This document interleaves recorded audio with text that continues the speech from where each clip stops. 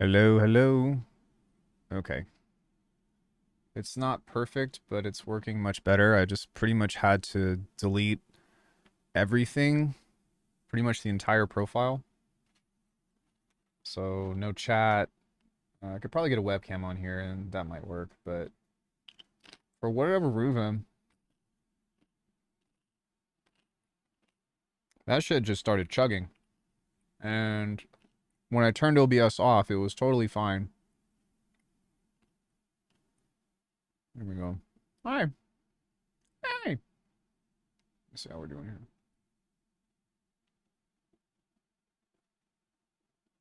Okay. We good? Still moving slow, but it's not nearly as bad. Hello again. Okay, let me share with the Discord that I'm live. I'm guessing that maybe something's up with OBS compatibility or something, which I remember. Actually, you know what? I bet there's an update.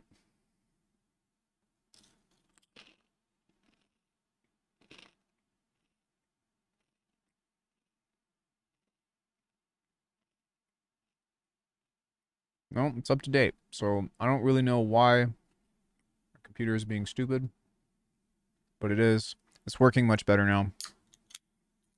Apologies for that.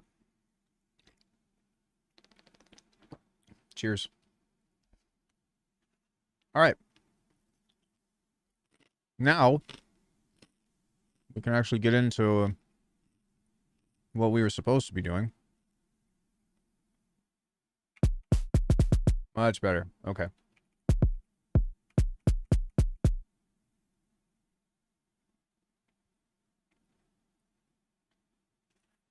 I wish that OBS didn't have the market by chokehold, because it would be really nice to use a different kind of streaming software. Um, because this sucks.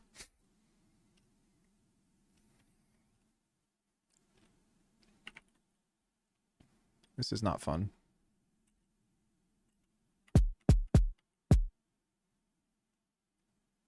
God, like, look at that. You see, I was just like,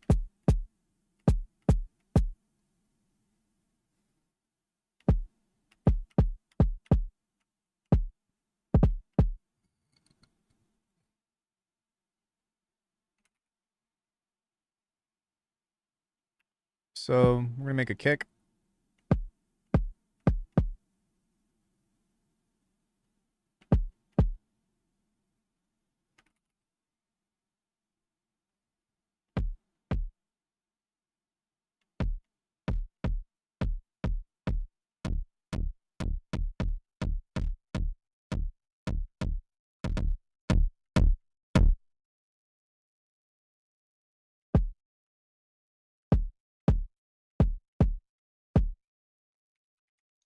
Let's clip it. Guess I'm just gonna have to deal with this today. I'll do my best to not fucking crash out again, but we'll see how it goes.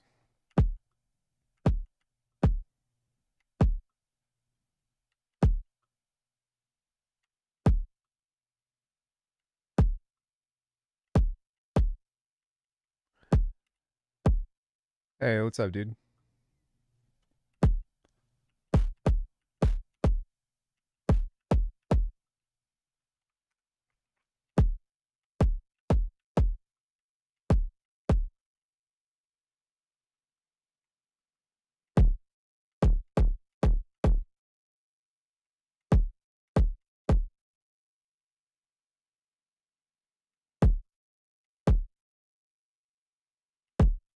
We're still having problems, but it's at least a little bit better.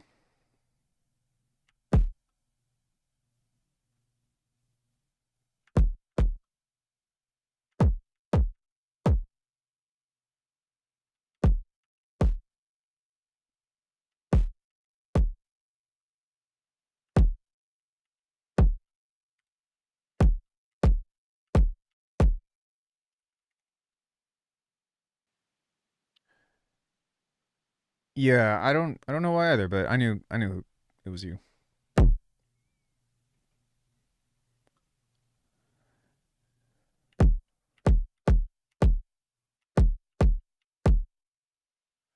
I knew who it was.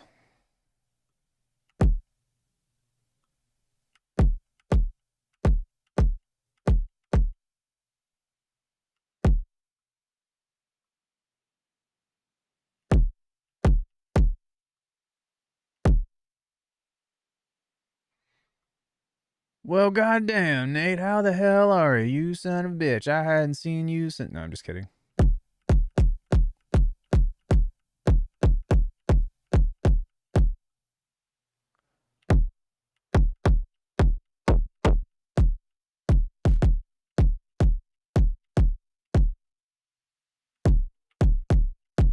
Yeah, that's a pretty good kick.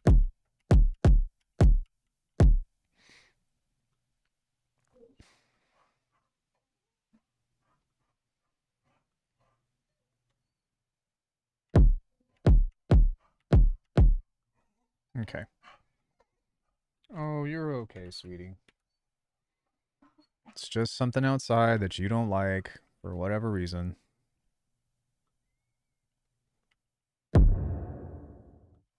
Was listening to more cheese stuff, some really sick sound design. Oh, dude, he's the goat, man.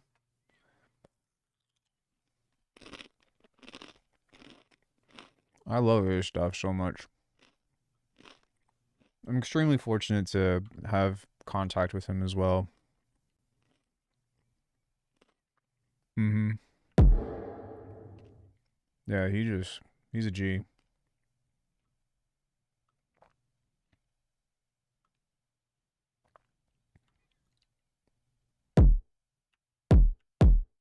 Yeah.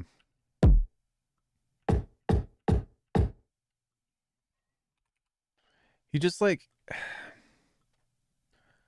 he just has such a mastery over time and space when it comes into like grooves and like just shit like that. It's just ooh, man, he just yeah. So why am I not hearing this?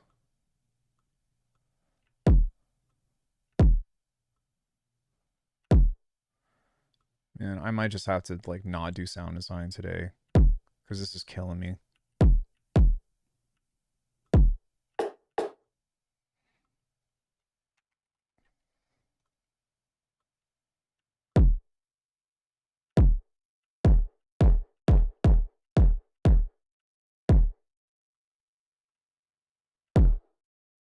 Nice. That's kind of what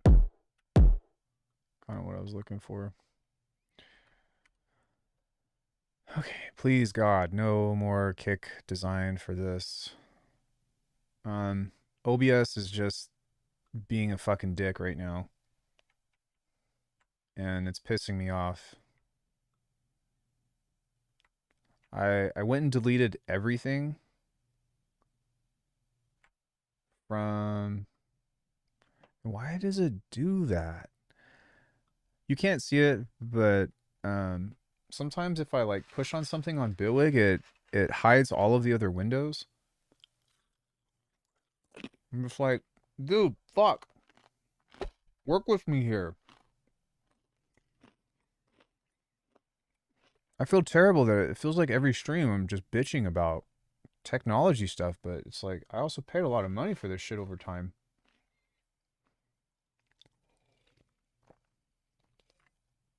Fucking going Dallas. I give up. I'm just kidding. Sort of. All right. Um, we need a clap.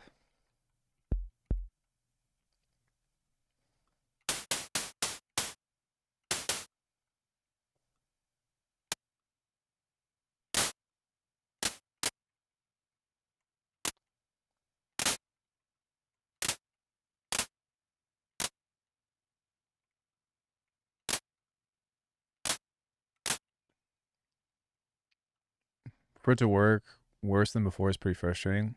Is Dallas giving up or becoming further entrenched? Yeah, it's gonna bite me in the ass and make me hate music even more. 100%. I'm kidding, but I'm just frustrated.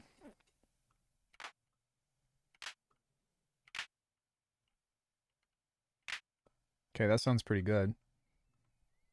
Let's go for another polymer. And we're going to turn this into noise as well. And give this just a little bit of stereo. How are you guys? How's your weekend? How's life?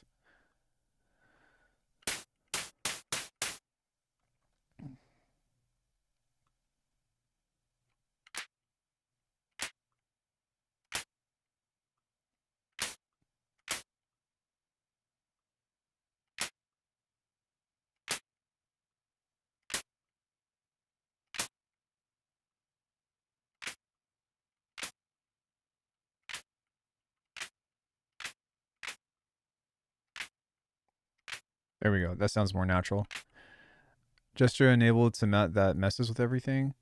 I mean, I do, but that's usually not the issue. Been a bit mopey, weather change, and shorter days. Seasonal blues is a real thing. I get it too when it gets cold. But I'm glad you're here, and hopefully I can cheer you up a bit and have some fun. We can laugh. We can cry. You can cry with me if you want to over this stupid technological failure. Some bullshit! Yeah, I always appreciate when you all come in to hang out. I probably don't say that enough to you all, but it really, it means a lot that, you know, I could go live and some people are going to come hang out with me. Had a lesson with my mentor on mid-side earlier today. Let's go. Mid-side's great. I should.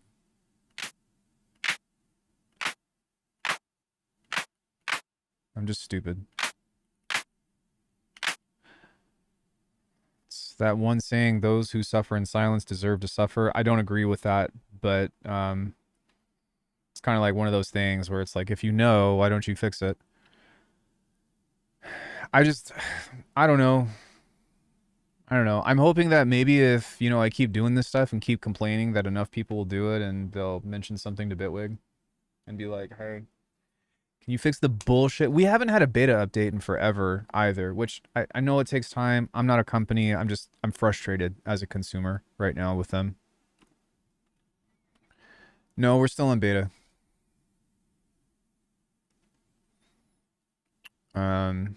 Love Bitwig, like Bitwig Connect, Bitwig everything, Bitwig, you know, whatever. But just right now, I'm just like, come on, guys, fucking help me. Help me make you look good. Help me help you.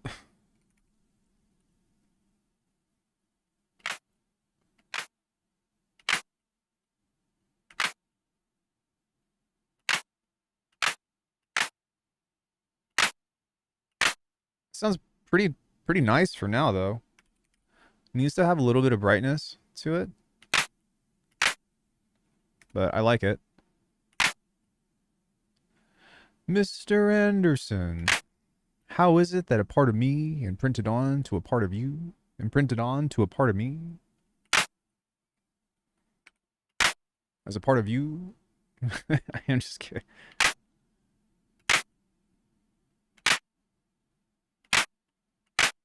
Okay, for this, I'm going to turn this up just a little bit.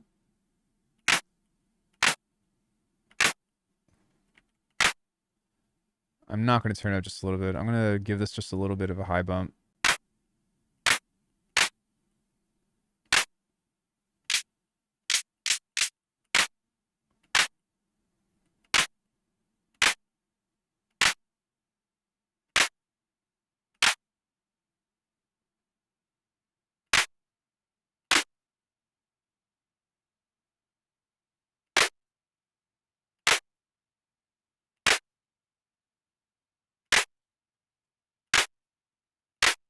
Just came by to say hi. Just arrived from a show. What show? You didn't just come by to say hi. You came here to stay. Because if you think that you are going anywhere else other than right here, let me tell you something. You're fucking mistaken, bruh. Just kidding.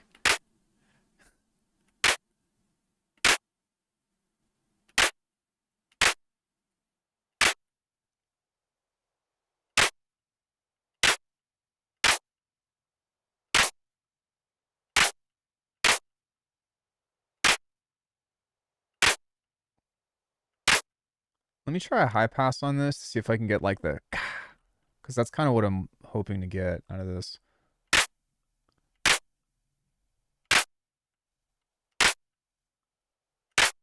That's a little bit better. I'll just take that one.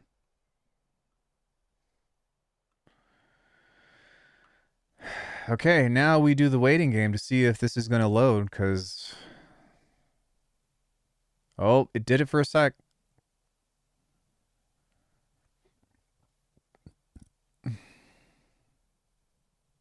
Bro, come on. You just did it. Fuck. And now it's stuck. You guys see what I'm working with here? Like...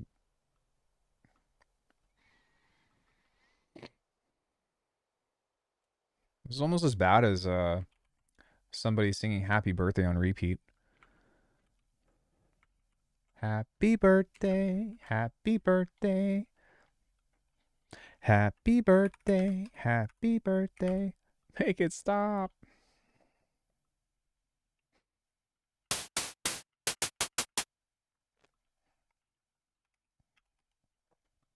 Distortion.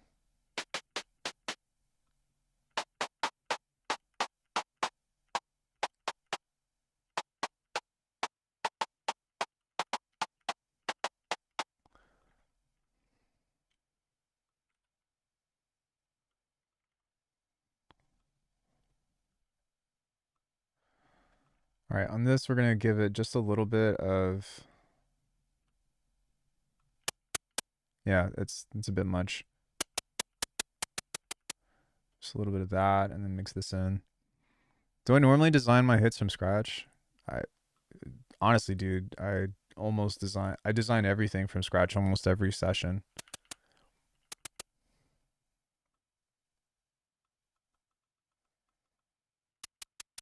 I feel like you knew that, though.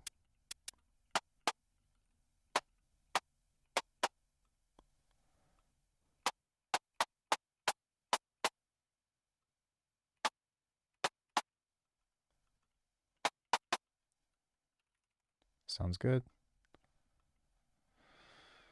I feel like you knew that.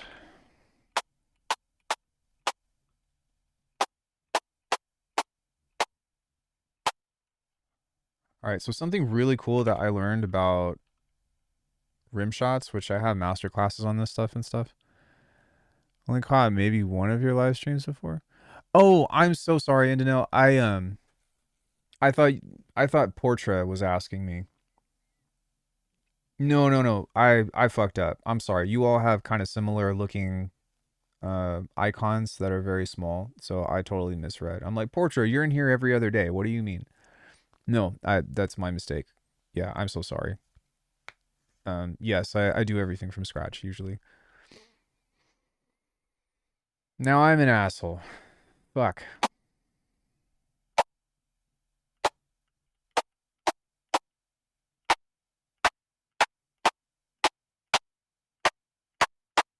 No, that was my bad. Totally. I'm very sorry about that.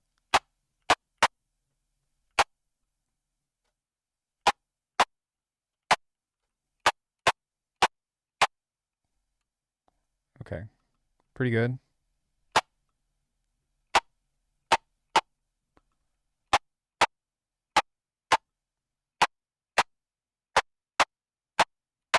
I understand now the clip import delay is such a workflow killer. Yeah, it just takes forever. It makes me not want to do anything else. It's fucking annoying. Do you have any idea how fucking fuck this is? I'm just kidding. I don't know why, but lately on Instagram and stuff, I've just been seeing like these young people doing like the ultimate crash outs. On one end, it's kind of funny. On the other end, it's like, it's kind of nice, actually.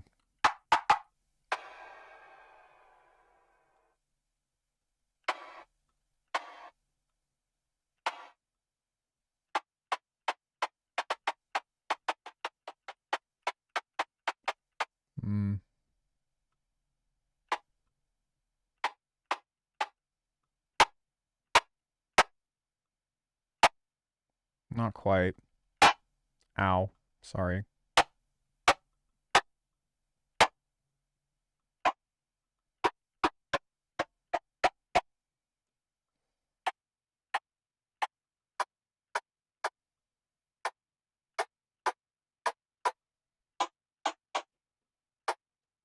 So what I'm doing is I'm just experimenting with these different impulse responses to just listen to how they sound. I know it's pretty ass for this context.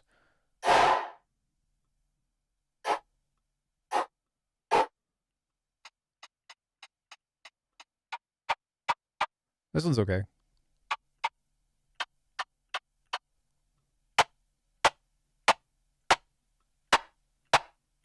That one's better. That one's not better.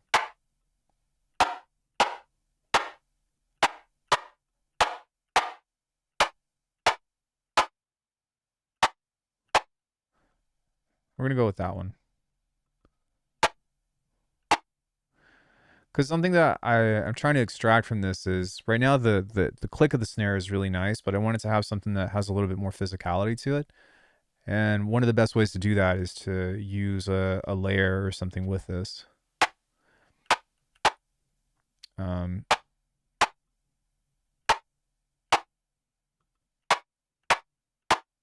Yeah, that's pretty good. Okay, let's move on. Sorry, guys.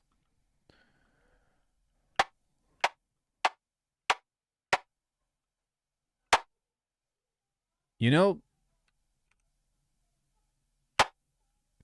that last one was so... The texture of that one was so nice that I might even just use this and then just clip it from here. Because it sounded really good.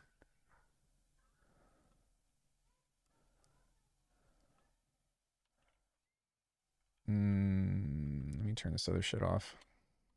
Group. Off. And... yeah, I think that's why a lot of people come to hang out on this channel, though, is because I think that they get to see everything from scratch. I really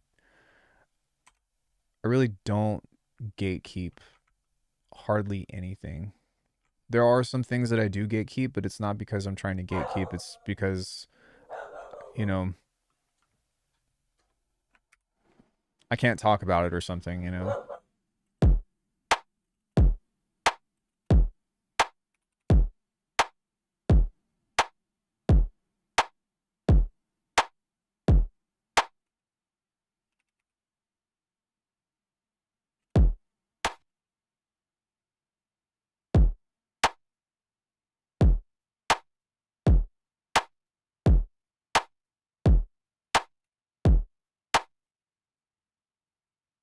This is to be just a little bit louder.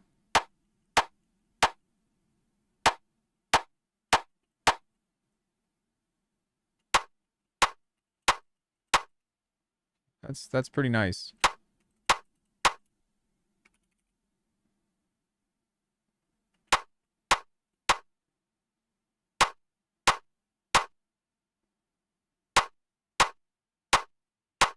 Okay, so do you see how when I'm making this louder, I can't like I can't make this past a certain point?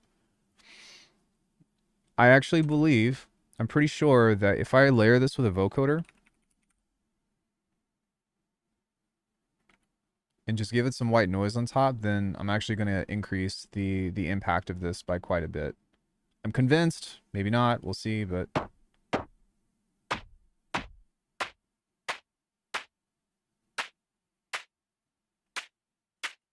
maybe this needs to be here.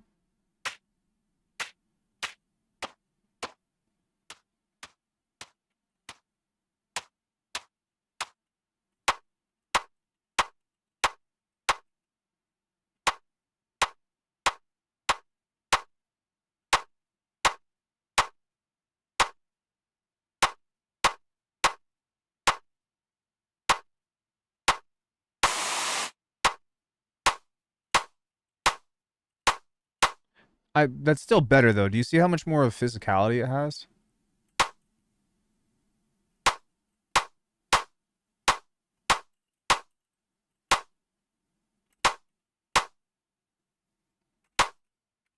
We'll take it. Whatever. You can always layer it with other stuff if I need to, but it's one thing that I'm also trying to get better about is instead of having like the perfect snare or the perfect setup for stuff, I'm like, just get close. Okay. Now, I want to do some experiments today, and that's kind of what I'm thinking. There's a song from Chi that I've been doing a lot of studying on, and I really want to figure out this groove. And part of the reason why is because it's fucking sick, but I'm trying to get to the bottom of what makes it work. So we're just going to start here with boom, boom, boom.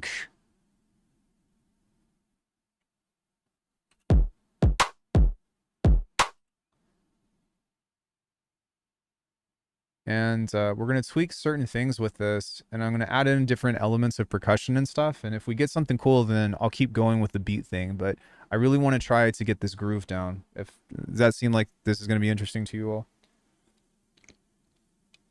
And of course, if anyone has any questions with what we're doing today, I'm more than happy to, go over things or, all that. Hey, Sam. What up, Sam? So let's see what happens if we push this kick just a little bit later.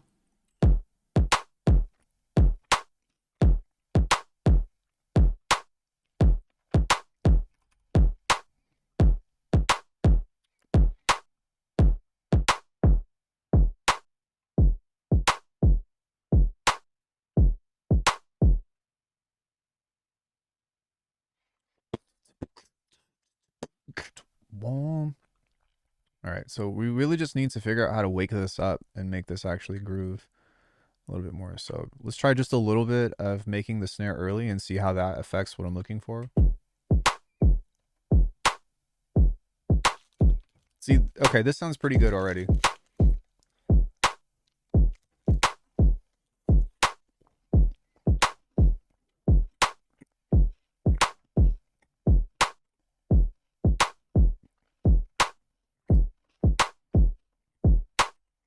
Now, let's go ahead and add some percussion onto it.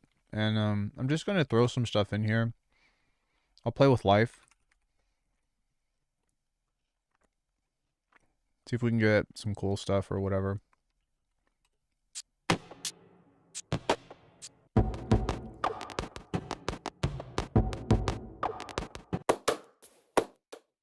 Hey, Valley.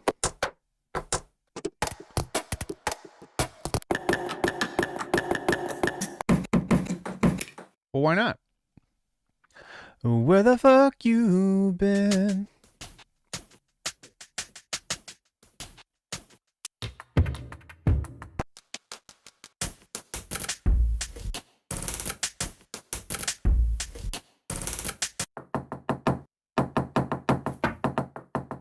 I like this.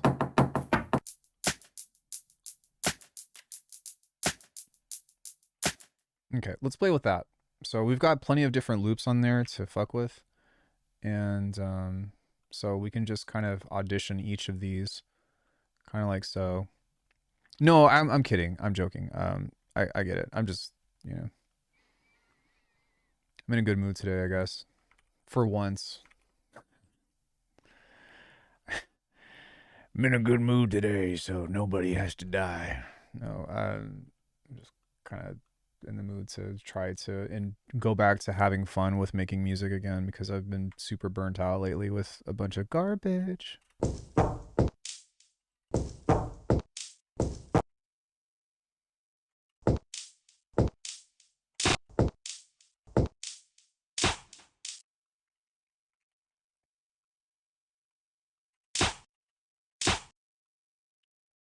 Let's see what happens if I take this. It's some interesting stereo right there, by the way.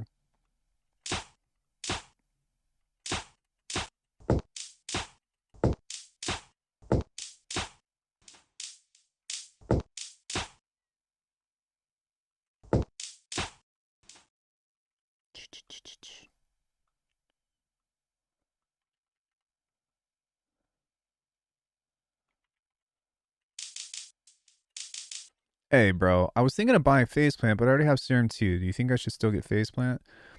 Depends on what your needs are, you know? Um, if if you're thinking about it because it feels hype and you're like, it could be the next thing, whatever, then I no matter what, demo it. Um, but I mean, if you're pretty proficient at Serum 2, then it's kind of hard to be like, you need this, you know? If you didn't have either, I would definitely say Faceplant, but I mean,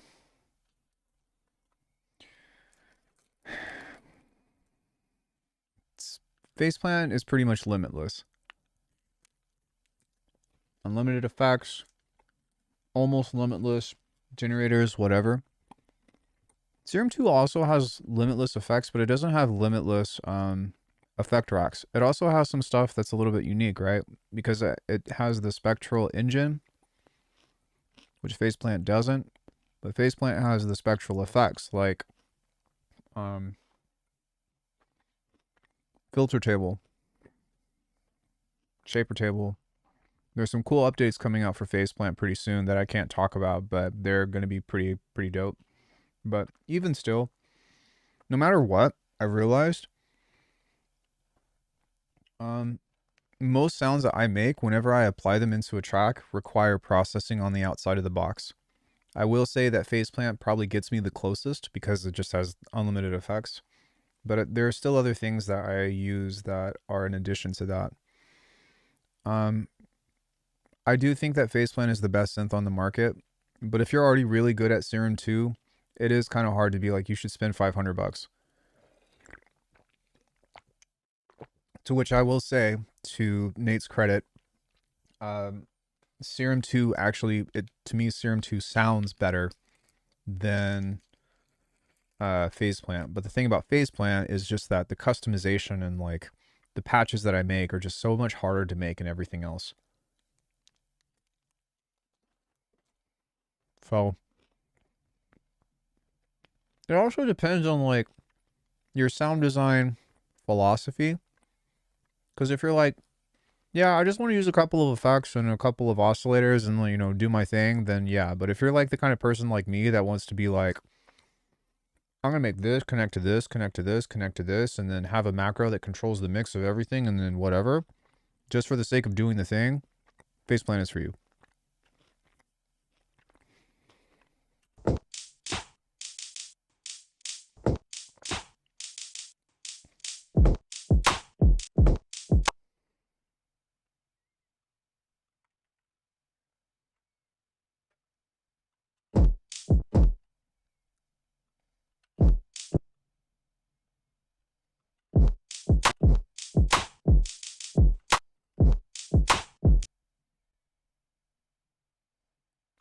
And so with this, I want to see if I can get this.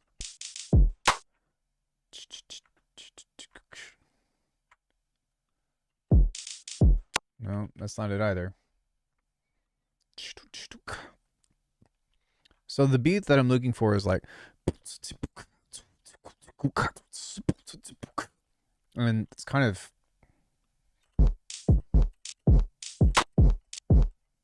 which also tells me that there should be.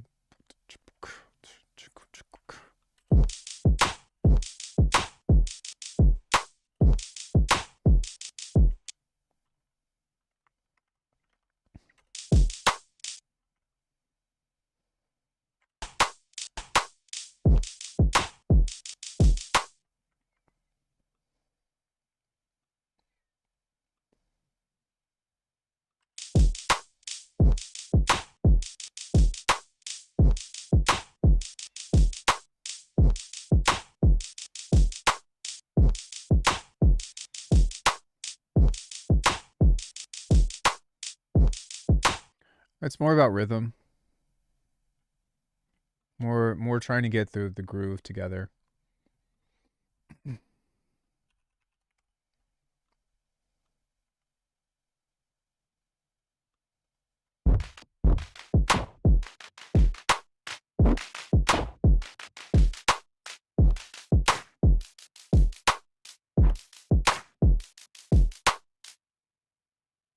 I think that I can push this over just a little bit more.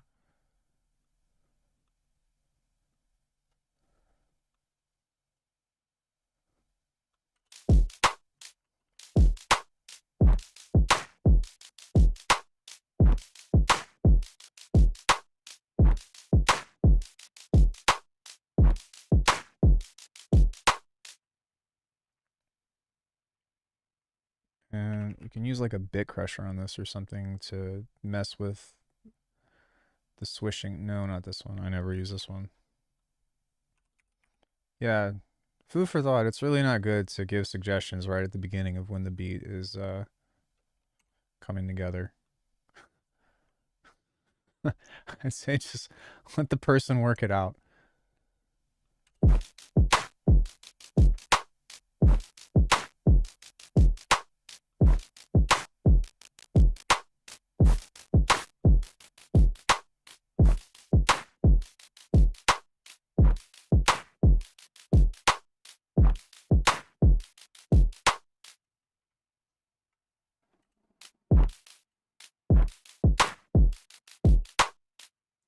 Yeah, this is probably pretty close, but now I need to have this with other like loops and shit. So I actually like the snare out of this.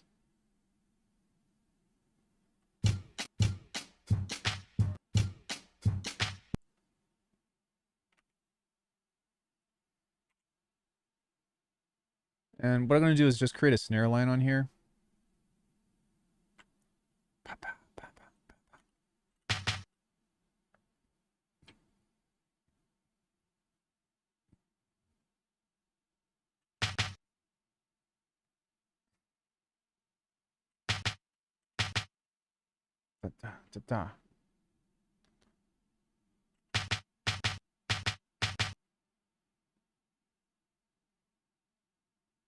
Hey, Aro, what's up?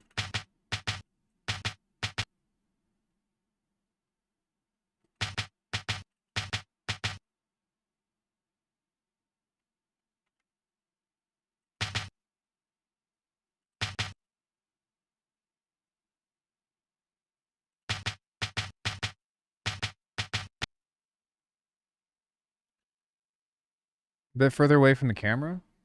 Am I? No. What you're probably realizing is that the guest bed is down and the bed is down. There was a squeak. She was laying on it, but now she's not laying on it anymore. She left me. My dog. My dog left me. Do.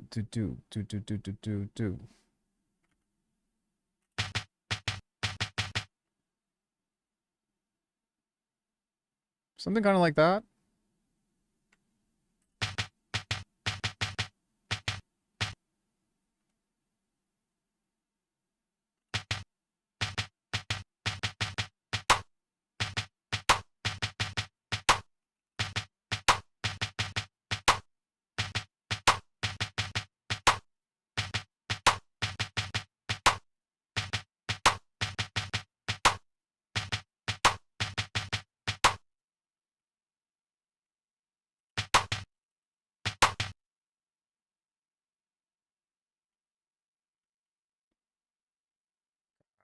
Damn it.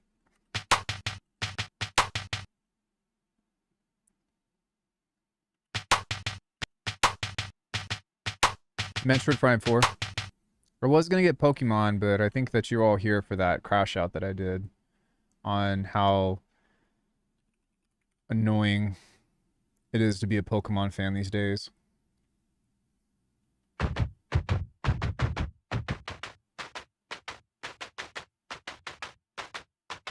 But other than that,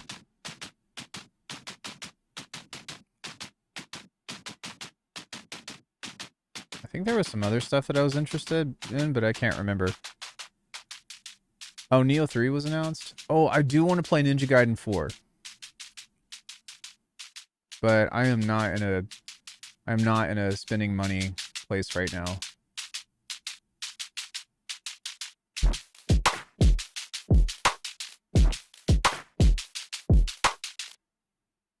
Wait, what happened to my time shift?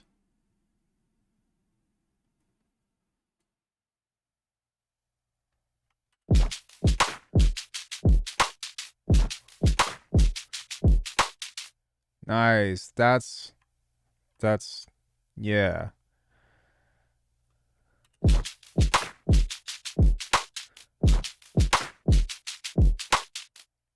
Oh, Dying Light Beast was whack. I did want to play that one too. I also wanted to play Borderlands 4, but I think that with all the annoying stuff that's happening from the Prez or the CEO or whatever, what's his fuck? That dude just gets on my nerves, man. Fucking slimy guy.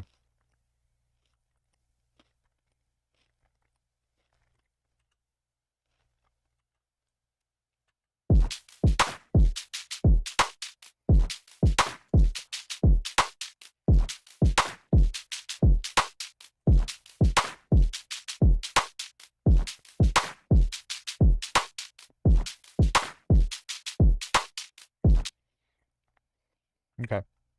Let's get an open hat in this.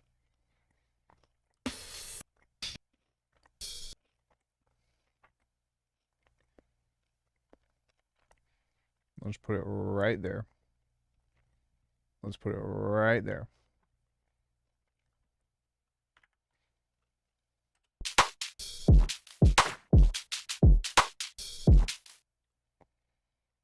It's kind of how Dying Light always is, though. You know what I mean? Like, I don't know if you've played the other ones or not, but they don't usually have like super unique monsters except for like one.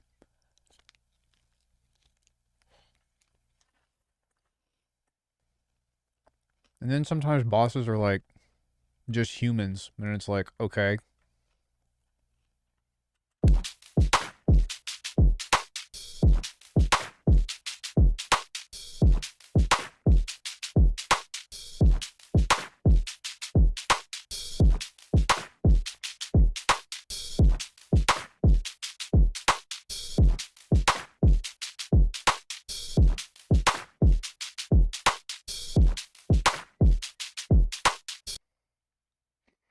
This sounds pretty good so far.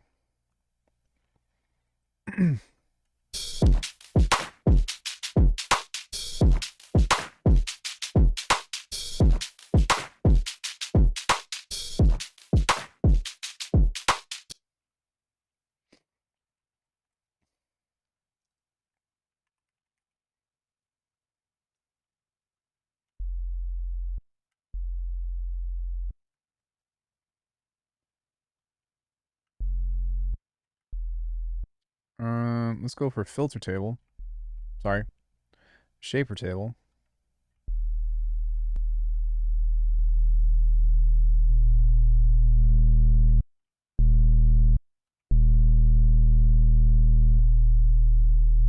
I really, I really like how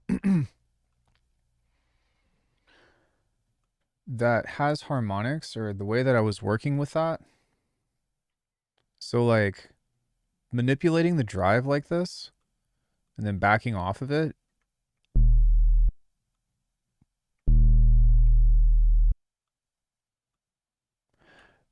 Please, can I just fucking adjust this knob?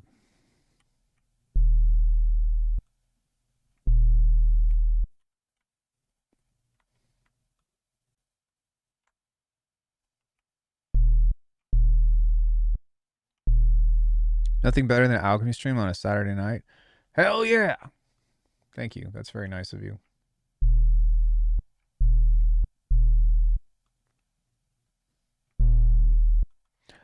Ask me your questions. If you have any. Might be kind of cool to also do this.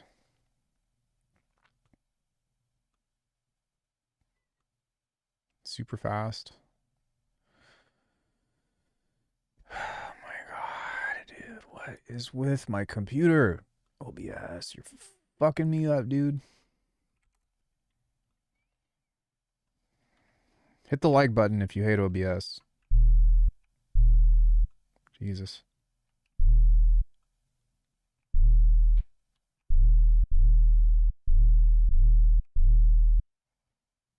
Yeah, that's pretty cool.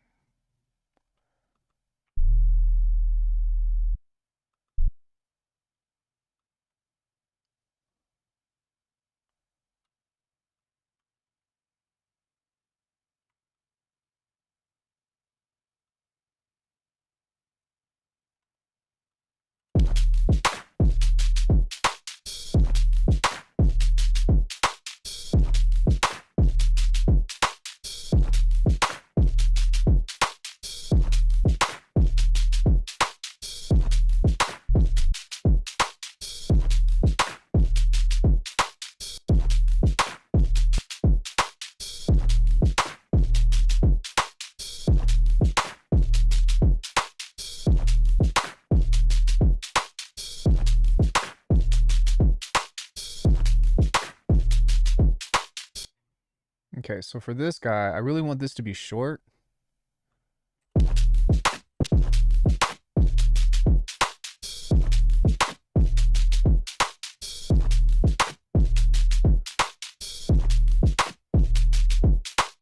Nice.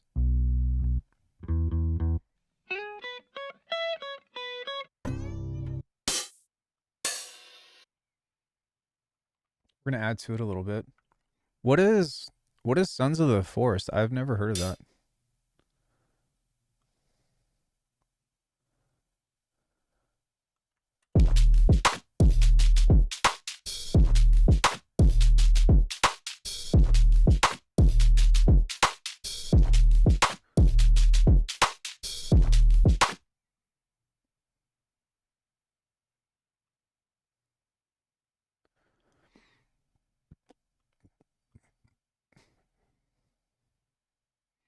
We're gonna try to turn this down a little bit. Spielwig fully released. It's still in beta. Still in beta.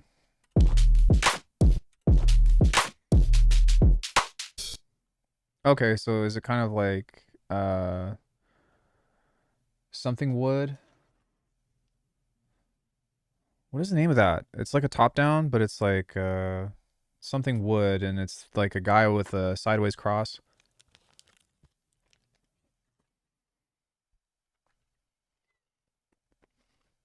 Hmm. On paper, it sounds so fun. Yeah, I like the new look. There should be an option for to go back though for people that like the lighter theme. Yeah,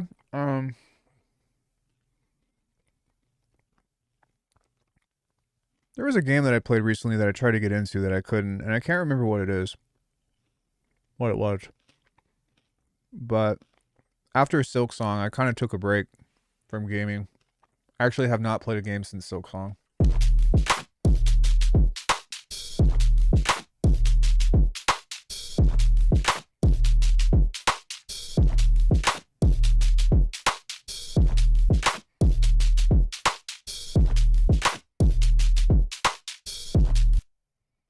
Okay. So what I want to do now is I want to clean this percussion up.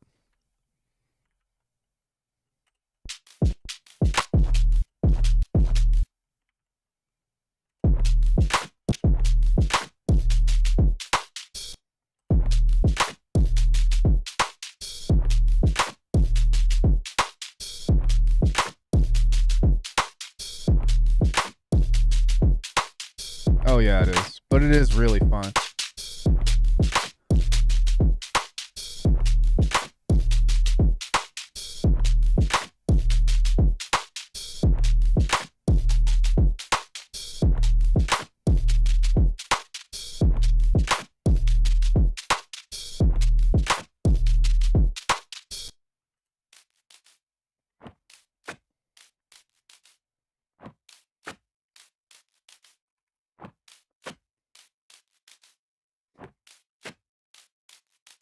I still have an insane Warframe account.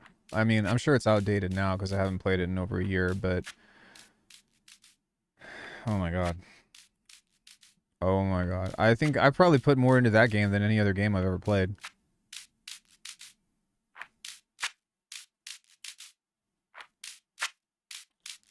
I am not either of those. I just have almost everything.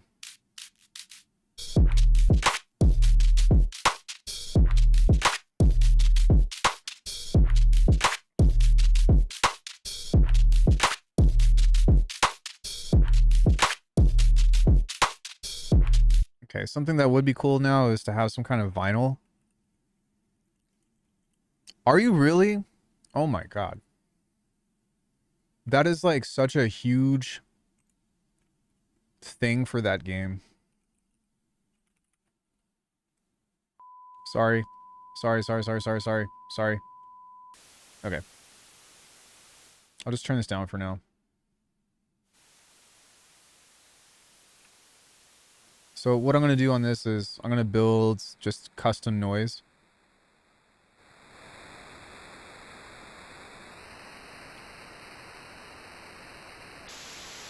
Oh, I have my own clan. Everyone left.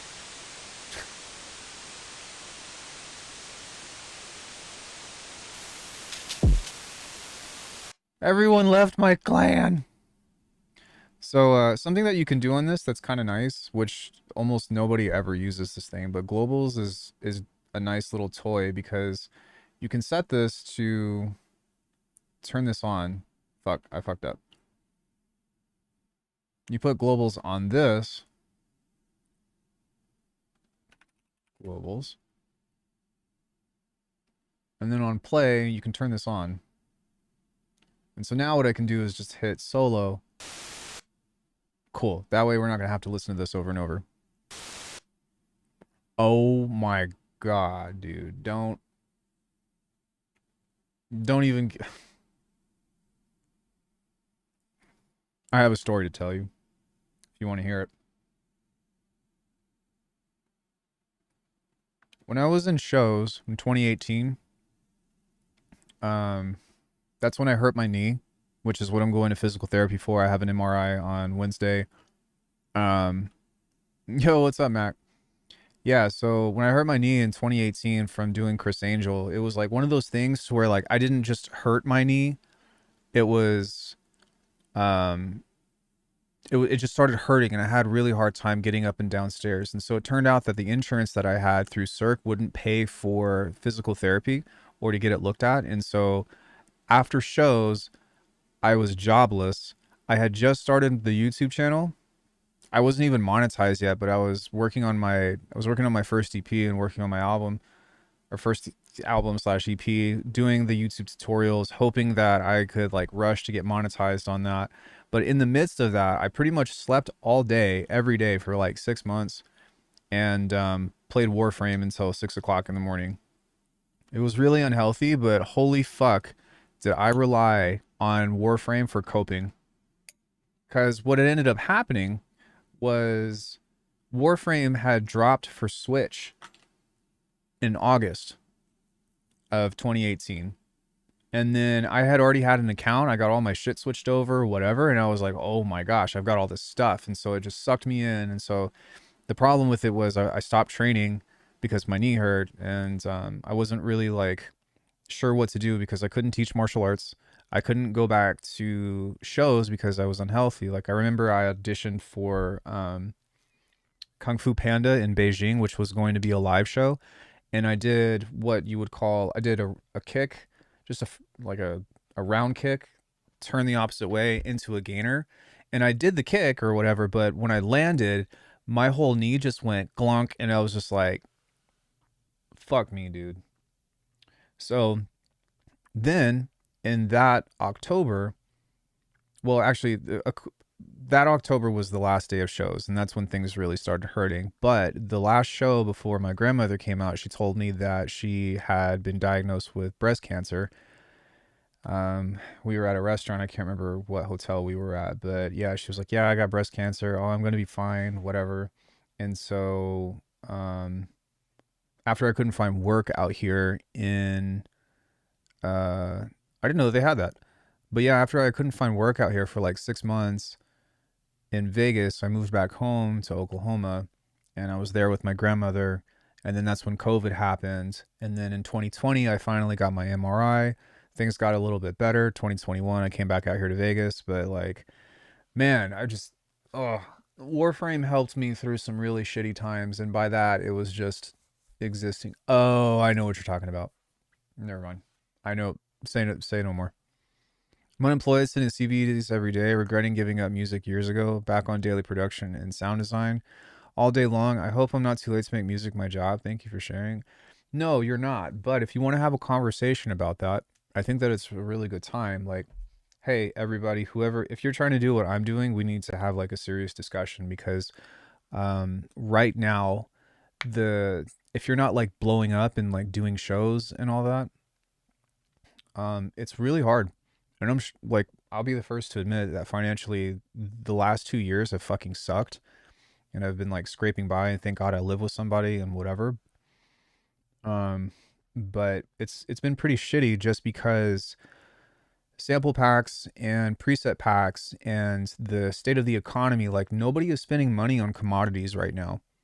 And that makes it hard for people that are in my field because we make stuff that is more of, um, for entertainment and less out of necessity. Yeah, everything is seriously fucked right now. So I would say what I would recommend is understand just the state of the world at the moment and understand that the economy almost globally for most countries is pretty fucking ass. And so if you're thinking about starting up a sample pack business or a mixing and mastering business or a preset business or whatever, I wouldn't. Yeah, nobody has money for a DJ. They're like, oh, do you want to do it for the experience? Fuck no. Yeah, right. Mac is a DJ. He's someone that I know personally. We train together at the same gym and stuff. Really awesome guy. But like, there's just not any money in music right now, and it's really hard. And in about 6 months, if things don't turn around, I'm gonna have to have that conversation with myself about like, okay, can I still keep YouTube sustainable? Which fucking blows ass, but it's like, what else am I going to do? Now, in saying that, what I would recommend is starting a YouTube channel or starting a content creation channel. And if you can find somebody, get a team, get a team. Find somebody, find a friend, find someone that has a little bit of time to where you delegate the hats, you delegate like the editing, whatever, to somebody else, and you're able to focus on building up a content strategy that you're going to enjoy doing anyways without the expectation of having income. Because if you do that, then you are turning it into a hobby that can turn into a monetary means of side income. But the reason why I say if you can get someone else to do it is because if you're somebody like me who doesn't have anybody to rely on, I just started paying somebody for like really cheap shorts and stuff like that. And even then, it's like, it's still an expense. Excuse me. Um, Doing everything by myself prior to that is really fucking hard to do. And that's why if you all watch my videos, I don't edit because I just don't have time for the things that I have going on and whatever. Like, and I'm a full-time producer, right? Like, this is what I do full-time is I make, like, my content strategy is I do a few things. And sorry, I'm not trying to say this as a bragging, but just as a means so that way you all understand like what my job actually is. I stream 4 days a week. I make sounds from scratch so you all see how my sounds come together. I make sample and preset packs and then I try to market those to people that are interested. And that is the strategy of my business. So if you all want to support the channel, alckemy.com. But the thing is that whenever I make stuff, I want it to be things that people are like, wow, this is really inspiring. I know where it came from. I know the person that made it. It's a much more personal thing. But if you have a team and you have somebody that can help you, curate content while you're making the content to sell, it just helps you so much. Like, imagine if I had somebody that could be my editor. Imagine if I had somebody that can organize my sample packs for me. Imagine if I had somebody that could help make tracks or demos, right, for my preset packs to help, you know what I mean, like showcase that stuff. And so it's one of those things that I've put so many things into place, but because someone like me who makes very niche genres, like I have to work really hard to try to just stay relevant. You know what I mean? And also have time for music. And on paper, the strategy is really nice, but with everything that's going on, and depending on who you market to and whatever, like if you're just another sample pack maker and your shit is not on par with whatever the fuck is on Splice, where do you think people are going to go? So what you do is you have to start a channel that you love doing for the sake of the channel. And I don't care if it's Instagram, TikTok, YouTube, all of the above. Like, you need to start building a community. If your music is good already, that's a great thing because it helps you out a lot. And that's what I tell people that I've helped a lot of people start their Patreons and stuff and what the fuck ever. But if you don't have the music but you love it, then you need to be really consistent and you need to start a community that you're like at the forefront of and have a face and all that shit, whatever, from the very beginning. Because that is the only reason why my channel exists. Like, if you look at my content right now, it's the lowest it's ever been in 5 years. And what that means is my views are low, my subscriber growth is low, my revenue is low, like everything at an all-time low.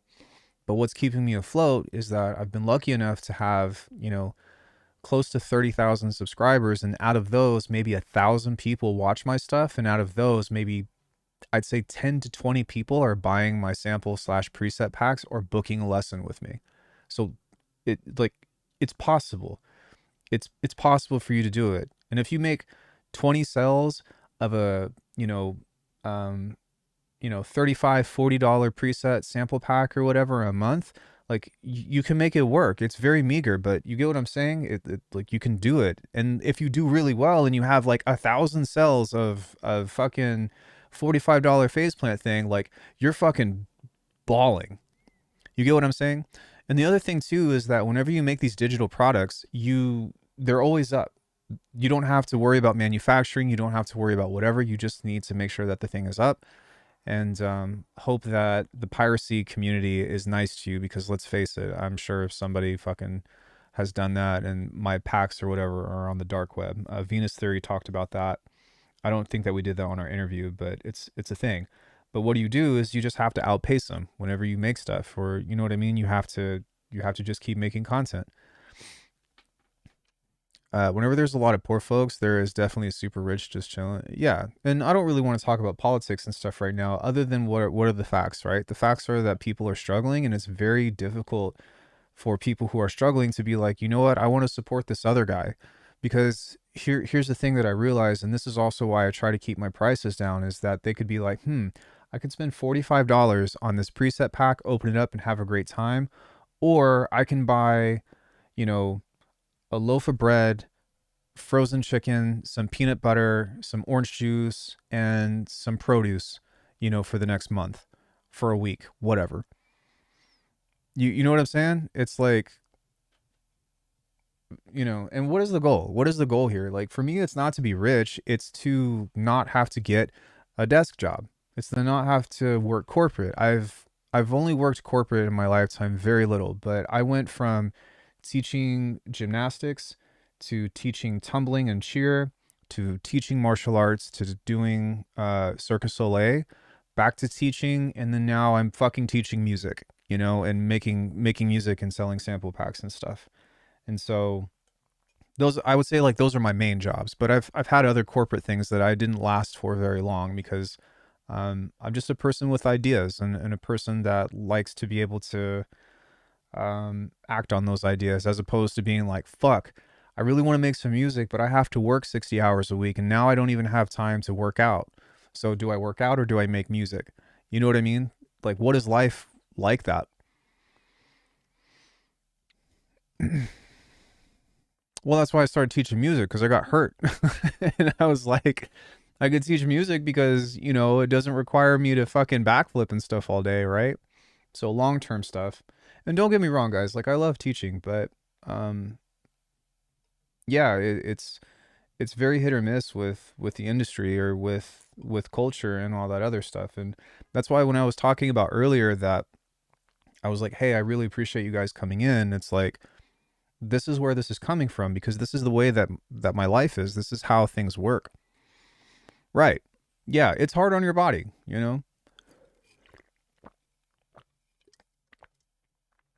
Okay, so that's the second thing, to which I have a video on the reality of, what is it? It's called like the reality of making income on YouTube or something, and I go over all the ways that I make money off of the internet. I tell you how much exactly I make, and I give you like just a stratagem of, here are your angles that you could do to try to make money doing something working with sound, outside of just being like, you know, a tech or something like that sets stages up. Because let's be honest, that shit's not fun. It's also really fucking hard work. I know quite a few people that do it, and they're just tired all the time.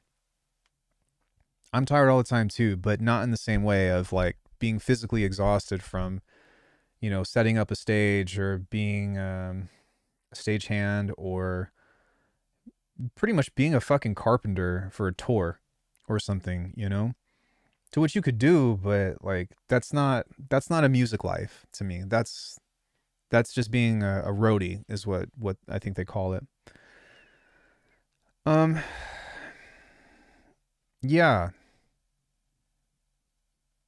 Does anybody have any questions about that? I think that I pretty much covered everything with that about how I made myself get into this position that I'm at. And I wouldn't say that I'm in an amazing position. I would say I'm extremely lucky to have gotten this far, which is 7 years of YouTube and somehow started making my own money and stuff. But I've also had a lot of fucking help, guys, financially. Um, a lot of fucking help. Rest in peace, Grandma Becky. If it weren't for her, I would be in a shitty situation right now.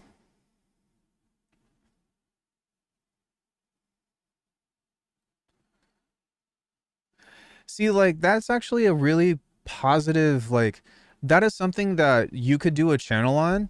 And with that mindset, I think that you would do really well. Like, understand that also, like, because you're catering to women, it's going to, like, kind of throw you into a specific demographic, which you need to be aware of. Um, but at the same time, you know what I mean? I definitely think that's something that can help get you started. Or maybe if you can find a bridge on like etiquette and like, for guys, like, let's be honest, most people that produce are guys, and we're fucking crazy and stupid sometimes. Um, you know what I mean? Like how to not put women on a pedestal, and also how to not talk down to them, and like stop calling female producers. You know what I mean? Like we got to get into that world to where it's just they're just producers, you know? Because and it has to be from both sides. It has to be from the or a male perspective and everybody else in between, of just being like that's a producer, and women not trying to use that as a thing that sets them apart, because otherwise it doesn't do anything. I worked with this lady, Chloe Crawford, with Chris Angel. She is a magician, and we had the same exact talk. And she was like, "Man, every time I get introduced by someone else, it's just I'm a female magician," and I'm like, "Oh shit! Wow, I didn't realize that. You're totally right." And so now, if I ever talk about her or whatever, she's just a magician, because it cuts that out, and that shouldn't really be a thing. It is 100%, but part of evening out the playing fields, like let's say I'm a female, and let's say my name is Jess or something like that, right? Like a pretty neutral name that could be either way, male stripper, female stripper, right? If I say Jess and you just say they're a producer, you know what I mean? Then they're not really going to be like, "Oh, are you a man or a woman?" But if you have some rapper or something that's like, "Oh, yo, Jess, she," you know what I mean? Then it's pretty common for people to be pretty judgmental about like, "What do you mean she?" You know what I mean? Just as like a stigma, or like a preconceived bias. And so it's just not helpful, I don't think, personally. Tangent. But I think you should do it. I think that it's a tough road to do that, but I think that I would love for the space of production to be more inclusive for everybody, because I don't give a fuck who you are. If you're a good person, you're welcome. You know, if you're a fucking asshole, male, female, they, gay, whatever, I don't give a shit. Get out. But if you are somebody that loves what you're doing and you want to be a part of the community, and you have, a sensible means of etiquette, who fucking cares? It makes no fucking difference.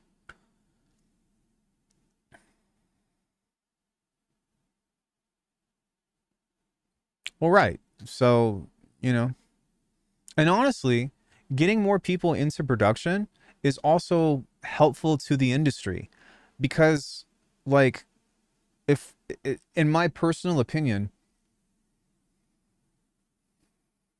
if you make generic beats, like, forgive me all, I love you all, but if you make lo-fi, if you make trap, if you make boom bap, if you make, drill, if you make, you know, basic rock, if you make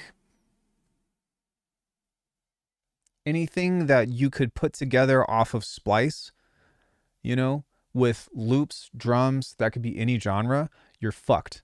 You are so fucked if you think that you're going to stay alive. Because That is the one thing that AI has taken over. I don't know if you've seen, but what is it? What's the big AI um, website that also got in trouble for stealing a bunch of people's shit? Assholes are helpful people. Yeah, maybe. But I can't remember the name. But if you type in a prompt, Suno, yes. If you type in a prompt on Suno and you ask it to make a trap beat, it's actually not bad. It is literally not bad to the point where like 80% of the population is going to have no fucking idea that it was made by AI. And so what happened and what is going to continue to happen is that the bar for what's acceptable is going to be raised. And because of that, you really have to personalize and you really have to humanize and really add in a lot of intentional things that characterize something bigger than the track itself to make yourself stand out in that world. But if you think that you are going to just sample something, throw some drums over it and call it a day and be like, yo, my shit's fire, like it hasn't caught up yet, but it will. Exactly. It's going to be in supermarkets. I think that it's going to be, in television. I think that it's, these corporations are going to be like, why the fuck would I pay this guy, X amount of music when I can just buy a $5 beat subscription to Suno, you know? And it's like, thanks, fucking AI. That's exactly what we needed. Sorry, I hope this doesn't feel like a crash show, but I'm just trying to be realistic here based off of the evidence that I've seen, you know? So where does that leave us? Where does that leave people that make a lot of different beats or whatever? It means that if you're really trying to go for something in the industry, you're going to have to up your game. Yeah, exactly. The fucking supermarket supervisor is going to be like, I need something that is going to be upbeat but kind of boom bappy but makes people want to buy things, and then it's going to poop out whatever the fuck. They're going to be like, slap it on, here's a playlist. You know what I'm saying? It's like, oh shit, bro. Oh shit, dude. Hey Ryan, what's up, man? How are you? Um Now, that being said, the cool thing though is that music is always going to be around for humans as a hobby. It's always going to be a thing that, like, it's an art. It's going to be something that people are always going to be into, and that's why I don't worry so much about, you know, maybe in the next 6 months or whatever, but I think that my product is always going to have a place because I have a community. And it's not even about necessarily even the sounds that I make, provided that they're half decent. It's more so in the means of I have a community and people know who I am and they know what to expect whenever I put something out. You know what I mean?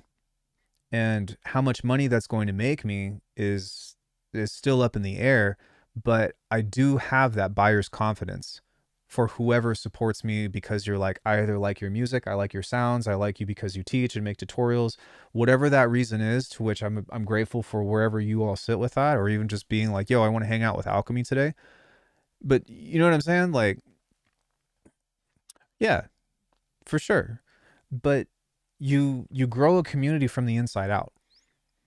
That's how this works, because when you grow a community from the inside out, you're not just having fans, you're having people that actually know you to some extent, right? Like, and I'm not talking about a parasocial relationship. I'm talking about somebody that's like, yo, there's a bunch of people that have come to my channel and been like, I'm trying to predict what you're going to do. So they know my production down to a science because they've watched so much of me and because I've been live, to where like they can already guess where my beat is going.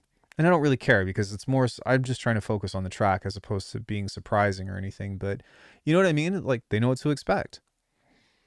And that's okay, because that's one thing from this channel that I think is unique to anyone else that I've seen. There's a lot of people that stream every day, but I don't think that there are that many channels that have as much information as I do about everything that I know about music production. Sorry, not trying to put myself on a pedestal, but here's my fucking history since 2018. Anything that you want to know that I know how to do is on this fucking channel. Everything. Yeah, well, or live sampling and like twisting it or whatever, but you know what I'm saying? It's like, and when you get into stuff like that, it changes the dynamic because now you're talking about doing something that's a performance. And so that is something that might be creatively unique to you. If you have this performance that people like, but even still, how do you get that performance out? You have to start from within, like DJing at the gym or whatever, and then expanding. Excuse me. You know what I'm saying? So it's one of those things, but it's like the whole mindset of like 1,000 true followers or whatever. Um, but okay, to be honest with you too, though, like this is all assuming that you are going the honest route. And that's one thing that I think can be super detrimental to anybody trying to make it is, and I'm not trying to be that guy, but just, you know what I mean? Just maintaining a sense of some kind of ethics or something like that. Like it's a lot harder for people like that. You know what I mean? It's a lot harder for people that are just completely like trying to do things like the right way and the honest way, because when you start letting go of yourself and the things that you care about, um, you're more willing to fuck people over and step on their toes to get an advantage. It's actually a lot fucking easier. I think that anybody that's a CEO of a corporation or, you know, certain people, not going to say names or whatever, you have to be a fucking psychopath to make it, because that's the only way that you're going to get through. You're not going to get through being a fucking nice guy. You know what I mean? You have to have some kind of swindle, bullshit, whatever. And it's a pretty pessimistic way to look. But if you look at, you know, shit, here's a great example. Look at all those fucking guys on TV that are super churches and shit. You know, sure, Elon Musk is definitely one of them. You know, call now and get your blessing from God along with a free kit of whatever. And you can't wait another second because you need that forgiveness. So why don't you make that phone call? Like, are you fucking kidding me? You get what I'm saying? It's fucking slimy. Uh, um, but it's what a lot of people do. And I haven't really seen a whole lot of people's success stories doing things by the book. I knew I should be selling forgiveness packs. Yeah, that's going to be the next that's going to be the name of my next sample pack. Fuck, that's what I should have done with the preset pack that I just put out. Is Alchemy's forgiveness base pack. You too need pardoning. I wonder how much trouble I'd get in for that, if any.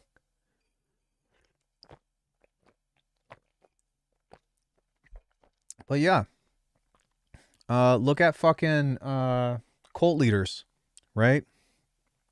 Like, you wonder how do they get so big? How do they get so popular? It's because they are overtly enthusiastic. They, you know what I mean, just have a sense of like, it's false, but like supreme confidence, and they just don't fucking care who they walk over in order to get what they want. Yeah, they play into your insecurities. They're charming, charismatic, right?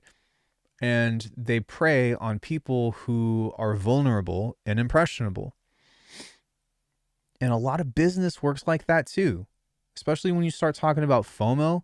I'm not going to name any companies or whatever, but how many times have you seen, oh, we just put out this dope sample pack that Migos is using, but we're only going to sell 1,000 of these. So you need to make sure and get those now. It's like, are you willing to do that to sell your shit?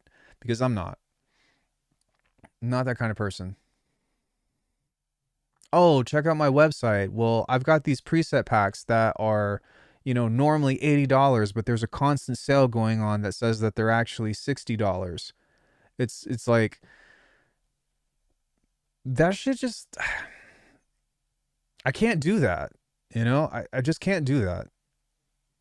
And maybe that's going to be the thing that ultimately leads me to go out of business, but at least you all know, like, You know what I mean? I tried to do things the right way. Fuck. Shields me from the BS on production on YouTube. Well, sometimes that shit is good, you know? There are some people out there that do that still are legit, but it's like it's so bad for the community. Like you might get some sales off of it or whatever, but like yeah, man, I just can't do that. There's a rug store in my town that had a going out of business sale for 10 years. Yeah, right? It's like, what? Going out of business for 10 years. That's fucking wild. But it's a sales tactic, you know? And some people don't care, you know? I can record me banging on things in my house and call it a house kit. Yeah, it reminds me of that meme that came out when Deep House came back. It's a house that's flooded and you know, the title of it said Deep House, which I actually thought was really funny. But anyways, um does any before I get back into production, does anybody have any questions about like my experience or you know, like just my content strategy or anything that I know regarding business with this? Because like I said, guys, I don't really have any secrets with this stuff. Um, Everything that I've done is under a track record, so I have no reason to be dishonest about anything, really.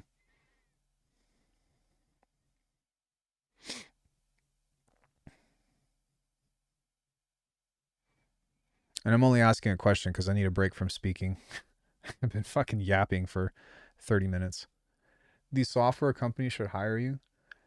I do commissions from here and there.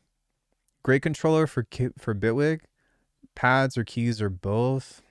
That's a good question. I don't really think that there's anything that gives you an end all be all, but for me personally, like my number one MIDI controller is the Oxy One sequencer. The Hapax is probably a very close second. It only deals with MIDI and stuff, so it's not necessarily unique to Bitwig, but I would definitely suggest checking out my review on it. I don't have any affiliate links for you. I don't have any discounts, unfortunately, but I really like these companies. And yeah, the Oxy One is always on my desk, or the Hapax, one or the other. This one is my favorite, though. Well, and that's you know, I was talking about like if shit doesn't go well for 6 months or in 6 months or whatever, like that's something that I might do. I might try to reach out to, you know, a software company, or I did ask Billwig to hire me in a very sweet way. Um, and they politely did not respond. I don't really know what I would do for them anyways. They already have plenty of sound designers, but that's kind of all I would really be good for. That and making suggestions. So I don't think that I can be somebody that can just make suggestions over stuff and then because that would be pretty much like running the company. They don't need ideas. They need people that can code. You need to ask in a German accent. I feel like that would be more offensive than anything, especially because I don't speak German and I'm not German. I love the Bitwig people. They're great. Extremely nice people. So it's just one of those things. They have done a lot of favors for me as well. And as frustrated I am with this version, it's very difficult for me to speak poorly over them, except for that one time when there was the whole debacle of the spectral things. But even still, when I called them out on it, I was just like, guys, like, come on, this isn't it. And a lot of other people just fucking blew up, and that was definitely something. But I'm glad they listened. My updated plan ended in May, so I don't have access to the beta. Honestly, the beta is still cooked. Like there's so many things wrong with it, so just wait. Don't be in a rush to update. As means of like features or like new devices or anything else of the sort, like they haven't added anything other than the new look and a new automation mode, and I don't like the new automation mode. The alias clips are pretty cool. I do like those.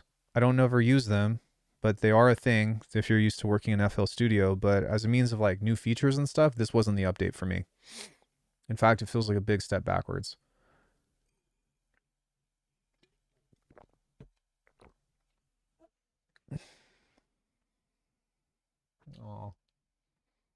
Let me show you my little companion behind me.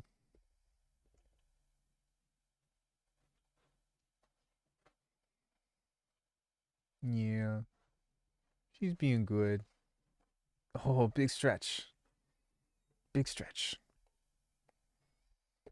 She's a sweetheart. Hates other dogs, but is a very sweet dog. I love her very much. Um, okay. So what I wanted to work on today, aside from getting that beat structure down, was maybe, there we go. Making this turn back on. Oh yeah, shit, I totally forgot. I was working on noise, building a noise thing. So I'm gonna move this over here. Gonna move this over here. And then this. Okay. Convolution. Quick question. Have I tried contrast synth? That's my new jammy. Is that from Dawson? Yeah, what's your question, Matt?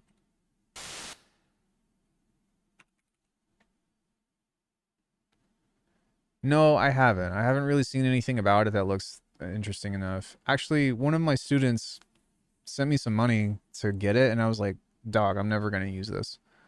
Um, but thank you. That was very kind. I offered to send money back.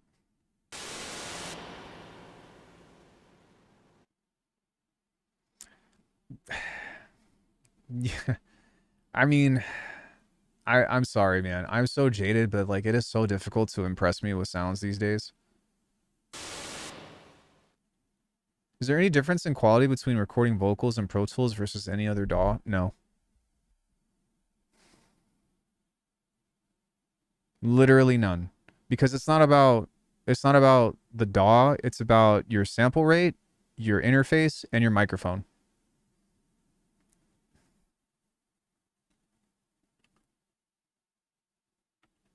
Like, do you recall those fucking clowns on the internet being like, "Yeah, man, I don't fuck with FL on Mac because it just doesn't sound the same," and all that? Like, that is this is why we can't have nice things. It did. It did. Uh Contrast.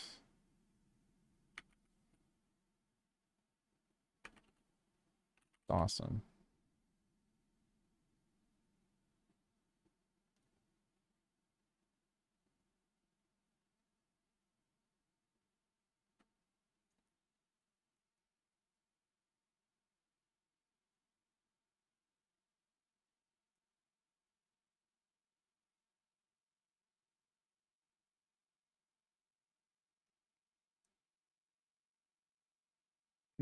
Right, but that was just because the new version just had a limiter, but that wouldn't change how it sounded if you had it on Windows, right? So it's like,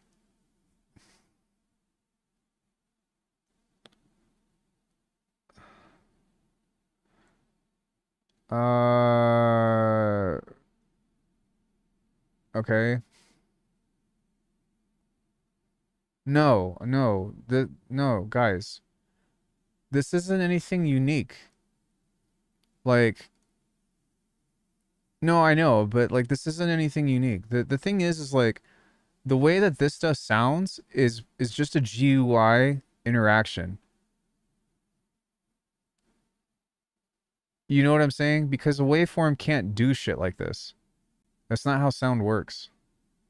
So while you might be able to rotate stuff or whatever and do like this is all just harmonic editing that has a nice visual feel to it.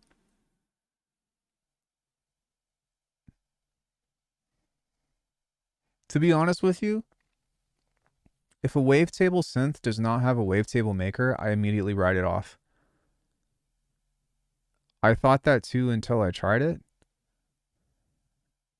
No, dude, like that's literally how sounds work. You get what I mean?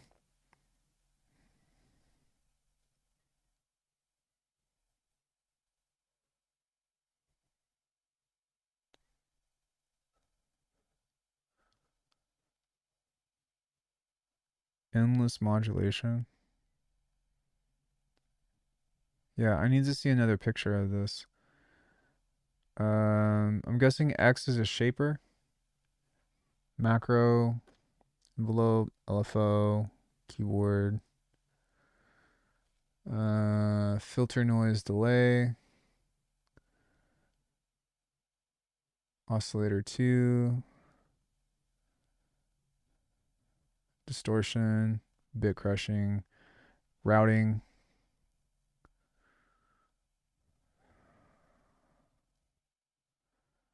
Okay, I'd like to see the effects section on this. Do they have a gallery?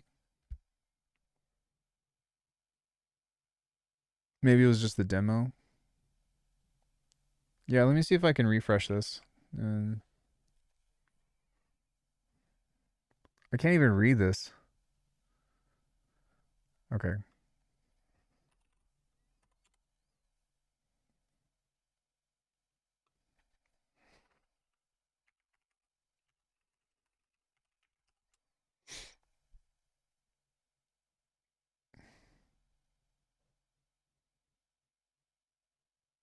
I like Signs of Life, but I'm looking for something that's just a straight up demo. Actually, maybe I will watch Signs of Life and see what this is. So you want to be a pilot? No. What an amazing idea. No.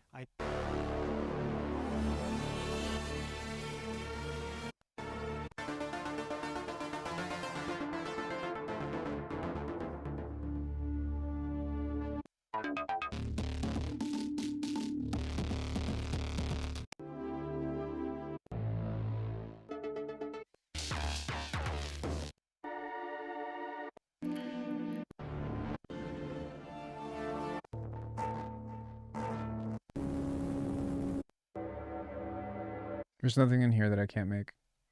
Not to boast, but there's nothing in there that I heard that I'm like, oh, this is unique. And every shade of gray here, our wavetable, it erases some of the bio. We've covered mod pass filter. That's really possible. Saw waves.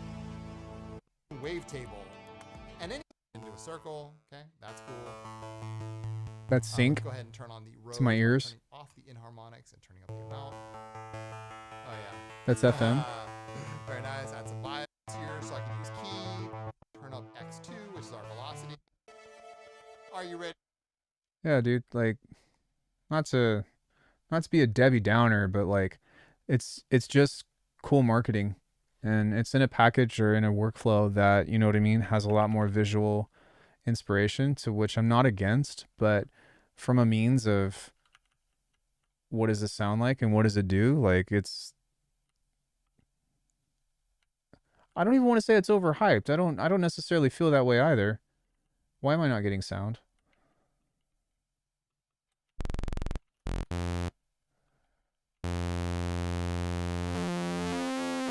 You know what I mean? But stuff like this, and then adding like different sources of FM and having it mapped to a bunch of controls, is really what it's about.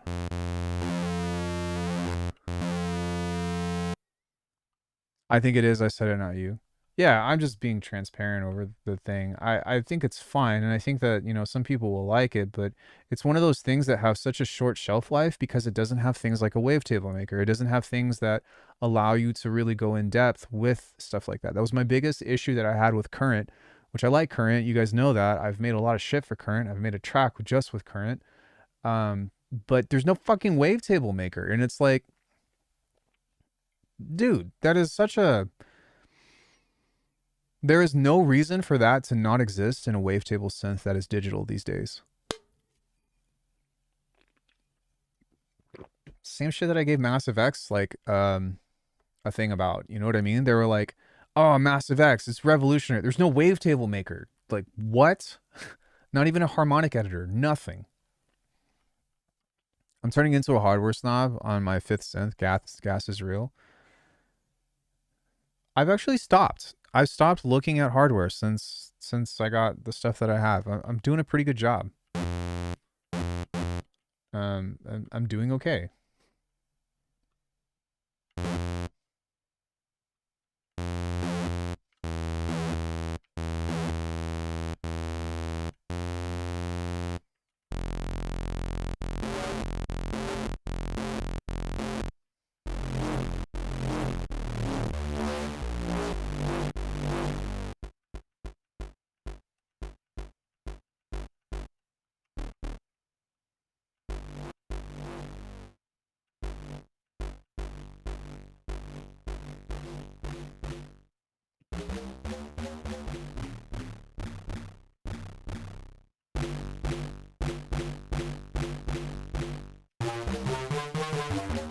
But isn't that super similar to that sound that we were just hearing on whatever? Like, I don't care if it's exact. It's more so just a demonstration of like anybody that knows sound design really well is not going to be impressed with a lot of stuff that's coming out lately. And that's why I like Phase Plant so much is,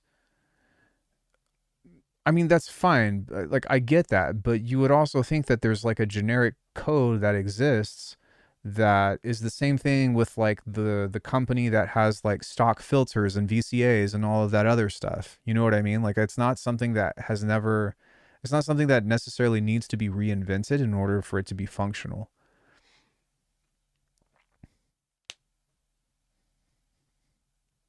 Also, hi Grim. I hope you're well. But yeah, like a lot of like plugin makers and stuff actually have generic nodes and whatnot and what have you that are already available.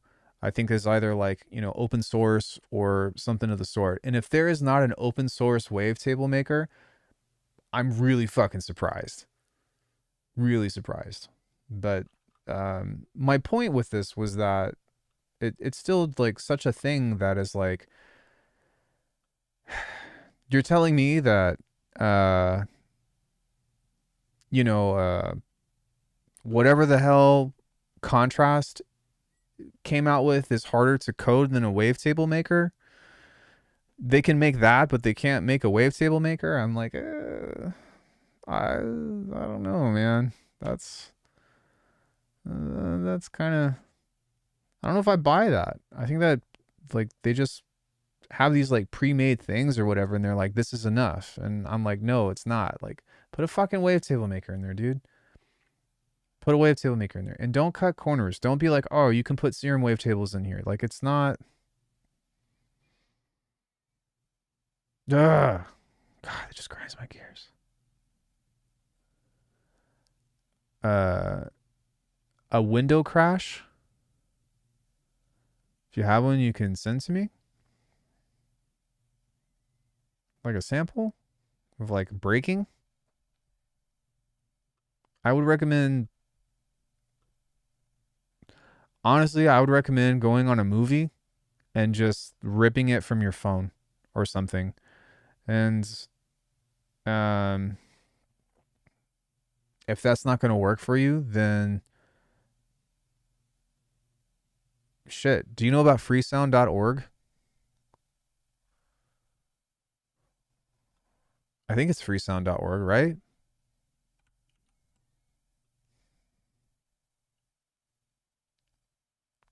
The annoying part is implementing.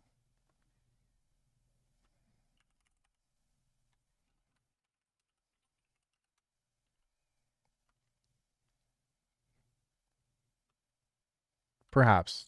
I don't know. I can't speak on the matter. But at the same time, man, I'm just like, breaking window. Be sure to check the license here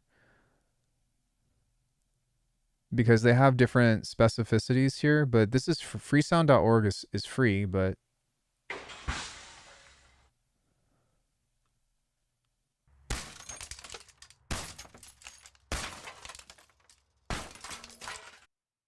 that'll probably work for you, yeah?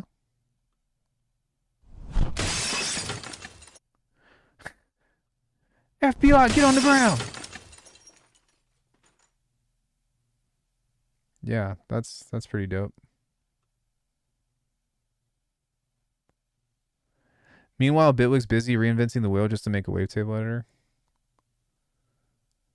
Yeah, so I don't know what these licenses are, but just if you're worried about that, just find one that says like, you know, commercial use or open source or whatever, even personal use. But yeah, there's tons of shit on here that you can utilize that all sound pretty cool.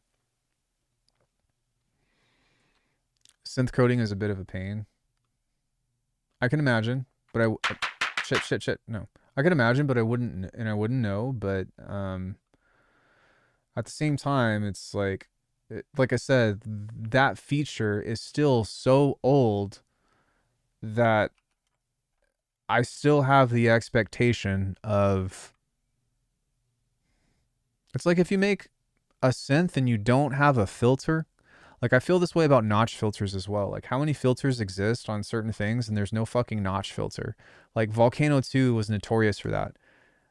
That made me so annoyed that it didn't come with a notch. It's like, bro, yeah, me too. I have a ton. What do you mean you don't have a notch filter? Like, what?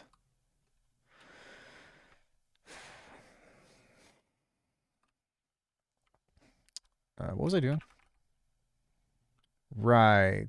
This is what I wanted to do was I wanted to create something that um, was percussive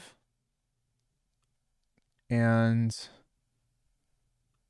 something that's kind of like dingy, plonky percussion that's kind of metallic. So that's what we're going to work on today for this next piece.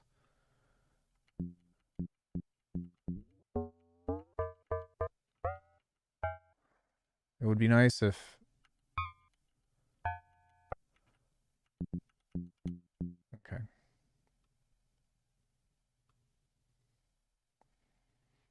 Man, OBS is fucking killing my vibe right now. This is so annoying.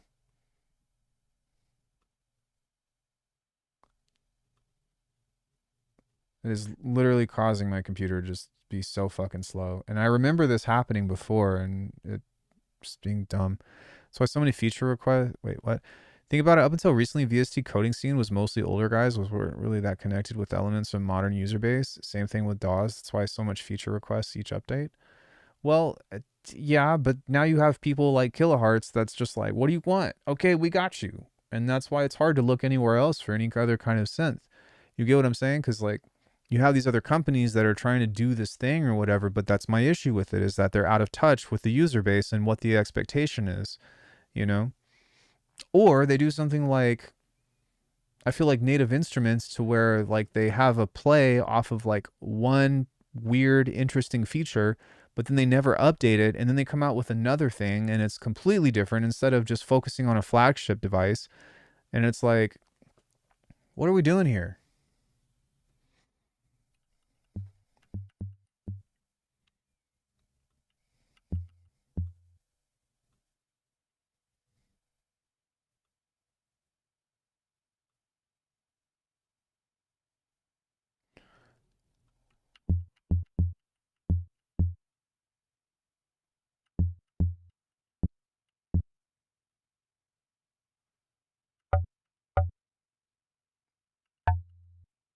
I mean, doesn't that kind of support my case though with why it's unacceptable? You know what I'm saying?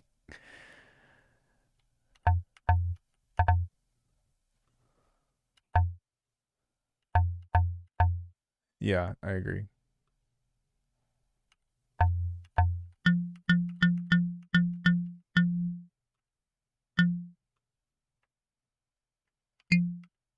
Okay, so we're gonna create a network of this. I think Bitwig's approach is that if a free version exists, it's not a high priority, which would be a time saver to one natively though. Wavetable editor that is. What's a free wavetable editor? Oh, Vital, I guess. Sorry, that was a dumb question.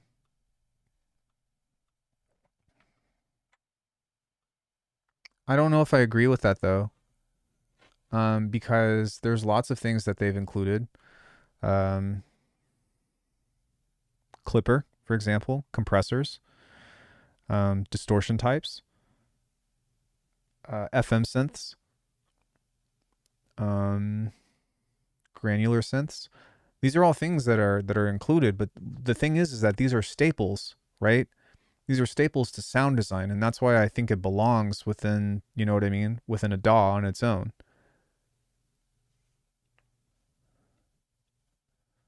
Well, and that's what I was saying earlier about me being surprised that there's not a templated version of a wavetable maker.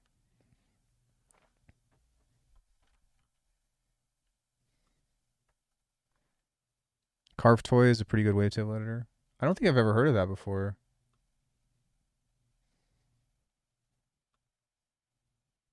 Carve Toy.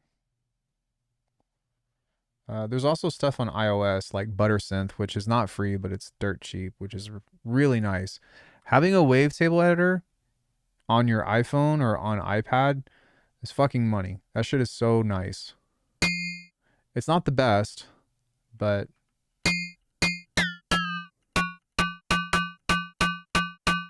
it's pretty fucking snazzy, I'll tell you that. No, no, no, no, no, no, no.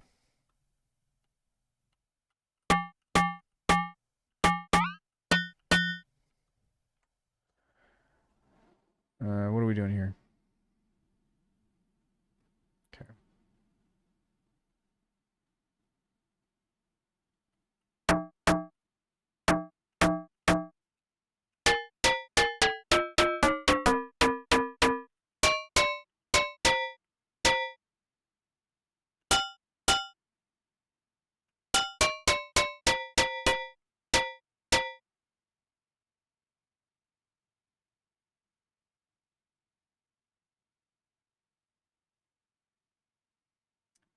It is a struggle to work with anything right now.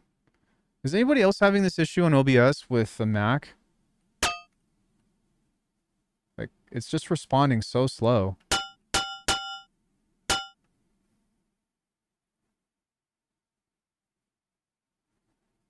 Dog.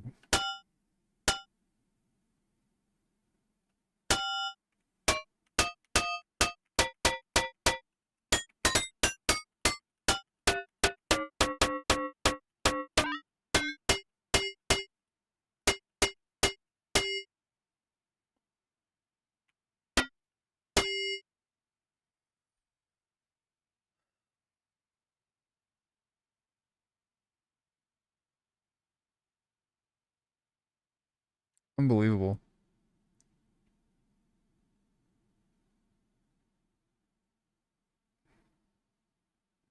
Wave Edit is cool, but I rarely use it.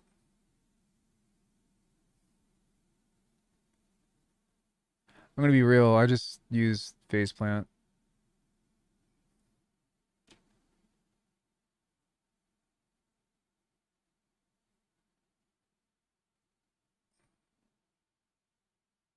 Oh, look at me. My name's Alckemy. I use Faceplant.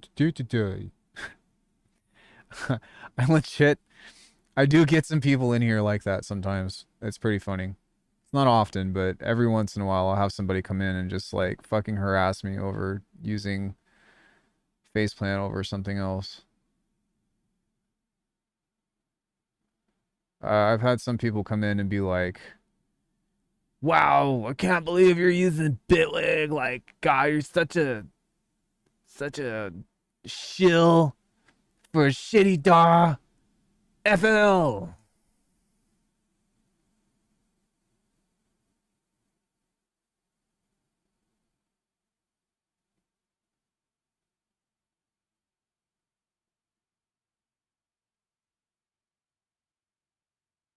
Imagine being upset.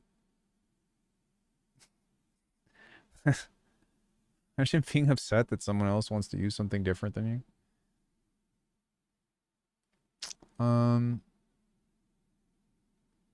Yeah, pretty much. Note follower. We're gonna set this to C4. Set this to 88.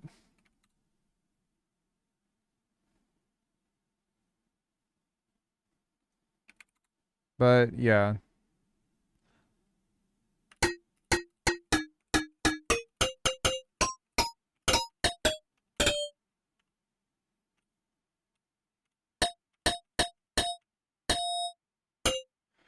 Can you just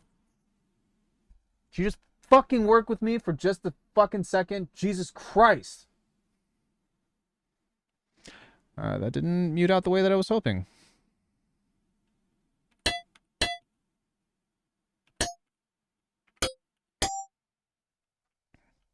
Hi, welcome to Alchemy's Crash Out. Watch him get upset that his computer is working extremely slow.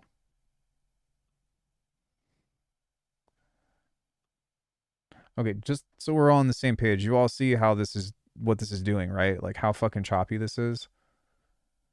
It is extremely demoralizing. And I'm trying very hard not to elicit violence to my fucking computer right now.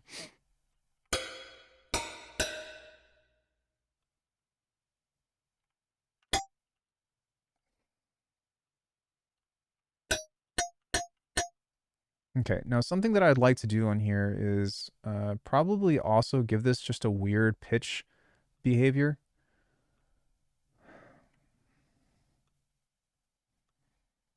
You know what I'd really like to do is figure out a way to make this stupid thing work.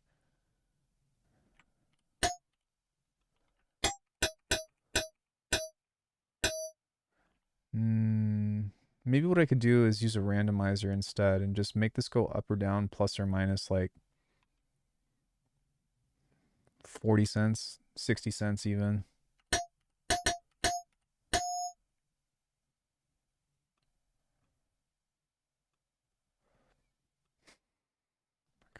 dude. Oh my God. Bro, please just work with me. Welcome to Alchemy's channel, the most patient producer on this fucking planet right now. Thank you.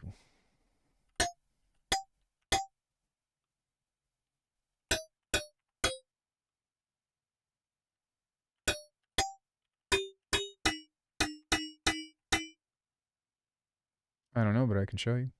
I also don't like that the new Mac version does that. Like every time I move something over to the side, it goes full screen. Surely there's a way to turn that off, right? Like as soon as I hop off of stream, I'm gonna figure out if there's a way to fucking stop doing that to make it go full screen. That is just a waste of time.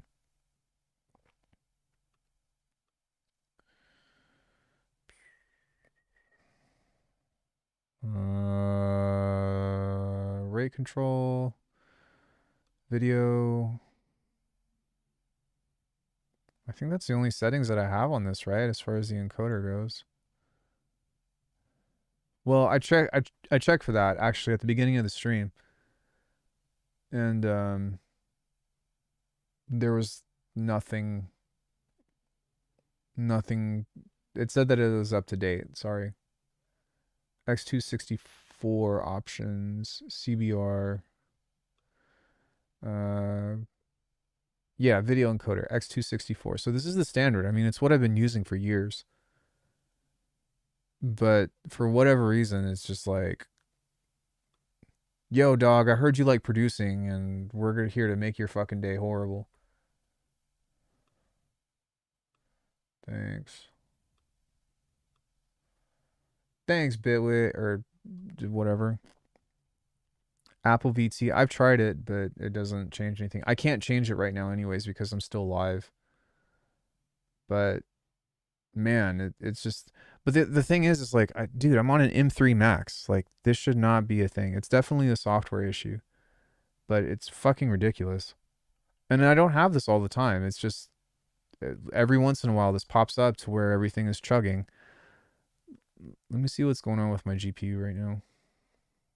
I'm sorry for the complaints, everyone. I'm really not this type of person that just bitch about shit. Yeah, like it's not even saying anything is going on with my GPU.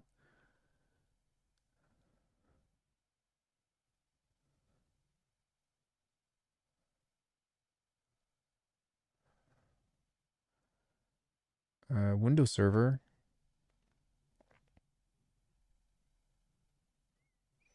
This percentage though is still like that's not like maximum capacity for the GPU because I have like a billion fucking cores.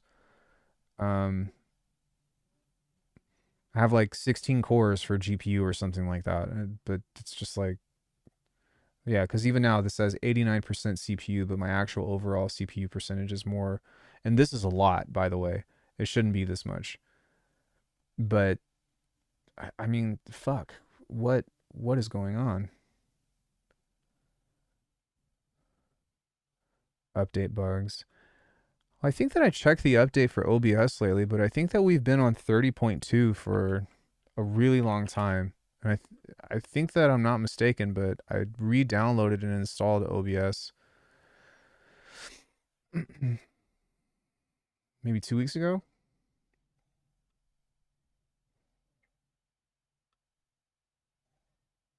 I didn't mean to download that.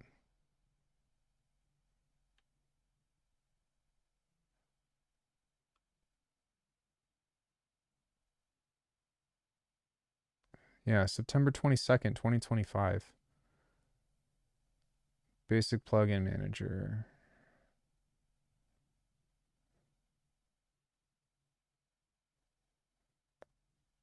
No longer load plugins built for newer releases of OBS to prevent future compatibility issues.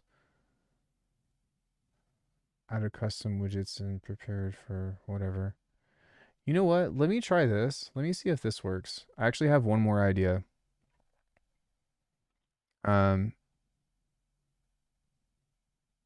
It's using CPU, not GPU. But even then, I have like, how many fucking cores do I have on an M Max?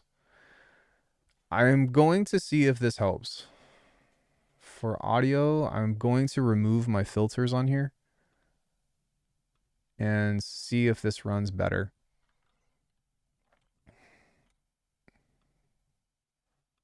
Because sometimes that helps out quite a bit. Sorry, my voice is going to get really annoying here in a second. I'll put it back if it does work. But as you can see, like I've deleted everything off of this. Nope, didn't work. I have no idea what to do for this, guys. Like I have no solution.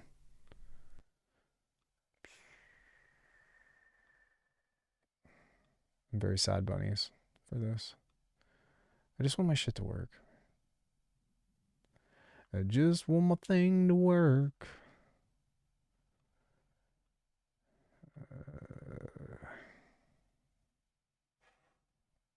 Default. There we go. And then one more, I'll use smooth operator because for whatever reason, the anatomy of my teeth is extremely sibilant. Sibilant.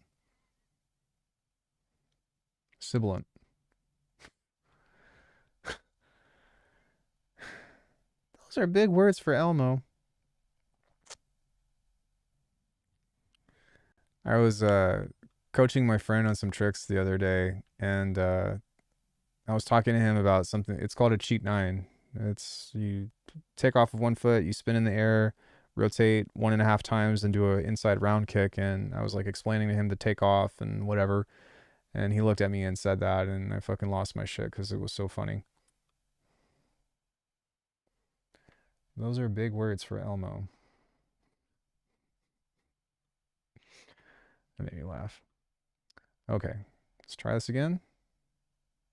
Maybe if I just let it sit here for a second, it'll fucking load and then like, you know what this feels like? This feels like Internet Explorer. I think that's why I'm ready to yeet this computer. Fucking dial up phase plant.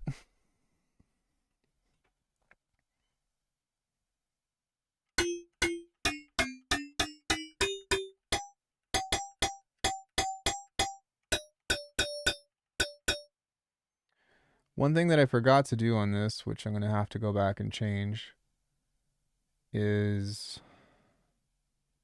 setting this to a wavetable instead. And the reason why is because I want this to be more interchangeable for creating more complex sounds.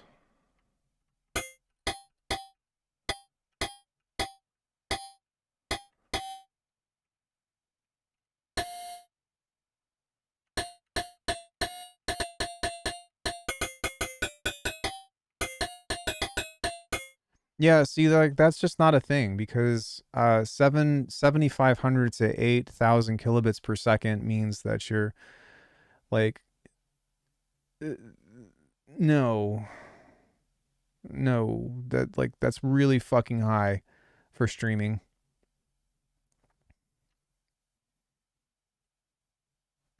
Like I think that if I were to do anything higher than kilobits per second, which by the way, the default when you first download OBS is about 2,000. Um, yeah, I don't know. Like I said, I've had the same settings for years and it hasn't been a problem. But fuck it. At this point, I'll try anything. You know, we'll see if that fixes the issue. I just, I'm so annoyed. It's been fine. And then every once in a while, it just does this thing. And it's like, I heard you like streaming. Not today, fucker.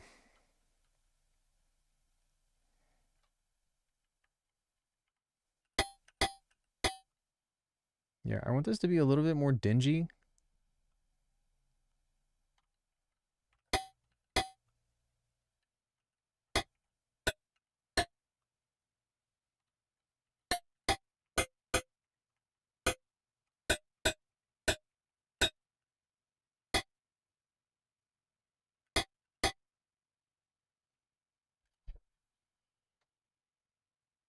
I can't even turn this knob, you guys.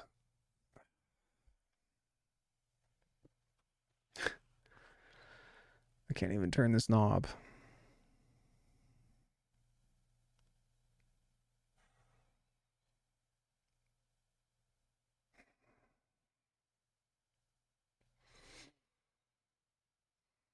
Let's try current.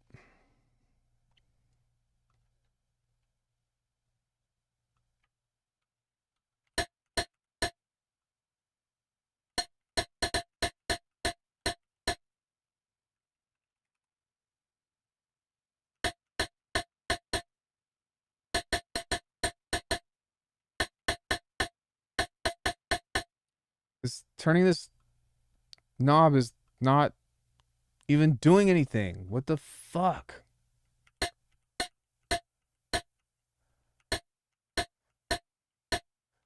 Why is this not doing anything?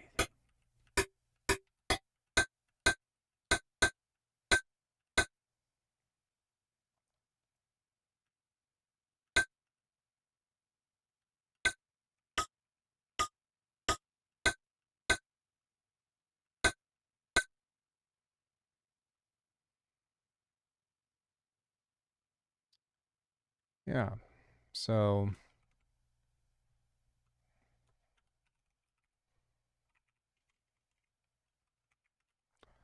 on top of my soul feeling absolutely fucking defeated, um, this has also been a major contributor to um, my extreme frustrations with being a content creator, as if my technology is not working in the way that as either expected or needed to. It makes me want to fucking blow my computer up.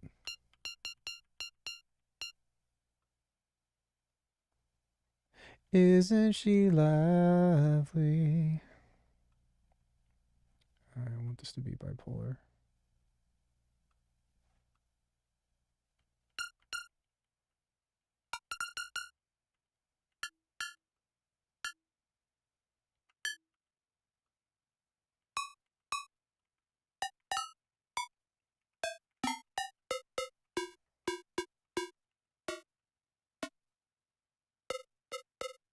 Yeah, I can't even control this. All right. Who is fucking down for some tune feedback? Because I'm about to lose my shit. Who wants to have some tracks played? Shut up, Bitwig. God, dude, I can't fucking work. Like, look at this. Look at this.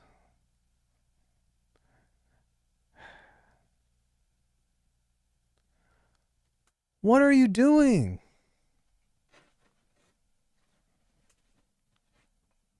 No, it's OBS.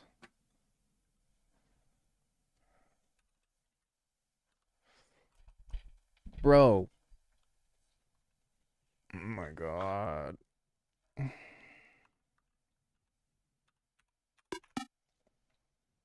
What?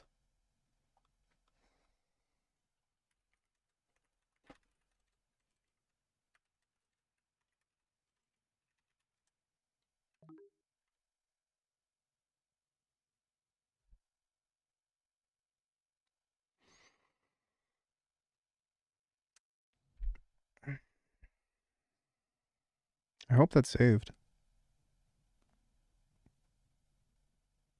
Who's down for some tune feedback?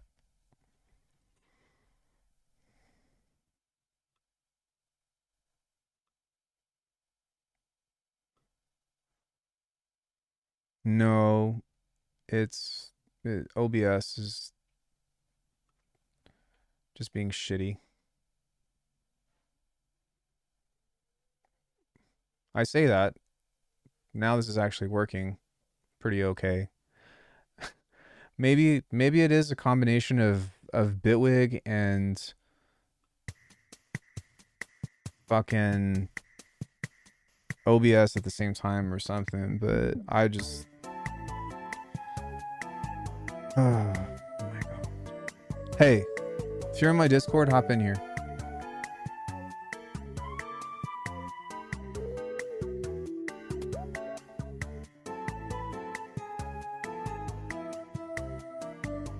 Oh wait. I forgot. I can't even do this on here. I have to do it through streaming because the Bitwig Connect does not read my mic in the way that it needs to. Let me show you.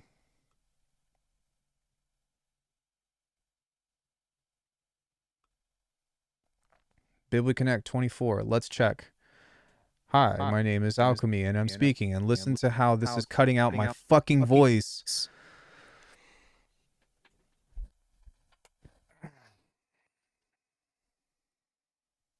All right, everybody. I need you to do me a favor. I want you all to close your eyes right now, and I'm going to take you through a guided meditation. Sit down, close your eyes, and take a deep breath. Now, with every breath, I want you to think about fortifying a bubble. And as you inhale, you gather energy. And as you exhale, you release that energy into fortifying the bubble. When you have a strong bubble, I want you to picture me inside of that bubble. And I want you to think about the largest desk that you can imagine sitting right in front of me. Take a deep breath. And now I want you to think about fucking Alckemy flipping that big ass fucking table out of frustration and pushing that bitch outside of the goddamn bubble and making that shit explode into 1,000 fucking pieces to relate the frustration that I've had on this technology through the last fucking month and a half because it's some bullshit and it's making me fucking insane, and hopefully for justified reasons. Good.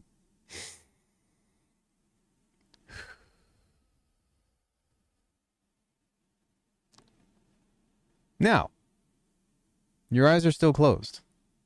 As we take a deep breath, push all that bullshit outside of the bubble. Negative alchemy is outside of the bubble as well. And only the positive shit stays in, like having a dog. Yes. Doggo. And cheeseburgers and cool scents and not having technological failure days and all of that. And when you're ready and only the good things are inside of the bubble, you can open your eyes again. Thank you for participating in this guided meditation / Ian's crash out for dealing with whatever fucking bullshit I've been dealing with. Jesus, man. What is going on? All right. What can I do? Ow. Uh, what can I do? What can we talk about? What do you all want to do? I have the desire to make music. I had the desire to make music or to do sound design or to, do whatever the fuck it is that I usually do. But I am running into so many technological issues that I don't know what the fix is. There was a hidden GPU setting in Bitwig, Yoinky frequency shift bass. I was going to, but my technology is just failing. Yeah, I would, bro, I would love to do that for you right now. But I literally cannot do anything inside of fucking Bitwig because for whatever reason, whenever I open this up, I just get met with extreme resistance to work on shit like this. Let me try to open this bitch back up. Command Shift and F3. I think that my F3 commands are into something different, but what is it supposed to be?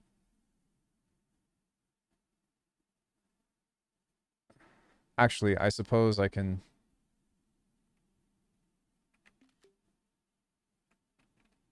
No. This Command Shift F3 removes my thing.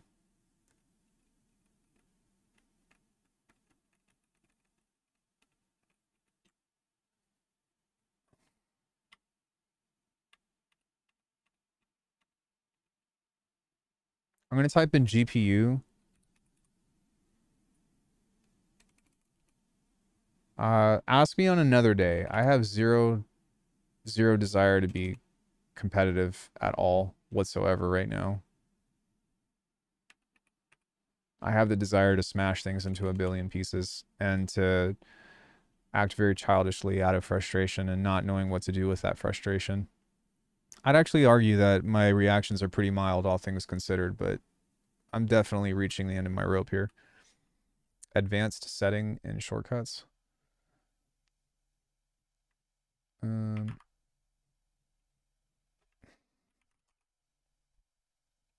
Show advanced settings. Shit. Home.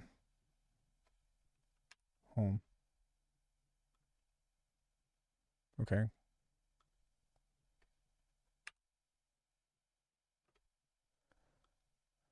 That's all I have is metal.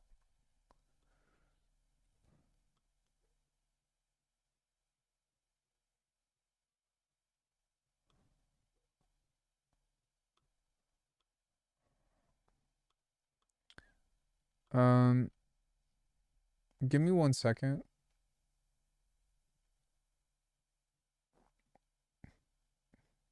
Oh, well, there's nothing else to change.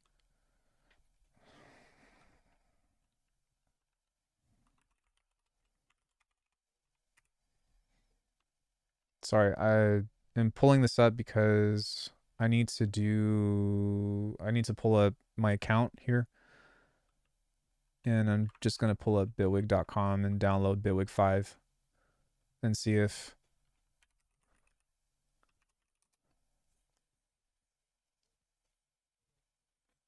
I can just, no, dude, just bitwig.com. I don't need all this other shit.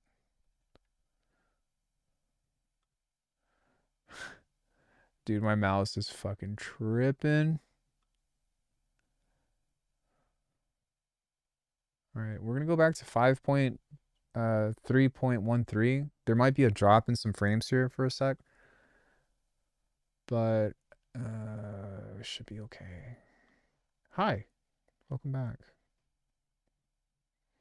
Welcome back to another episode of Ian's Crash Out. I could do some hardware stuff.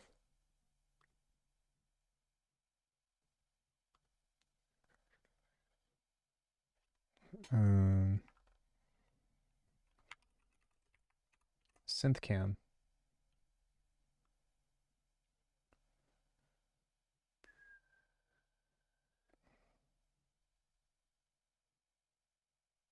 Okay, and for whatever reason, my other camera is not pulling up either. Man. Dude. Oh my god, technology. technology is just being a fuck ass to me. I feel like this shit is abusive, man.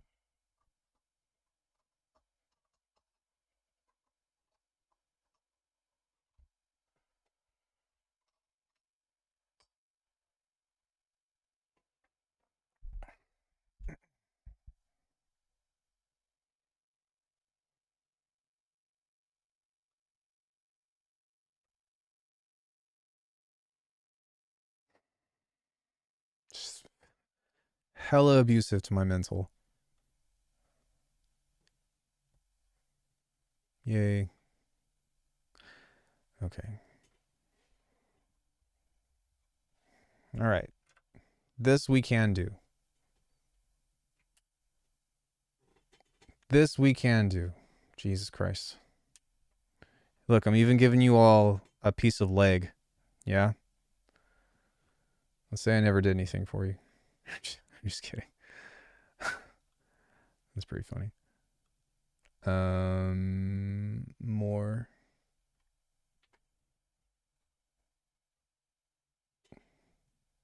Is this visible to you all? I think it is. So give me 1 second and let me turn this on.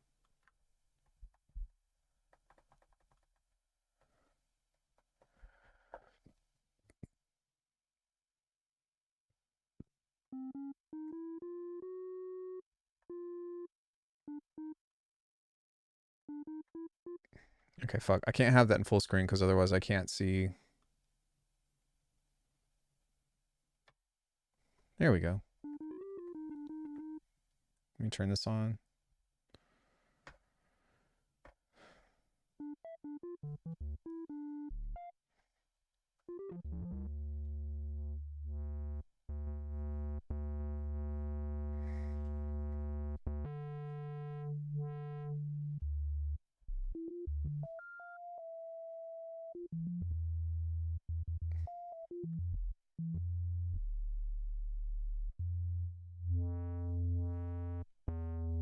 This is extremely quiet. Oh, I think it's because... No? Oh, that's why. Okay, this is about to get a lot louder, everyone, so be aware. Let me turn this down real fast.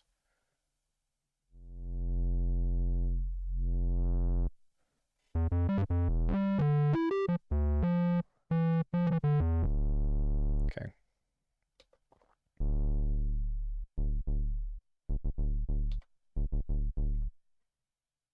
Kernels. Edit. Kernel. I need you. Um...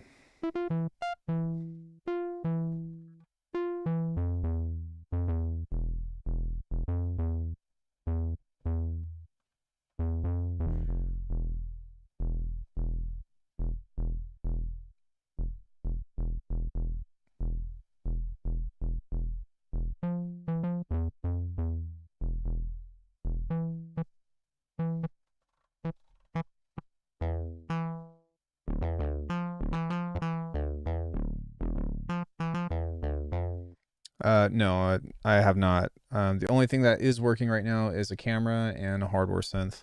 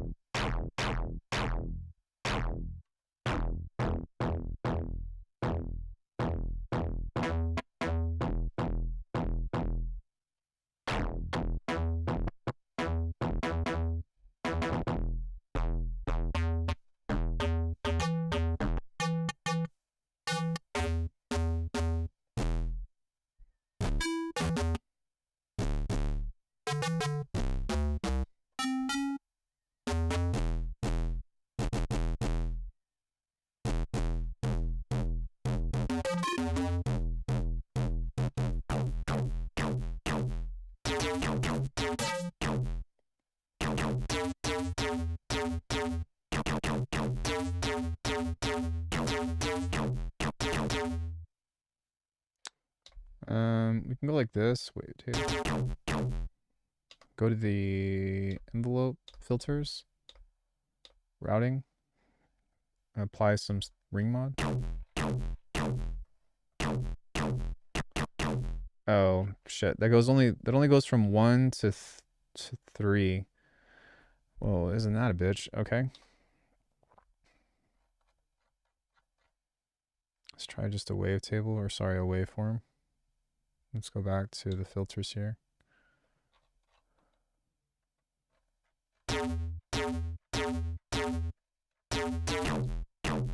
Mix, turn that down.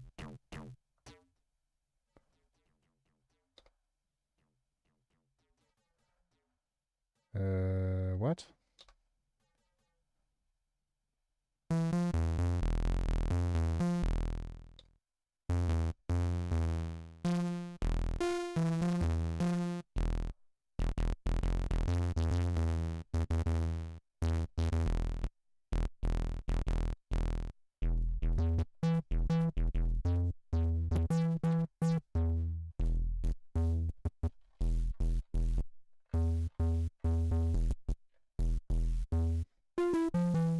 I was hoping that the ring mod aspect of this would be a little bit more,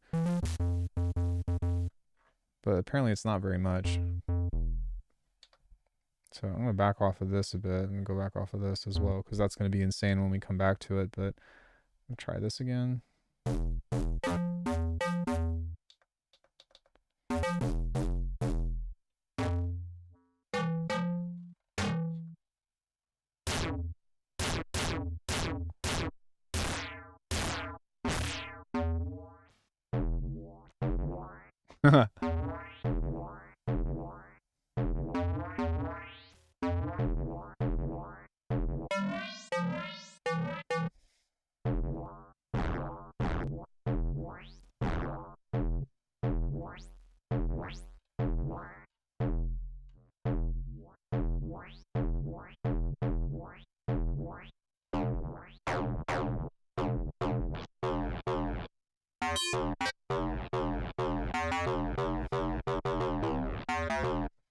Yeah, man, the Iridium core is just, even just the FM synth on this is so powerful. I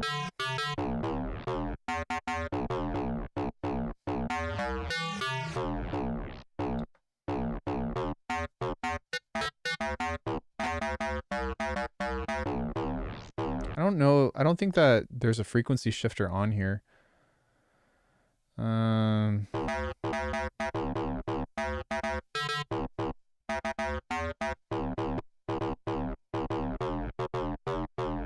I think the ring mod would be the closest thing, but that's not really a thing on here.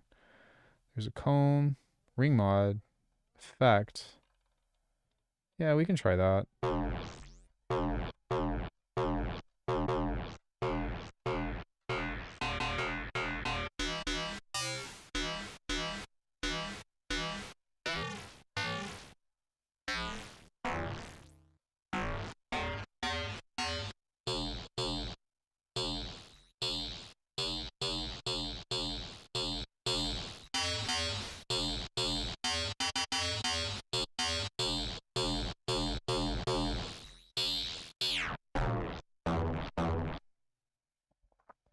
Let's go modulations and go to matrix. We're going to apply this to envelope 3. Go like that. Go to envelope 3. Give this some attack. See what that does.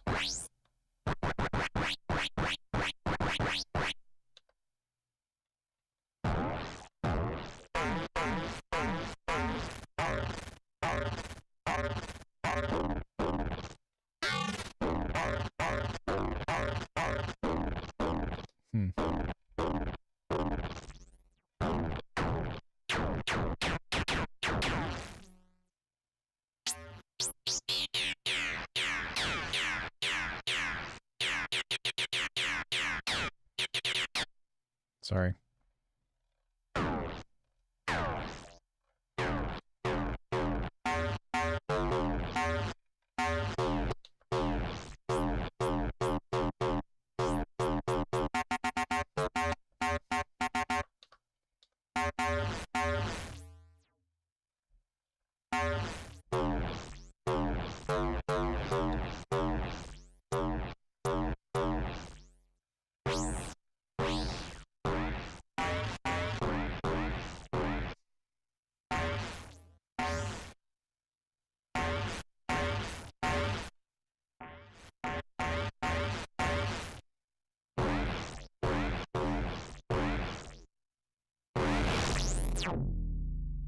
That's pretty cool.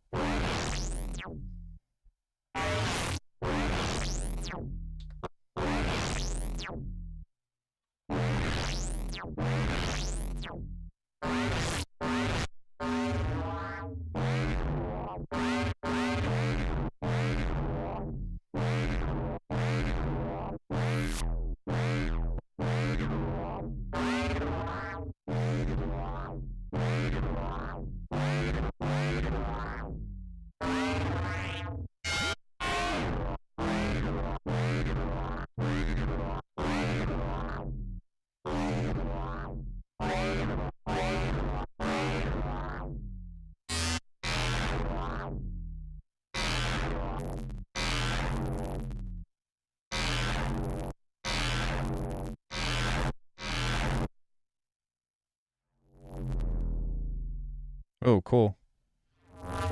No, it's completely digital.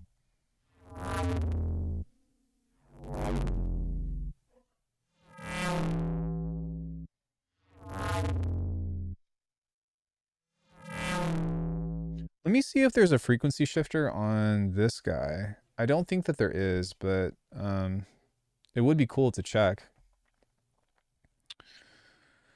Let me go scroll.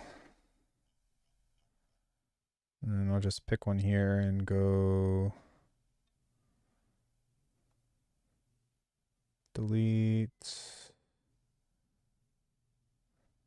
push. There we go. And then let me just see here if effect modules. There's a ring modulator, but external in, duty cycle, upsampling, EX. I don't actually know what a lot of this stuff means. Sorry, you can't. Well, you wouldn't be, never mind. You wouldn't be able to see this anyways. Waveform, square, triangle, sawtooth. That's kind of cool that you have different waveforms on this. Let me see if there's another one, like a frequency shifter or something. There's a pitch shifter. Aliaser, buffer. Yeah, I don't think that there's a dedicated frequency shifter on this. Cabinet sim. Reverse delay, ping pong delay, tone control. Yeah, there's not.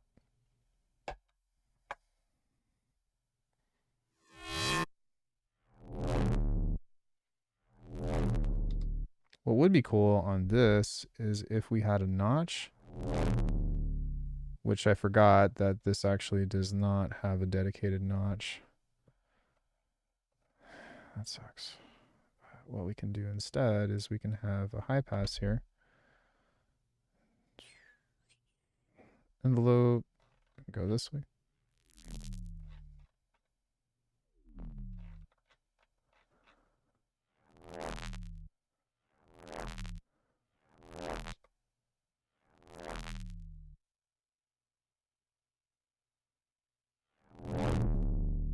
There we go.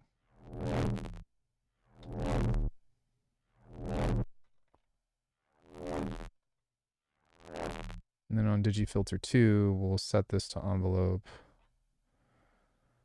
Envelope 2, same deal. And then we just need to figure out where that crossover is going to be.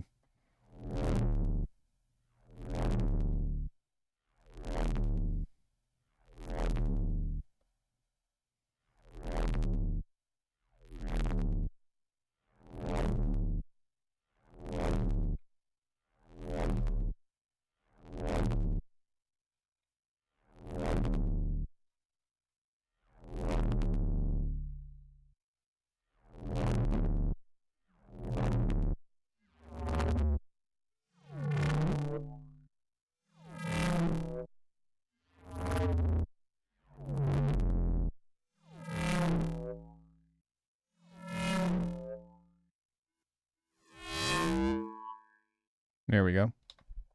And now with this, we can go to the mix here, turn this on. So now we will have a sub.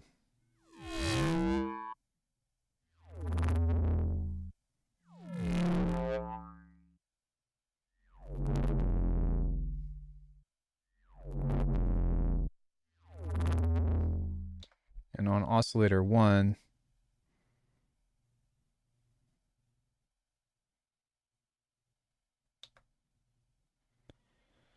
Go here, and we'll go to a ratio of 2 to make that an octave higher.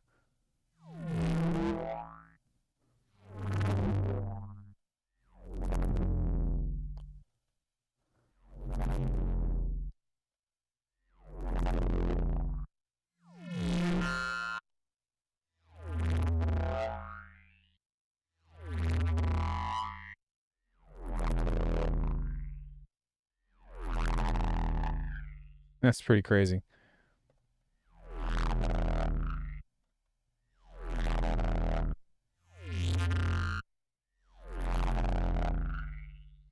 See what else we can get out of this with some other stuff here. Maybe some drive.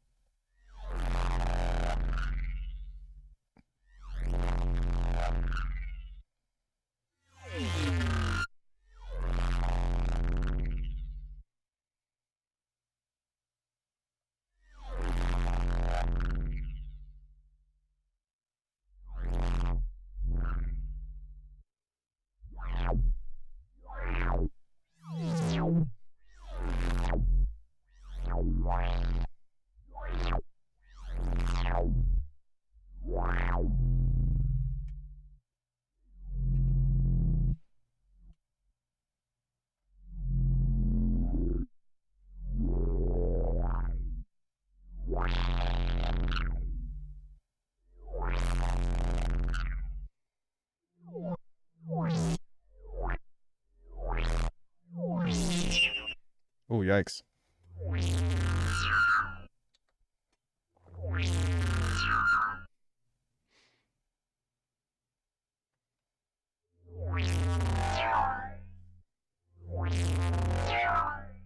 That's pretty sick.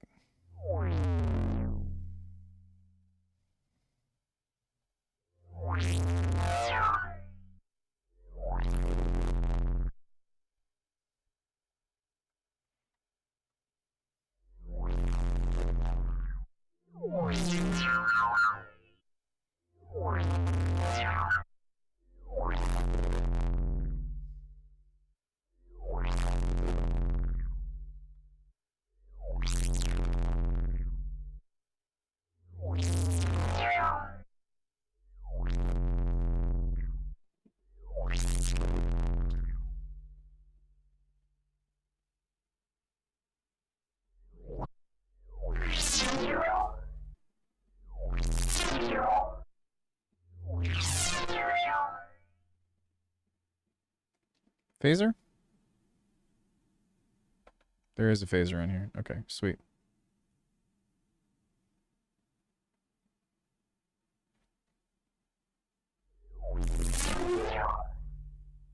That's pretty sick.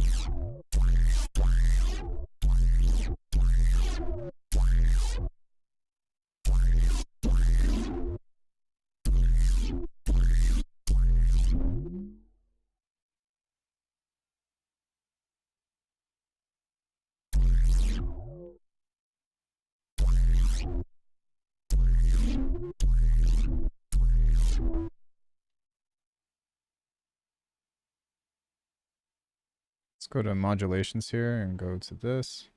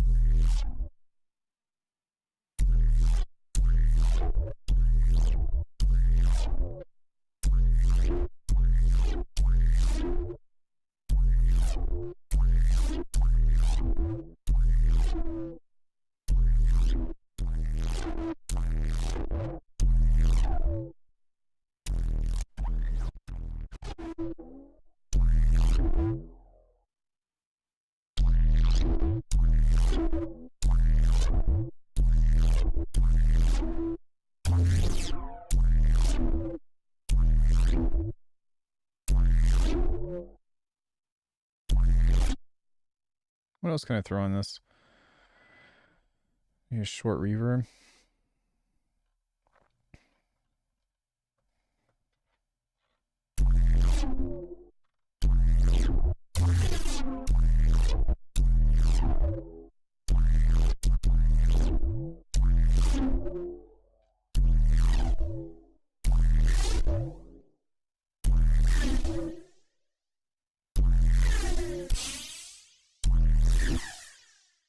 Bit much.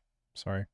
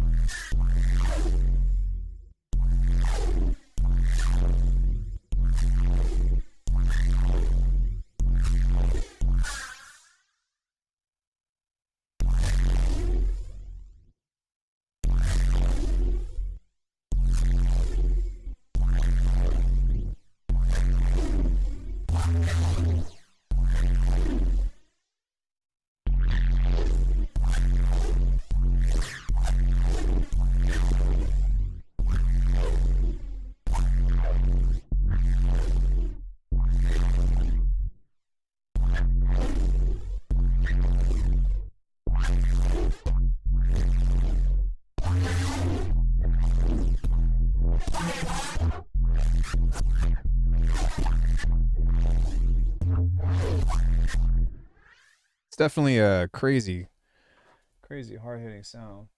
Hi, baby. Oh, you're just gonna jump into my lap like that, like you always do.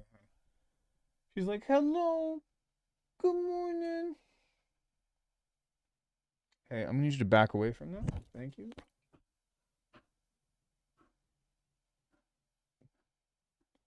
Don't worry. If I'm going to give you a treat, then I will let you know. But until then, you can get down.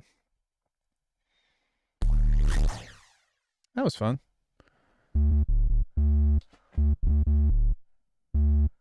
Yeah, I'm kind of still hoping that with the resonator that I have, like I can make like weird ass percussion off of this.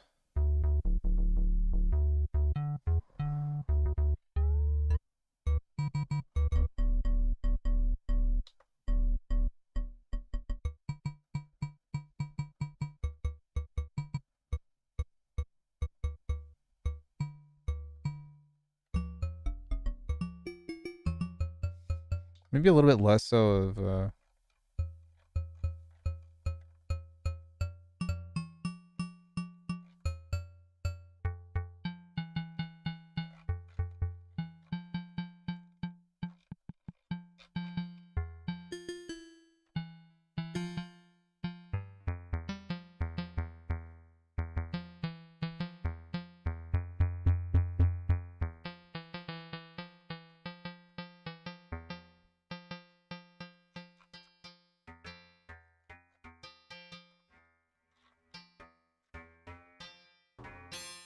yeah.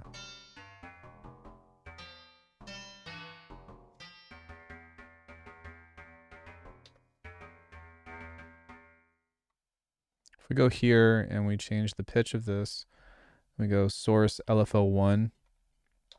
We go to our LFO. Just set this to 240 seconds. Set this to random. Set the sync to on.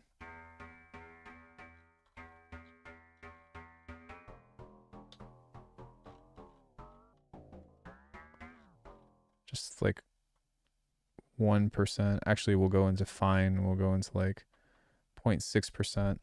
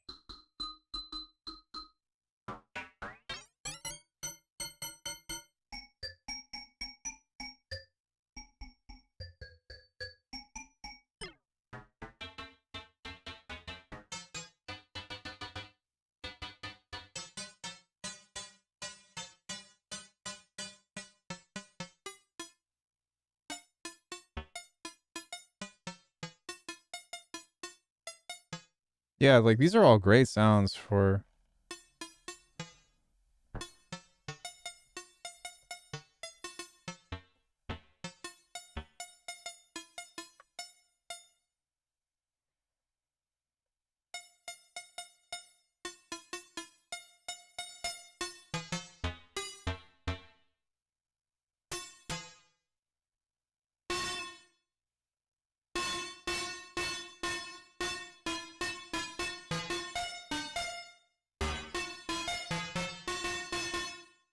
That's pretty sick.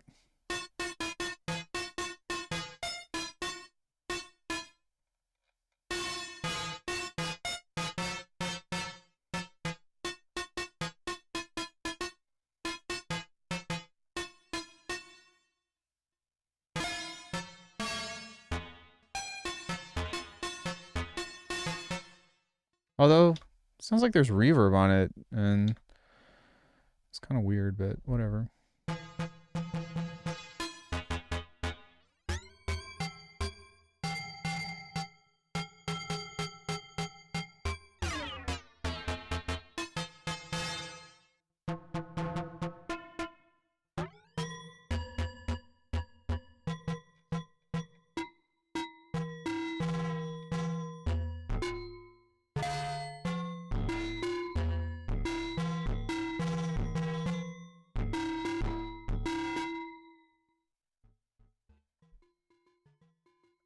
That's what it sounds like without the analog heat.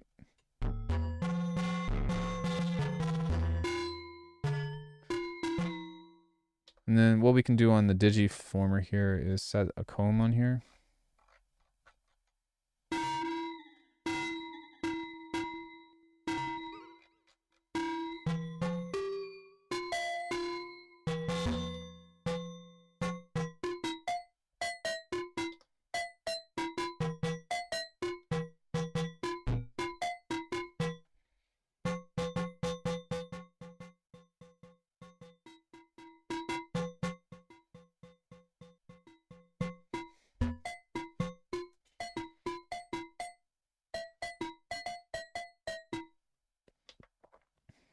Maybe an EQ.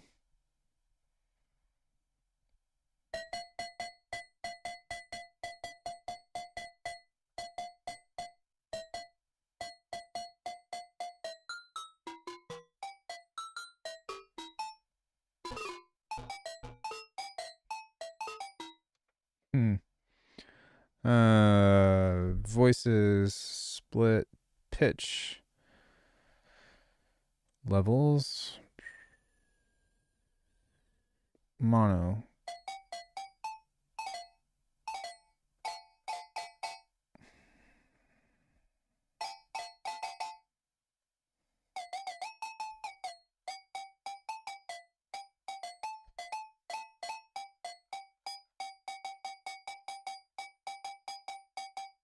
That's cool. This already exists with a pitch variation on it.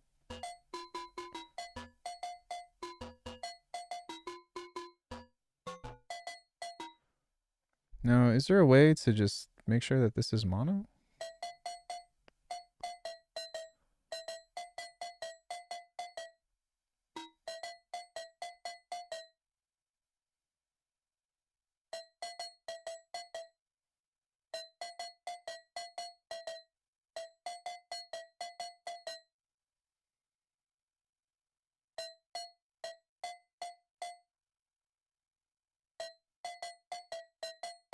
Oh, this is for the input. Control. Global. Audio. Trigger. Manual. Pitch. Key map. System. No. Settings.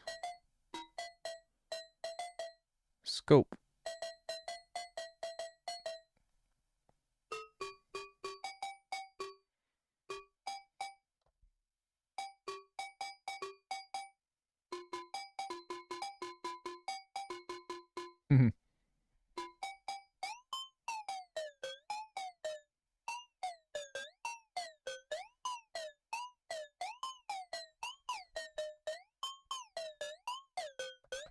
I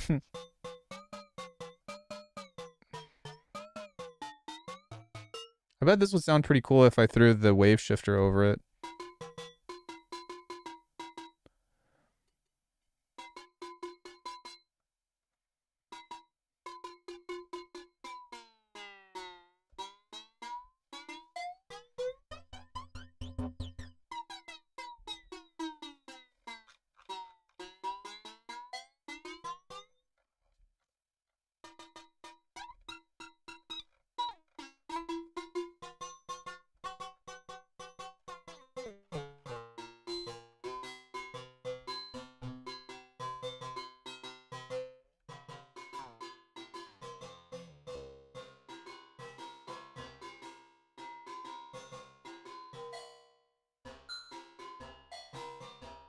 This is a really great way to just create a lot of, you know, like clunky percussion and stuff, and I just wanted to make sure that I knew how to do that. It's actually easier to do on this than anything else, just because of the particle engine, which is pretty sick.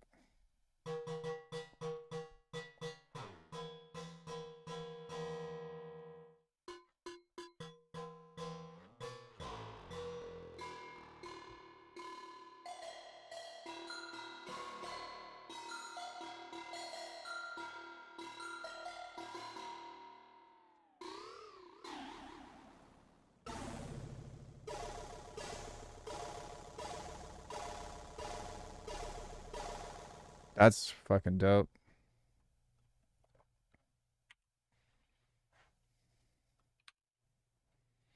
Please. Bitwig. Yeah, I'll take all this, man. This is all cool.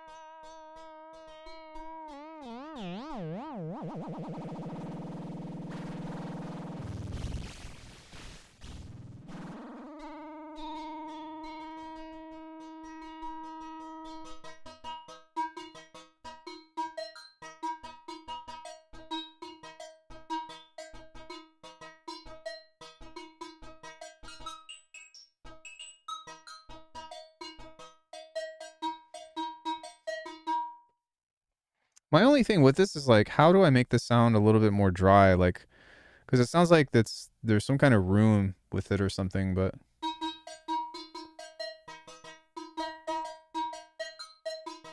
it's still a really, really cool sound.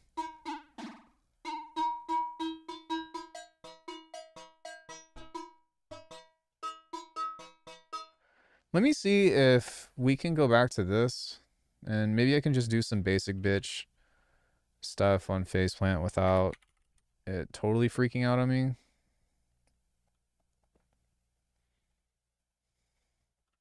We'll see what happens, but because this goes all the way down to 0.10 milliseconds.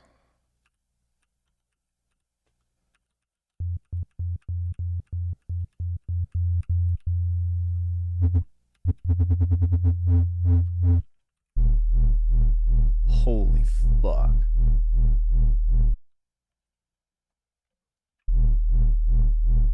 Wow, that's dope.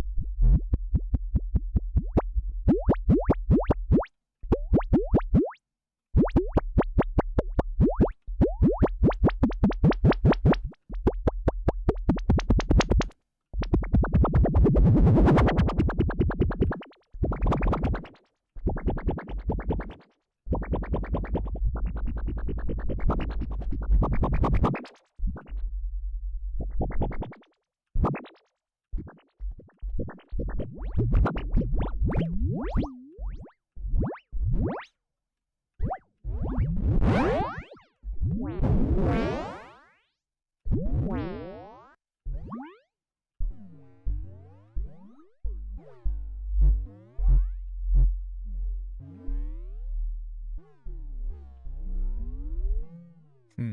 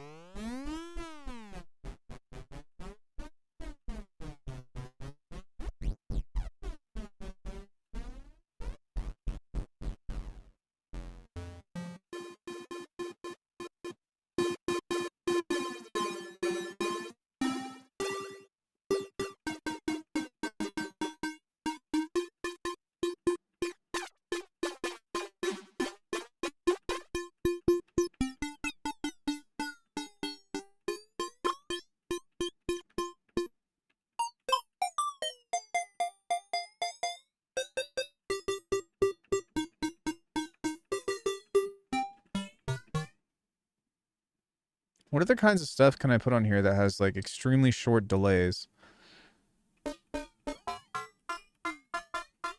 Actually, this is pretty cool.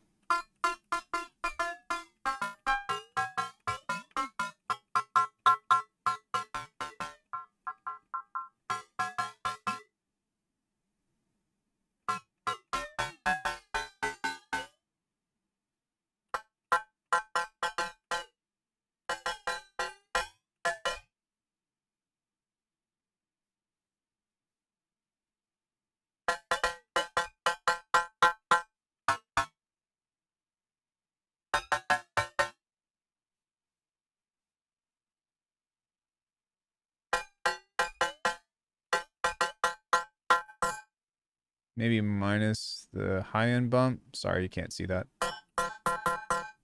Y'all notice that this is finally caught up? What the fuck?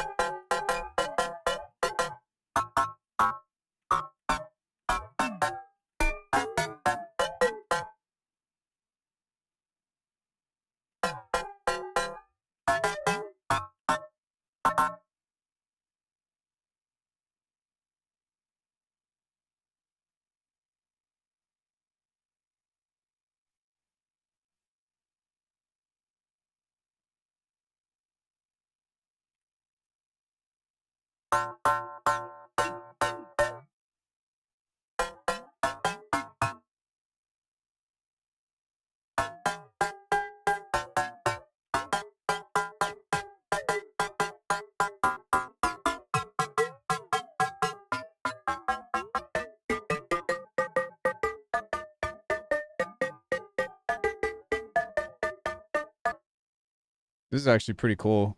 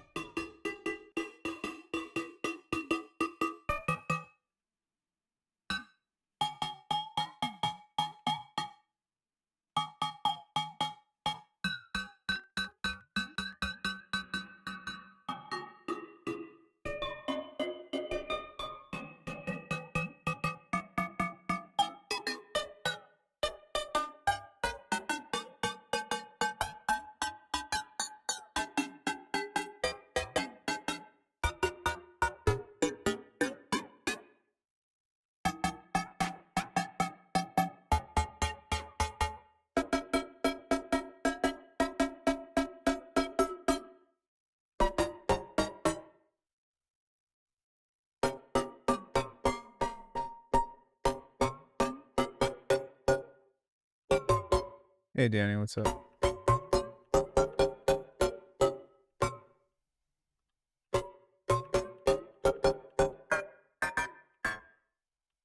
Maybe like a couple of ring mods or something?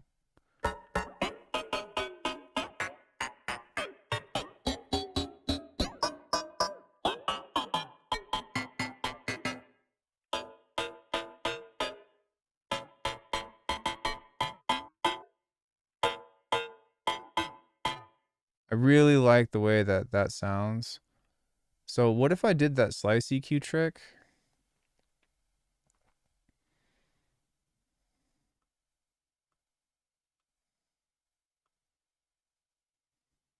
Okay, that's at C2, I think. C#2. So if we put that at C2, we go note C2. Set this to 88.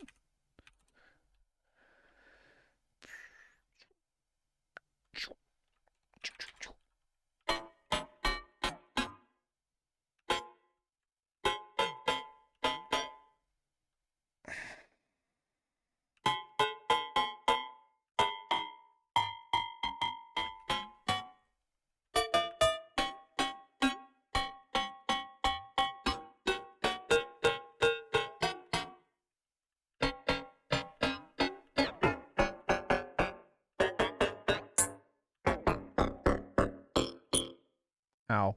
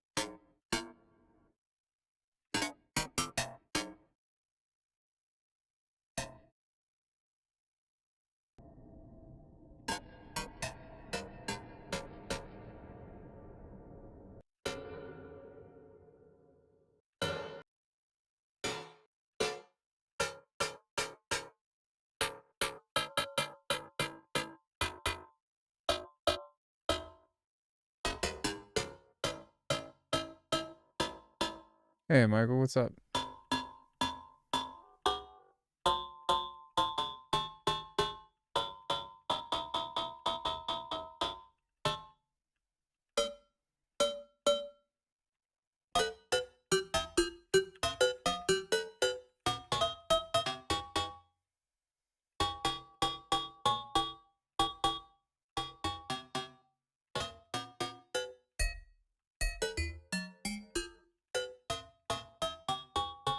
Five books about music creation from the Municipal Library. That's cool.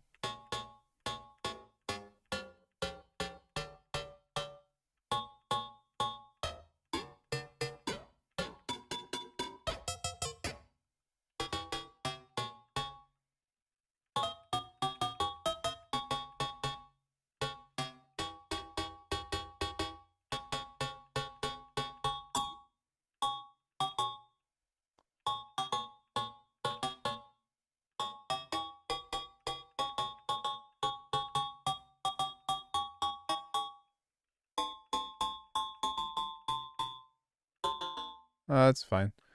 You know where to find me. I'm always here.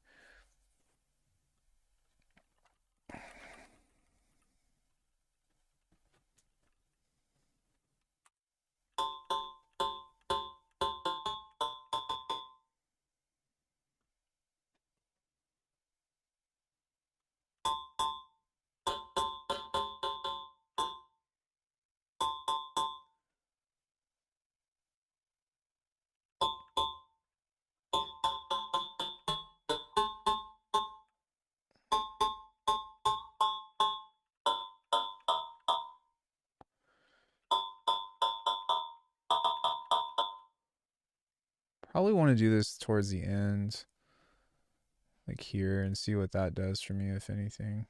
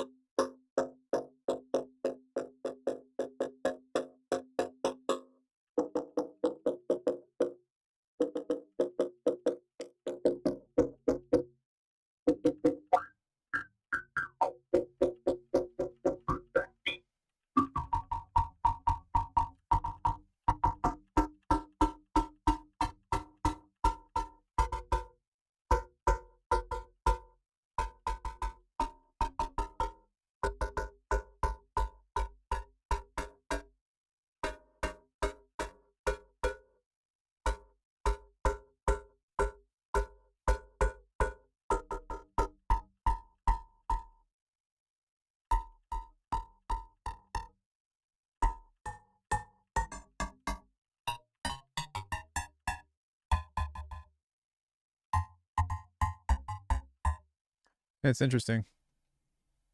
What you got there? What do you got there, sweet girl? What do you got there? Cool.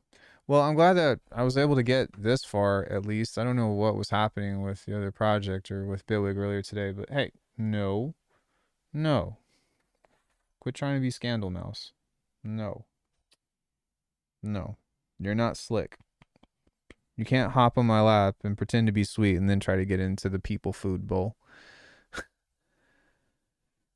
She thinks she's clever, but she's not. But anyway, yeah, just working on percussion and stuff like this, I think is something that I want to explore more of, just for the fact of, well, can I get back to this? Be remaking with a plonk. Having something that is along the lines of move, Jersey. I don't want to hit you in the face. I don't want to hit you in the face. I'm also going to have a tutorial on this at some point, just because nobody has made this. Anything like this.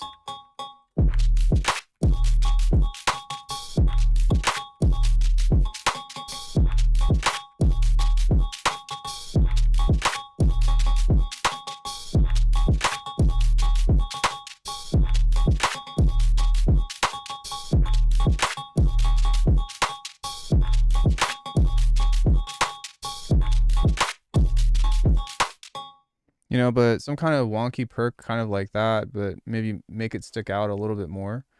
Not in the sidechain or something.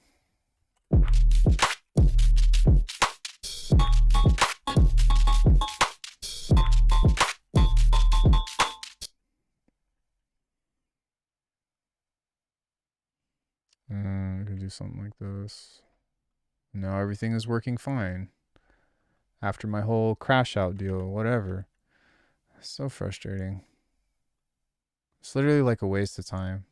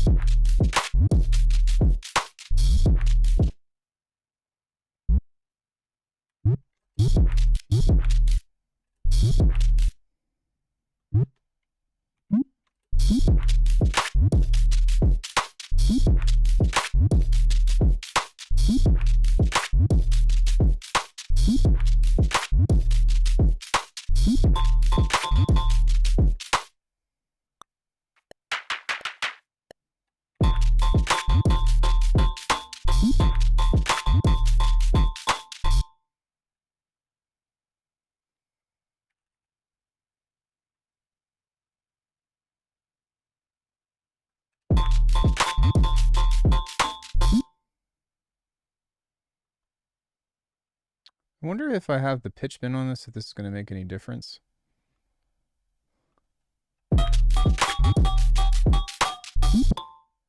Yeah, like that's fucking cool. You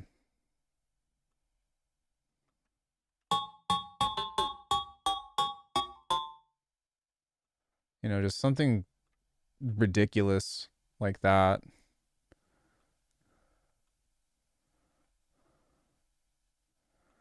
And then we can turn this off.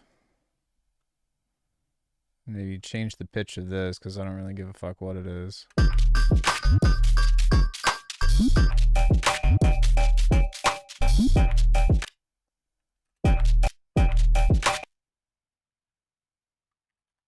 then making all this stuff work together, like there's something up with the tails.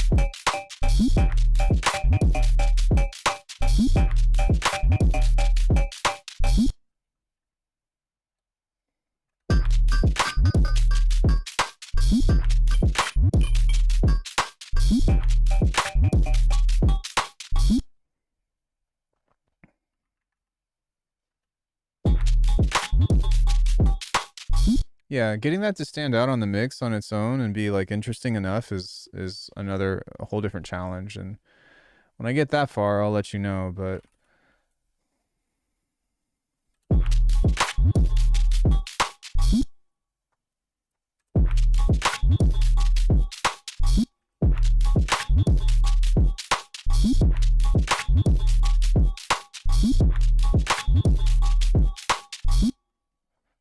I don't know.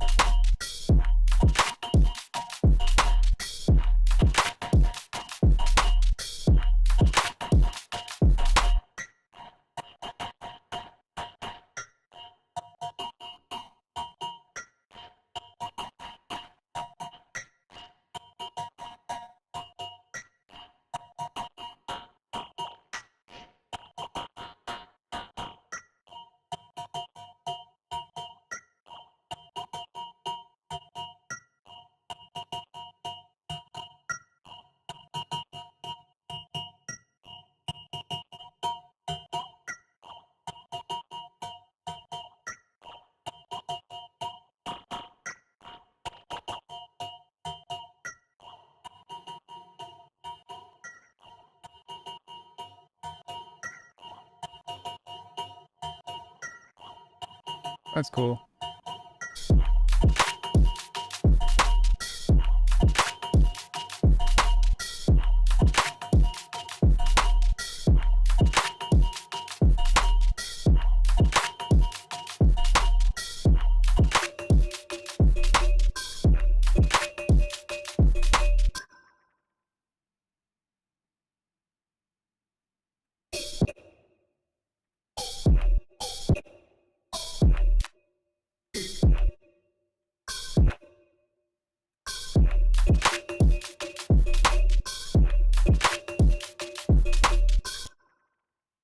Hey, babe.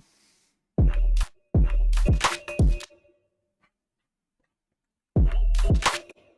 you still alive? Yeah. Okay. I'll chill in here with you for a bit. No.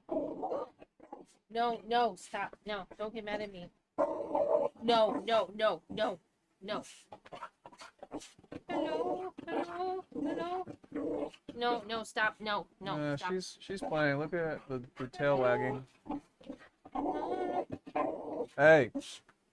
Look at all the drools she got I on me. know. She's so excited. She's like, Mom! That's play? Yep. See, let's play. She's just super vocal. See, she's trying to get her thing. Yeah. She just wants to play. I'm touching him. Jersey. Hey. No. Hey. You be nice. You be nice. Mom. Mom. What? I'm here, baby. I'm here. Maybe give her a snack. Okay. That's it. She wants to play, but she's got that playful growl that is sometimes hard to read.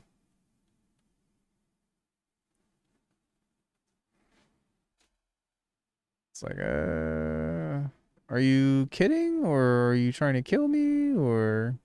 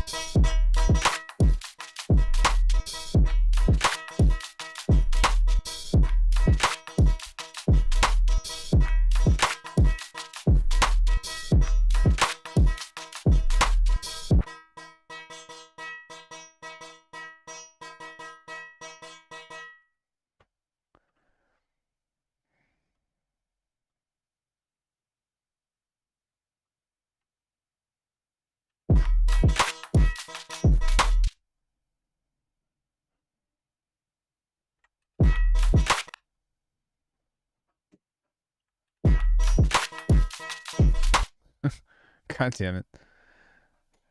Shit's trash. Whatever.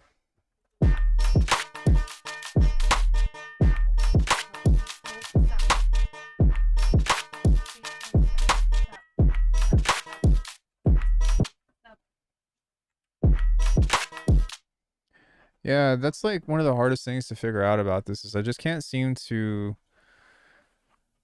get the I don't know how to mix this.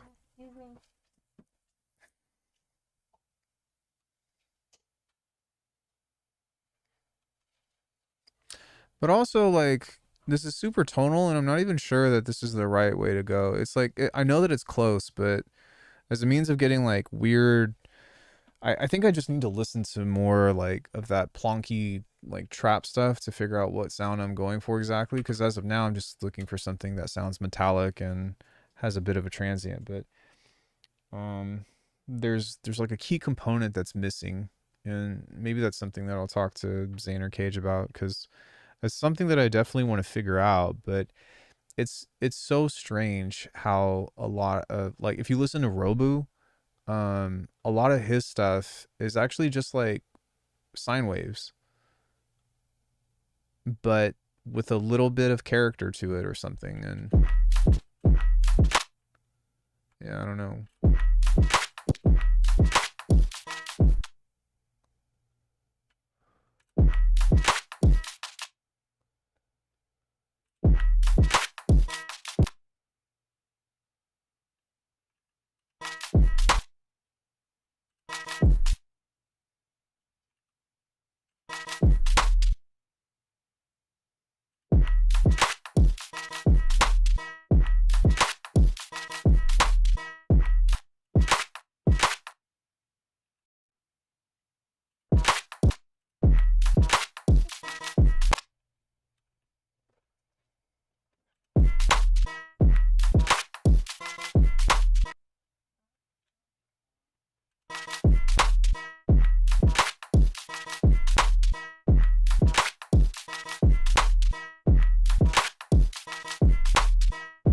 It's kind of cool.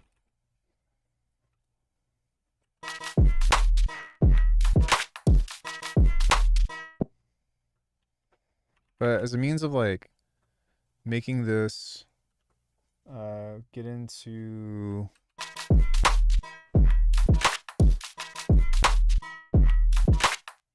something that sounds like it mixes well, like that's one of the things, is because like these sounds are so resonant, throw a gate on that to hit the offbeat or on a hat. That's the thing though, is like it's not playing nicely, because even without a, like, there's no tail on this. This is all in audio, so that's what I've been messing with, like, so even if we did something like that, like there's some kind of unnatural resonance to it, perhaps, or just like something is peeking out of it too far.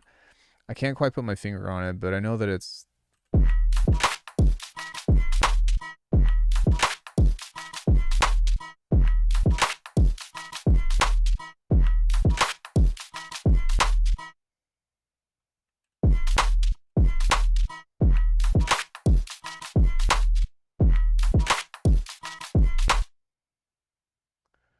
I don't know.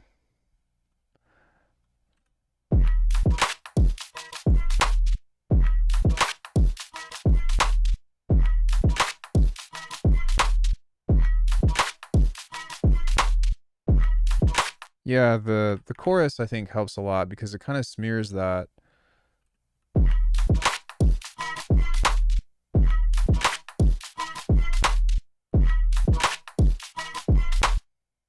And then having something there, like, as a response, like, I'm gonna see if I can find something that has an interesting.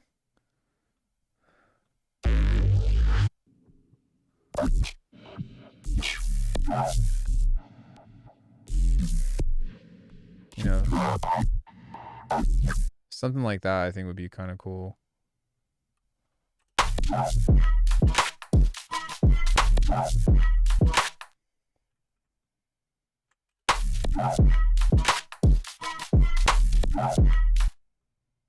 Maybe like every other one.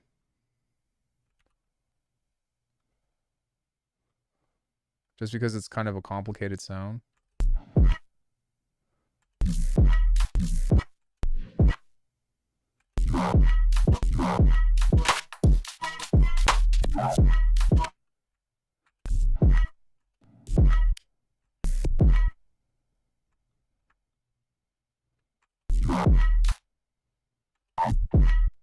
That's kind of cool.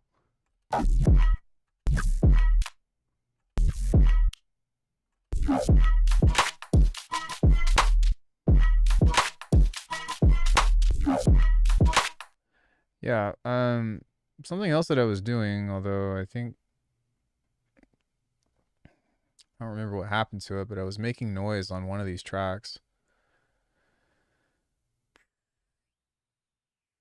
And I don't think that it's saved.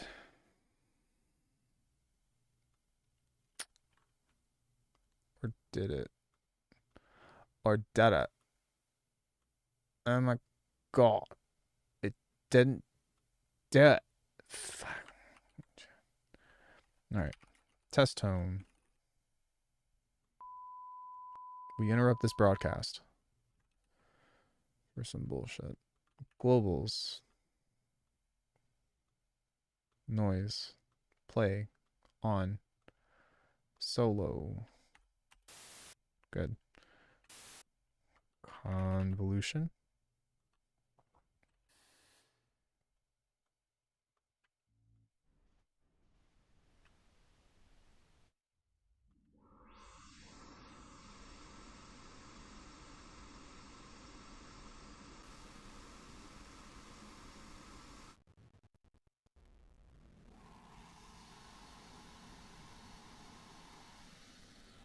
Here we go.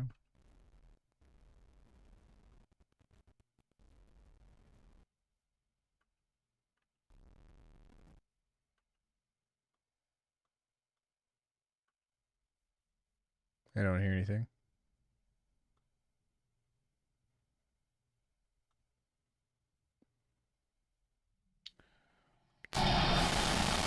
Sorry.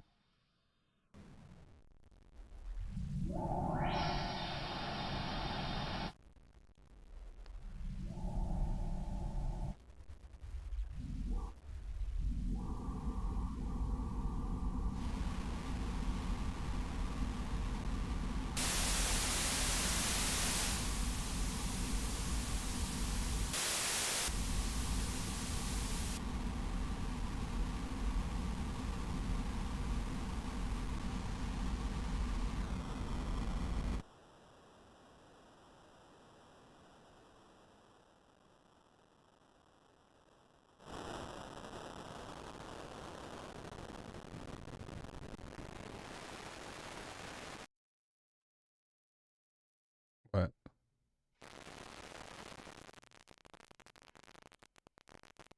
Oh, memes. Oh, I was like, what are you laughing at?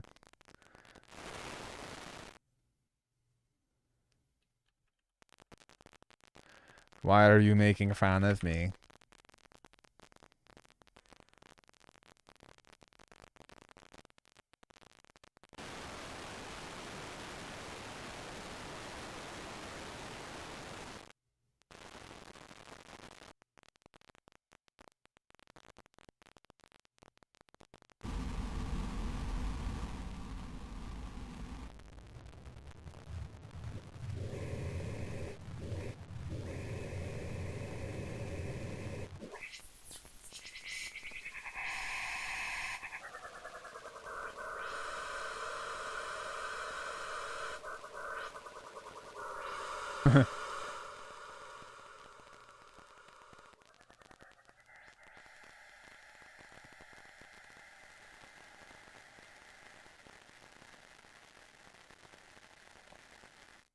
Yeah, so this is a way that you can make white noise, which is fun.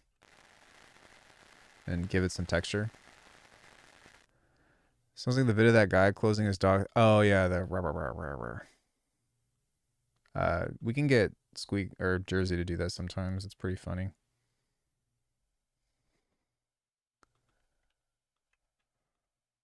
Exactly what you're talking about.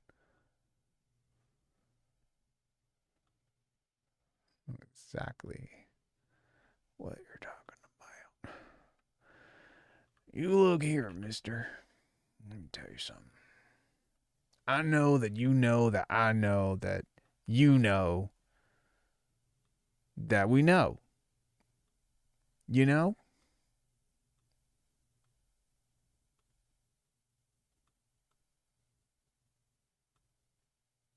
We know.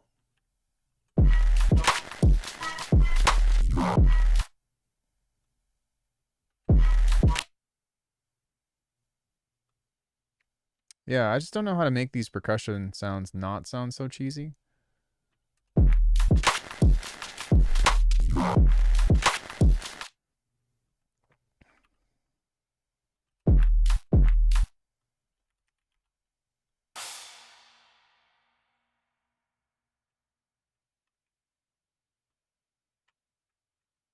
Oh, shit. Oh, shit, Bled.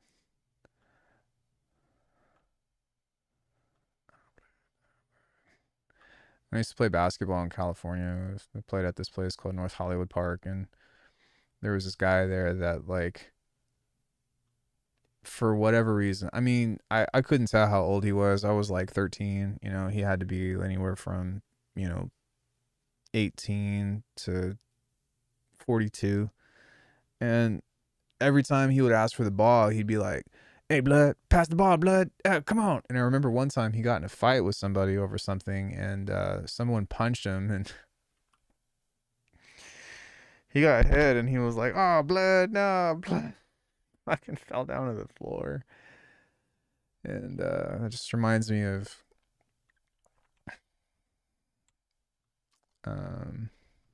what was the point to that story. It's pretty fucking funny, but hey, blood. Just, oh, blood, no, blood. I was like,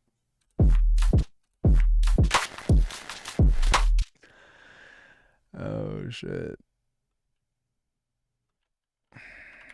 Growing up in the hood was wild.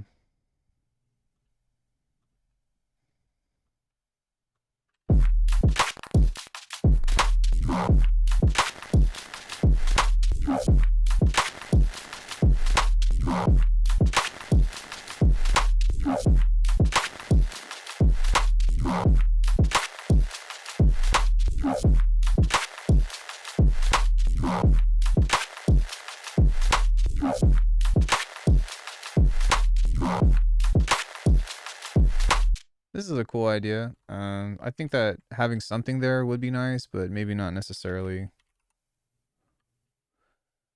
Alckemy base.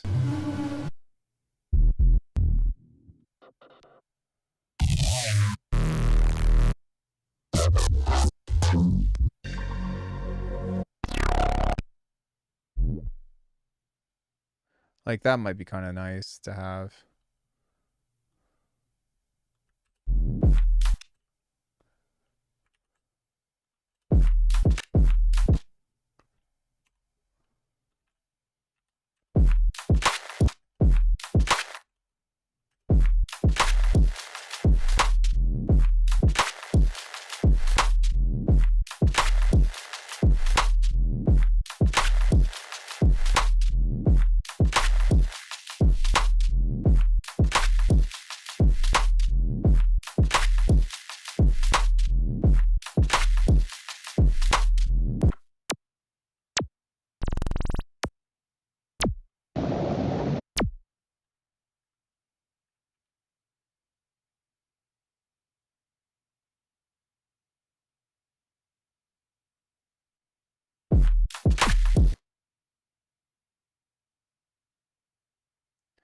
Dog, what the fuck are you doing? I can move it everywhere except where I want it to. Yeah, after today, I'm going back to Bitwig 5.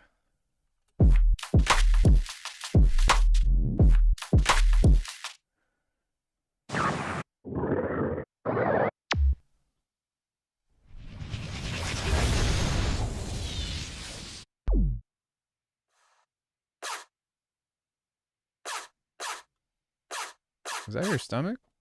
Yeah. Are you hungry? No. I had dairy. Ah. Good old dairy.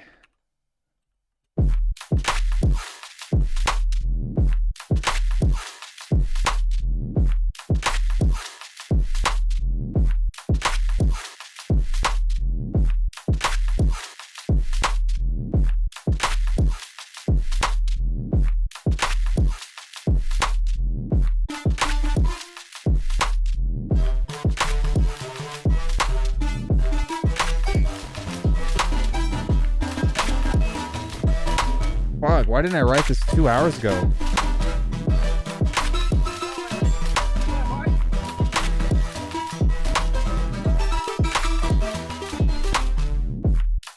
Jesus Christ, dude. That was the sickest riff you all ever heard. Somebody clip that, please. Dead ass. Serious. So memorable.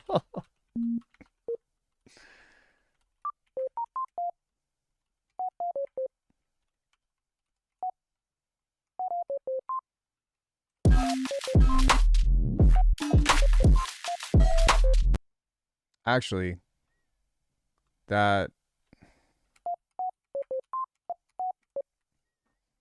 Yeah, that's actually a cool melody. But what is this basin?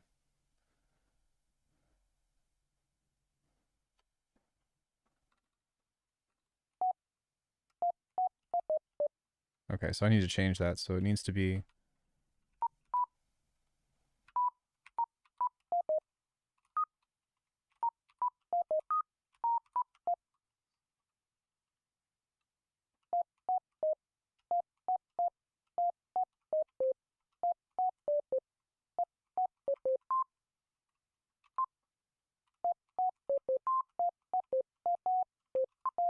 So, yeah, it needs to be...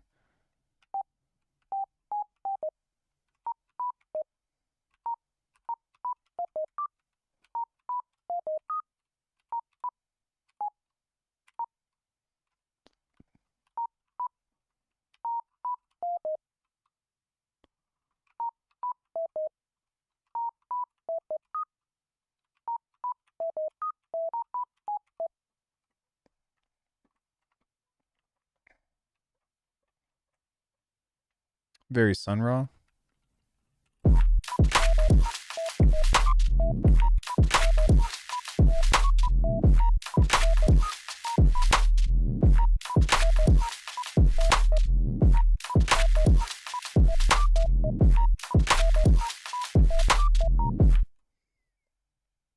Yeah, I actually like that a lot.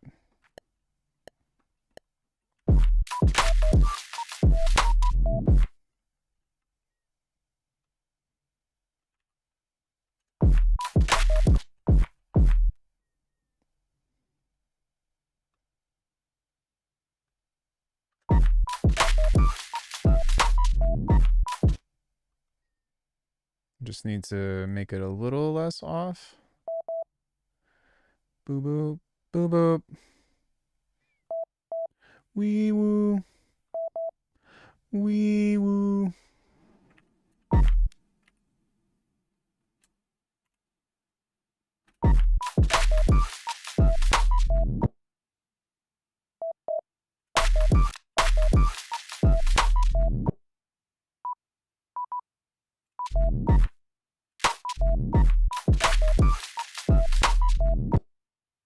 That's actually a cool little riff.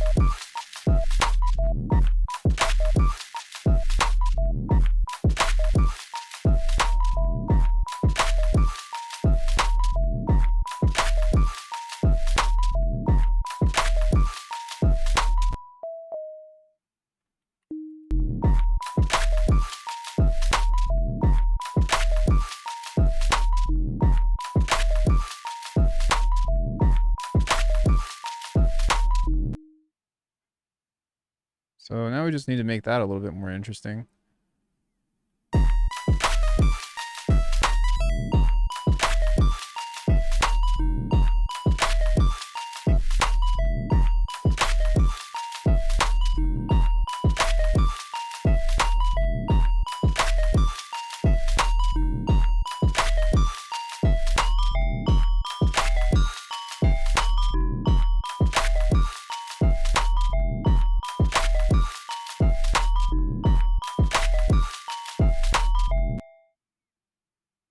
That's actually pretty cool.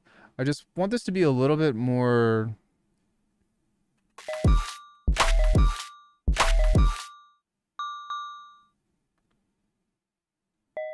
a little bit more spread out.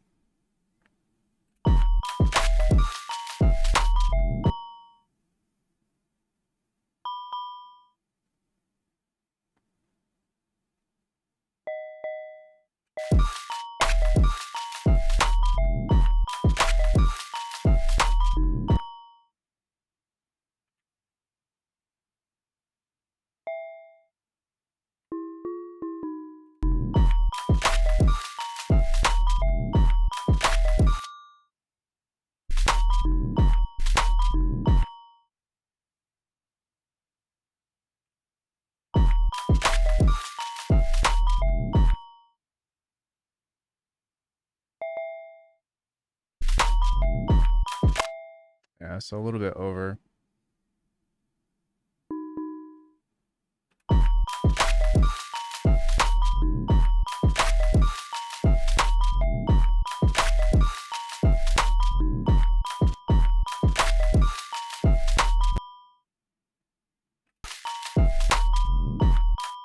Huh?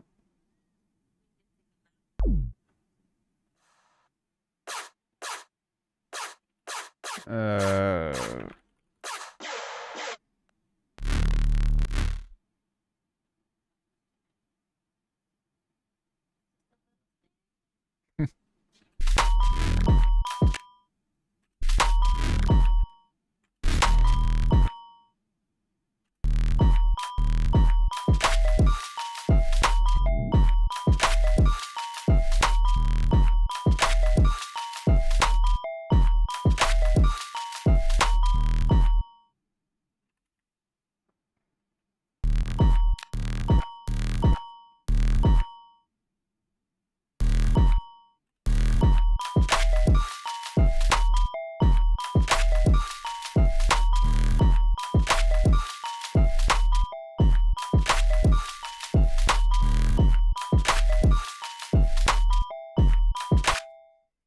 maybe like a.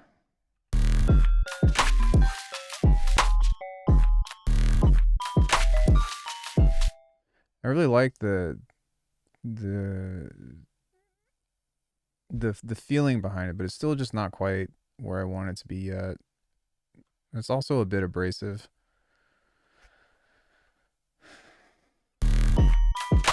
Yeah.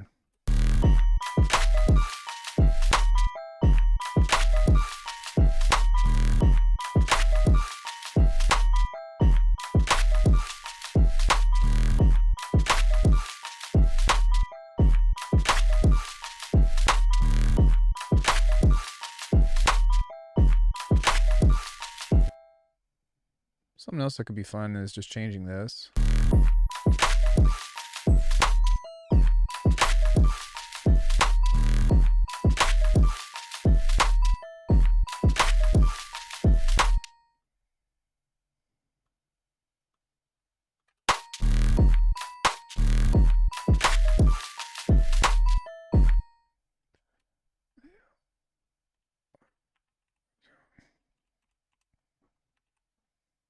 Yo! Yo, yo, yo, yo, yo. Y'all ready to get funky? Man, these are the worst fucking ad libs ever. I don't know how I have these. It's pretty fucking ass.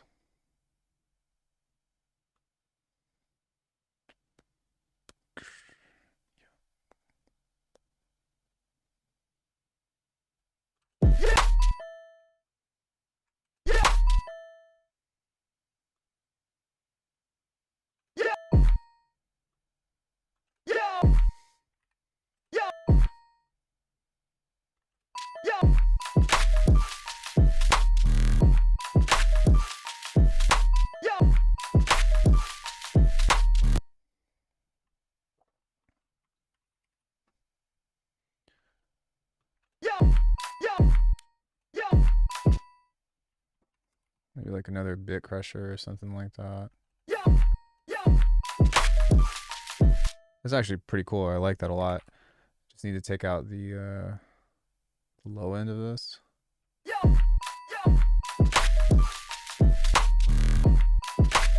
And then this sound needs just something else with it to, like, I don't know, let's try some other harmonics or something at a.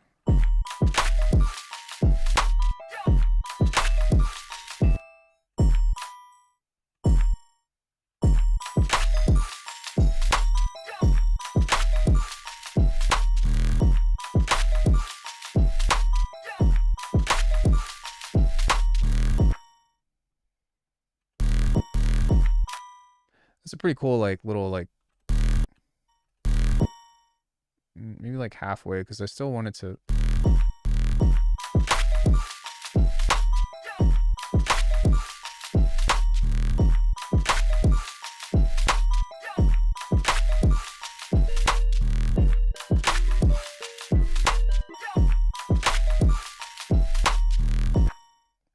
Yeah, maybe something like Portal. We can add something like that to go on and on and on and on.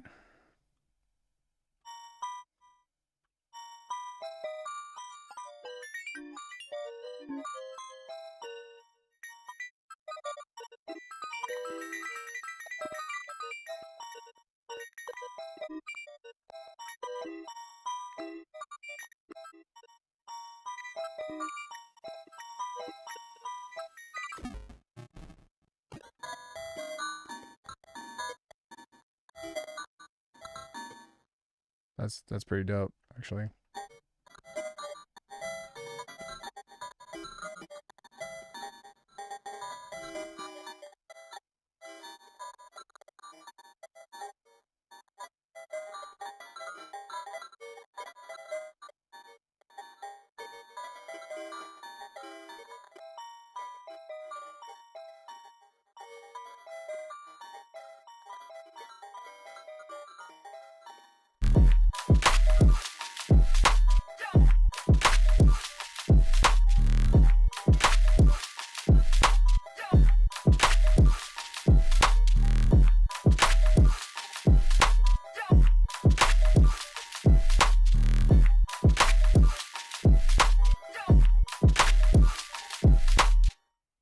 Kind of like that. It's a little bit better now, but it's still just not grooving as hard as I want it to.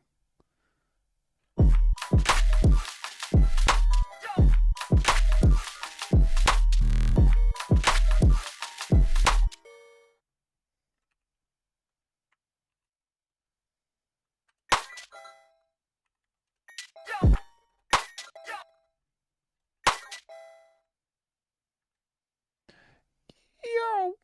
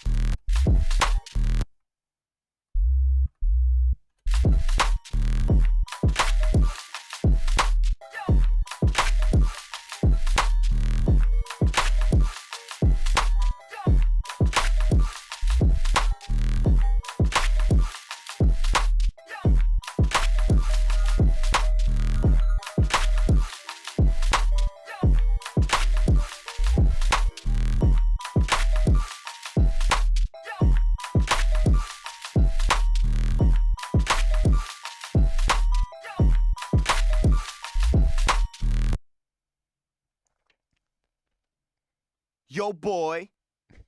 Yo, DJ. Yo, man, pull over.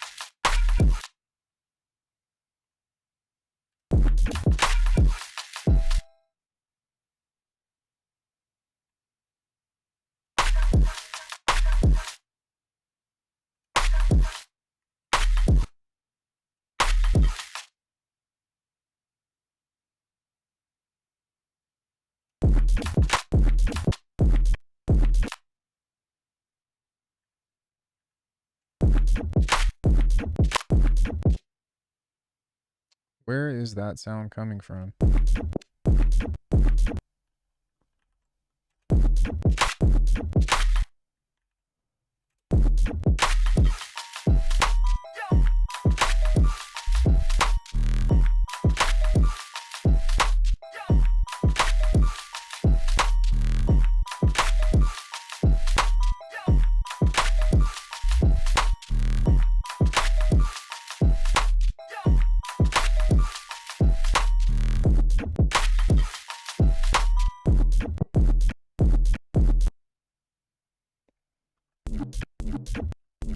Oh, it's this little thing.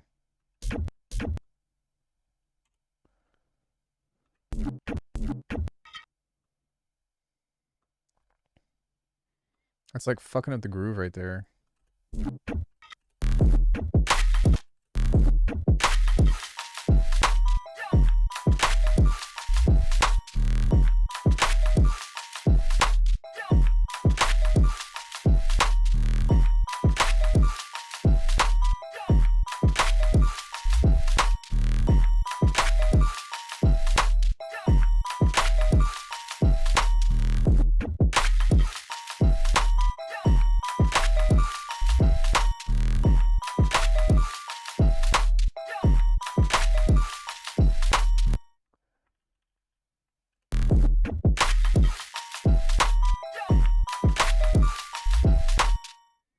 Maybe I can apply like a different kind of distortion to it that just heats it up a bit.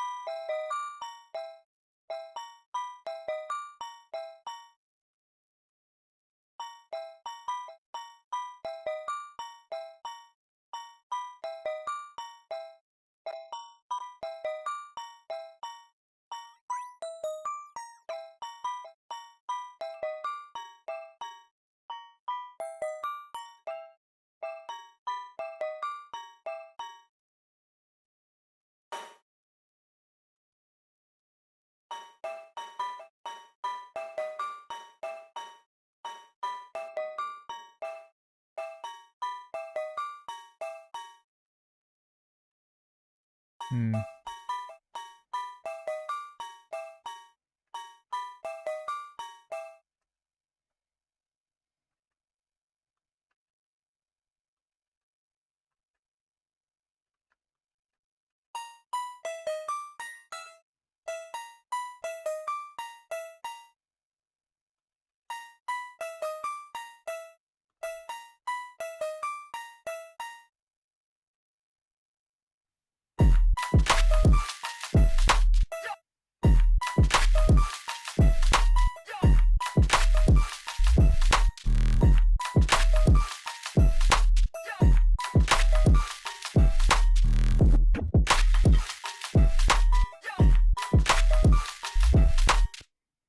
Yeah, just can't seem to get it right with where I want it to be.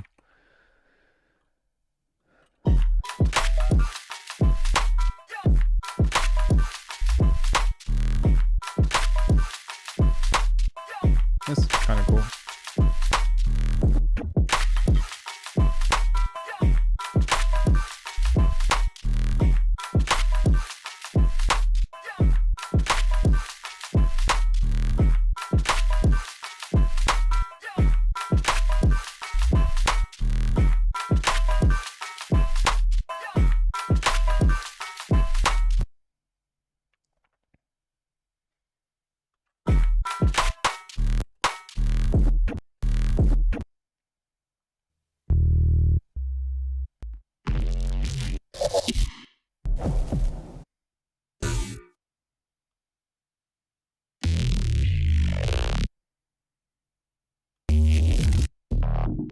Hmm.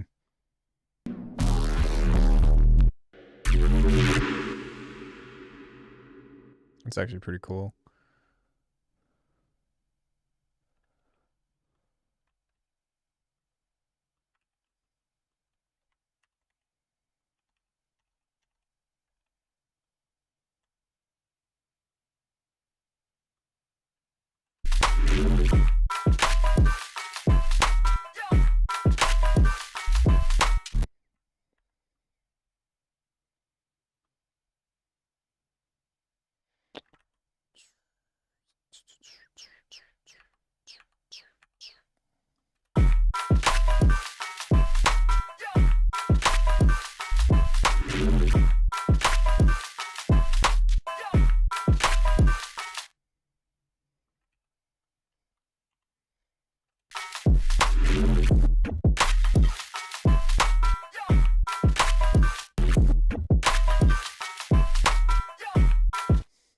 Yeah, it's just like the sound has a place, but it doesn't quite match with it's too abrasive and too thin and too tinny.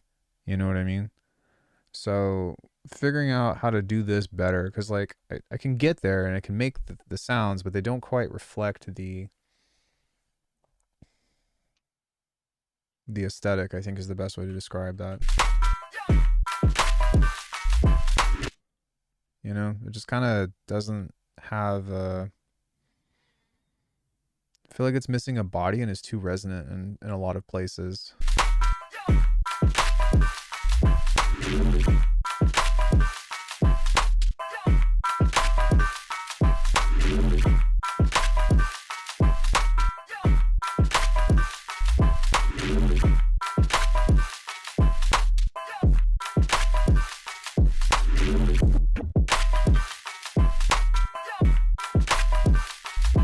This actually seems a lot better to me. Does that seem like it fits better to you all? Because it seems like it's not so dependent on those mids and those mid highs, but more so like having a nice gap of leaving the complete high end open, but really taming those like almost painful mid highs.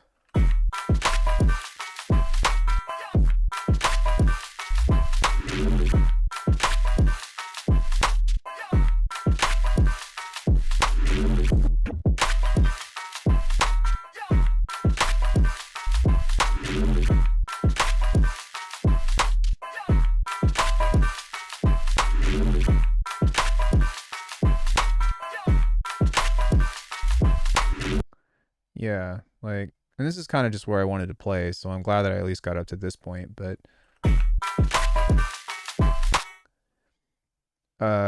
it is on, there is a short verb on there. But it's a gated verb, so you know, just trying to space it out with something that sounds a little bit more realistic. No, you're fine. But yeah, I've already that's kind of where I've been trying to.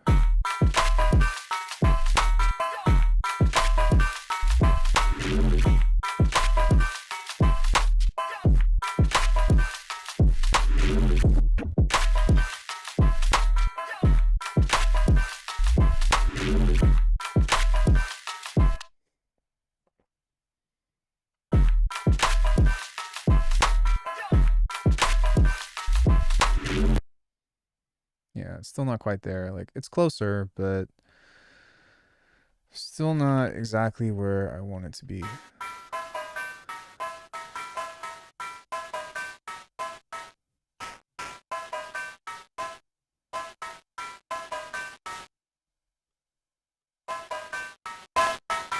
Sorry.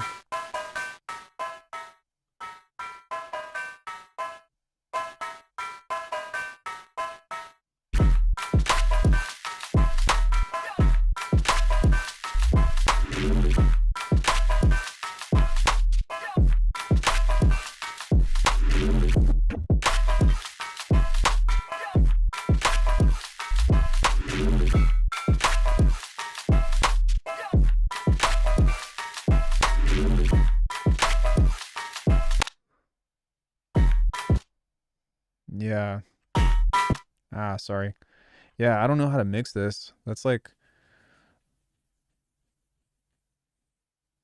hmm.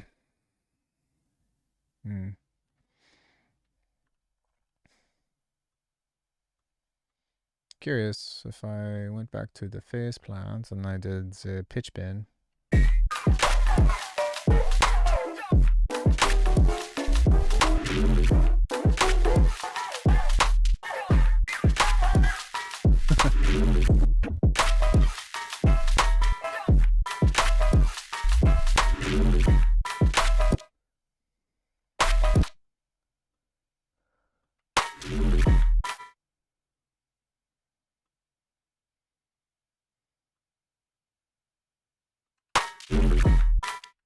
And I like the way that it pulses in.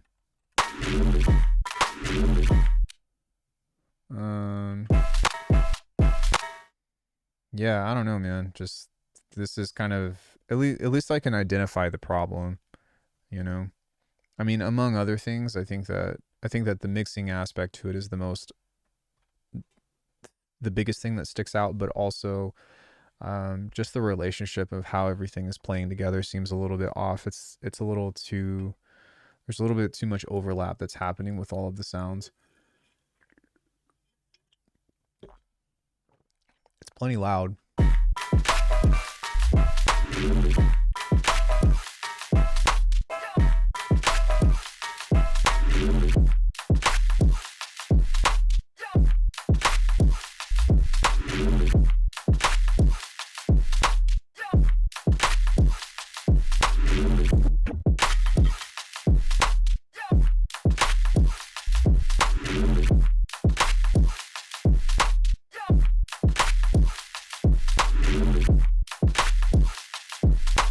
Beat's cool though.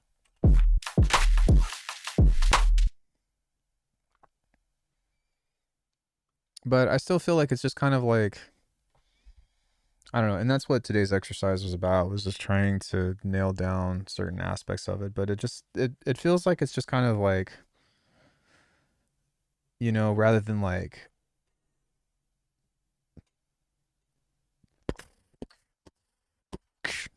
you know, that's kind of what I was hoping to get out of this. But could also just be my, you know, the sounds that I made or whatever just don't hit as hard or don't play as nice or, you know, whatever. But like I have this desire with this beat style to make it like just,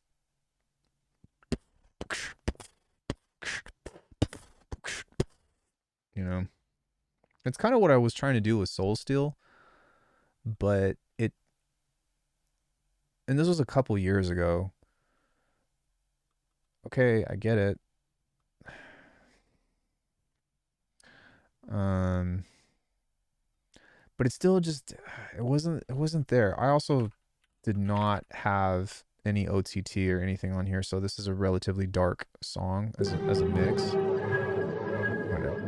Actually, I'll turn this up for you and I'll turn this down over here because I think Corey passed out. But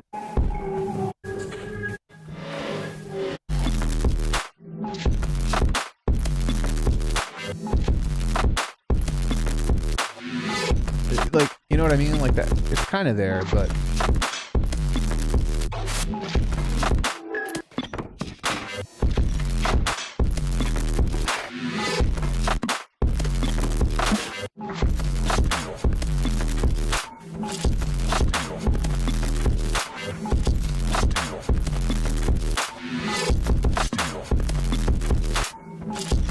yeah, but for this one, it just kind of feels like maybe the shuffle and the patterning of it, it's just not quite, it's not quite where I want it to be.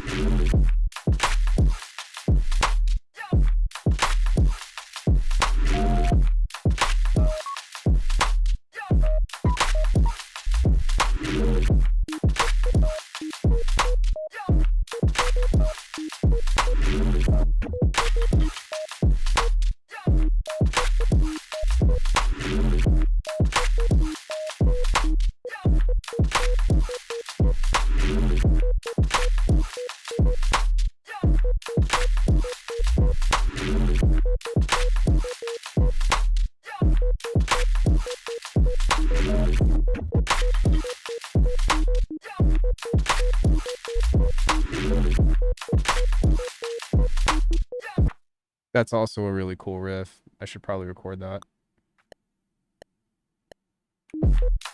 Sorry.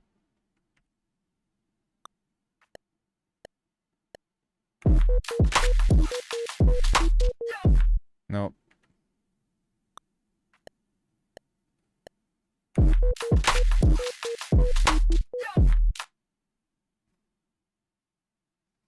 If I can get like a lead or something here that helps push that along a little bit more, then I think that it's, like I said, it's on the right track, but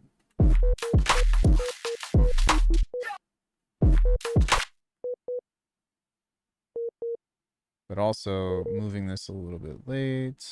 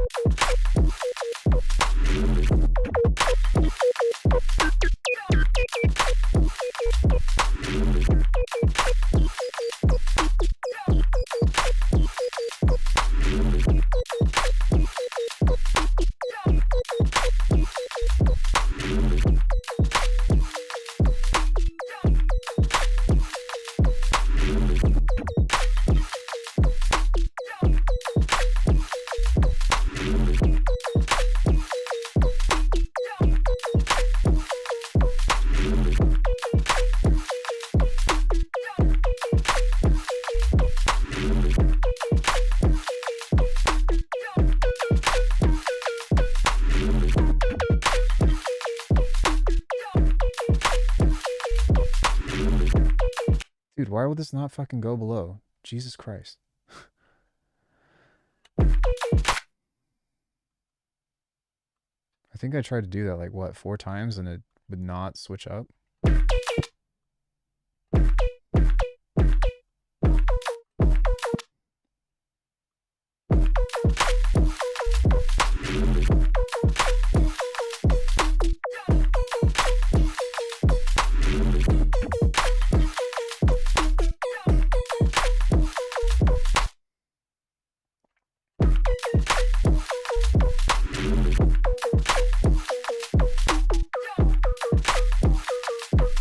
That's pretty cool.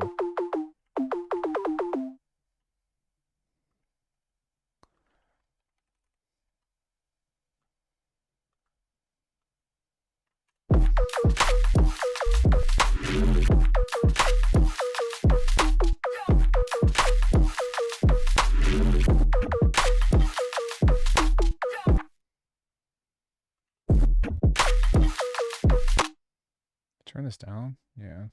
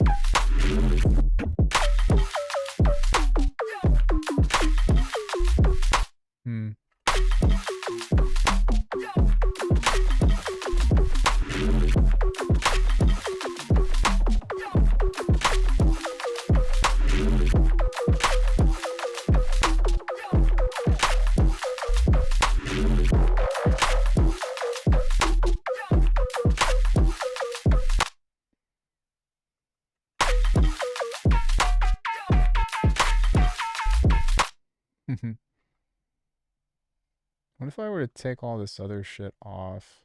Like, just turn off the percussion and let's just see what this sounds like.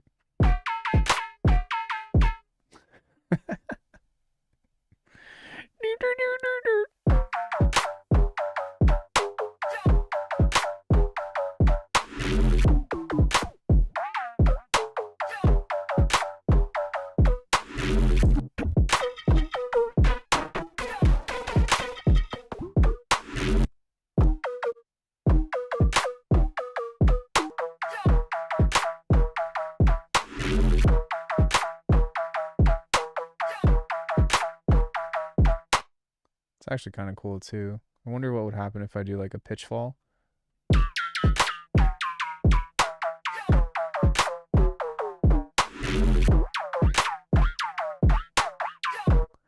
All right. Lots of exploration, but I think this is going to be where I call it for now. I just think 5 hours of frustration and exploring is enough. Does anybody have any questions about anything that we did today, other than the stuff that I talked about earlier with industry-related hootenannies and shenanigans and knickknacks and hobbly wobblies and jangly wanglies? I will most likely be back on sometime tomorrow, because I missed Friday, and we'll maybe keep practicing this or whatever. But yeah, man, I've been having a really hard time starting a track that I actually want to see through. So I might have to go back to like writing a beat a day and just like doing whatever and making it work, just because I have not been having much fun with tracks as of late. So I might take like a quality loss and then just make some shit and make sure that I finish it for the next few days or whatever. Yeah, I mean, November is coming up, so maybe I'll give myself another week. People were talking about wanting to do a 30-day challenge again anyways, and so maybe to help me kickstart my frustration, I can make myself write and finish some music and focus on the arrangement no matter how bad it is, because I've just been like really picky lately, and I'm wondering if it's just getting to me. Is that something that you all would be interested in doing again with me? Because I feel like I just started so many ideas and I hate them all and I don't really want to come back to it, or like I get this like thing where I'm stuck and I'm like, yo, I have talked about how to finish tracks over and over and over and over again. But I'm noticing that there's this trend that I've been falling into, like just making stupid ideas like this and not doing anything with it because I'm not happy with moving on. So yeah, I'm noticing the pattern and probably need to get out of that pretty soon. Yeah, how do you all, thoughts, anything, questions, comments, observations?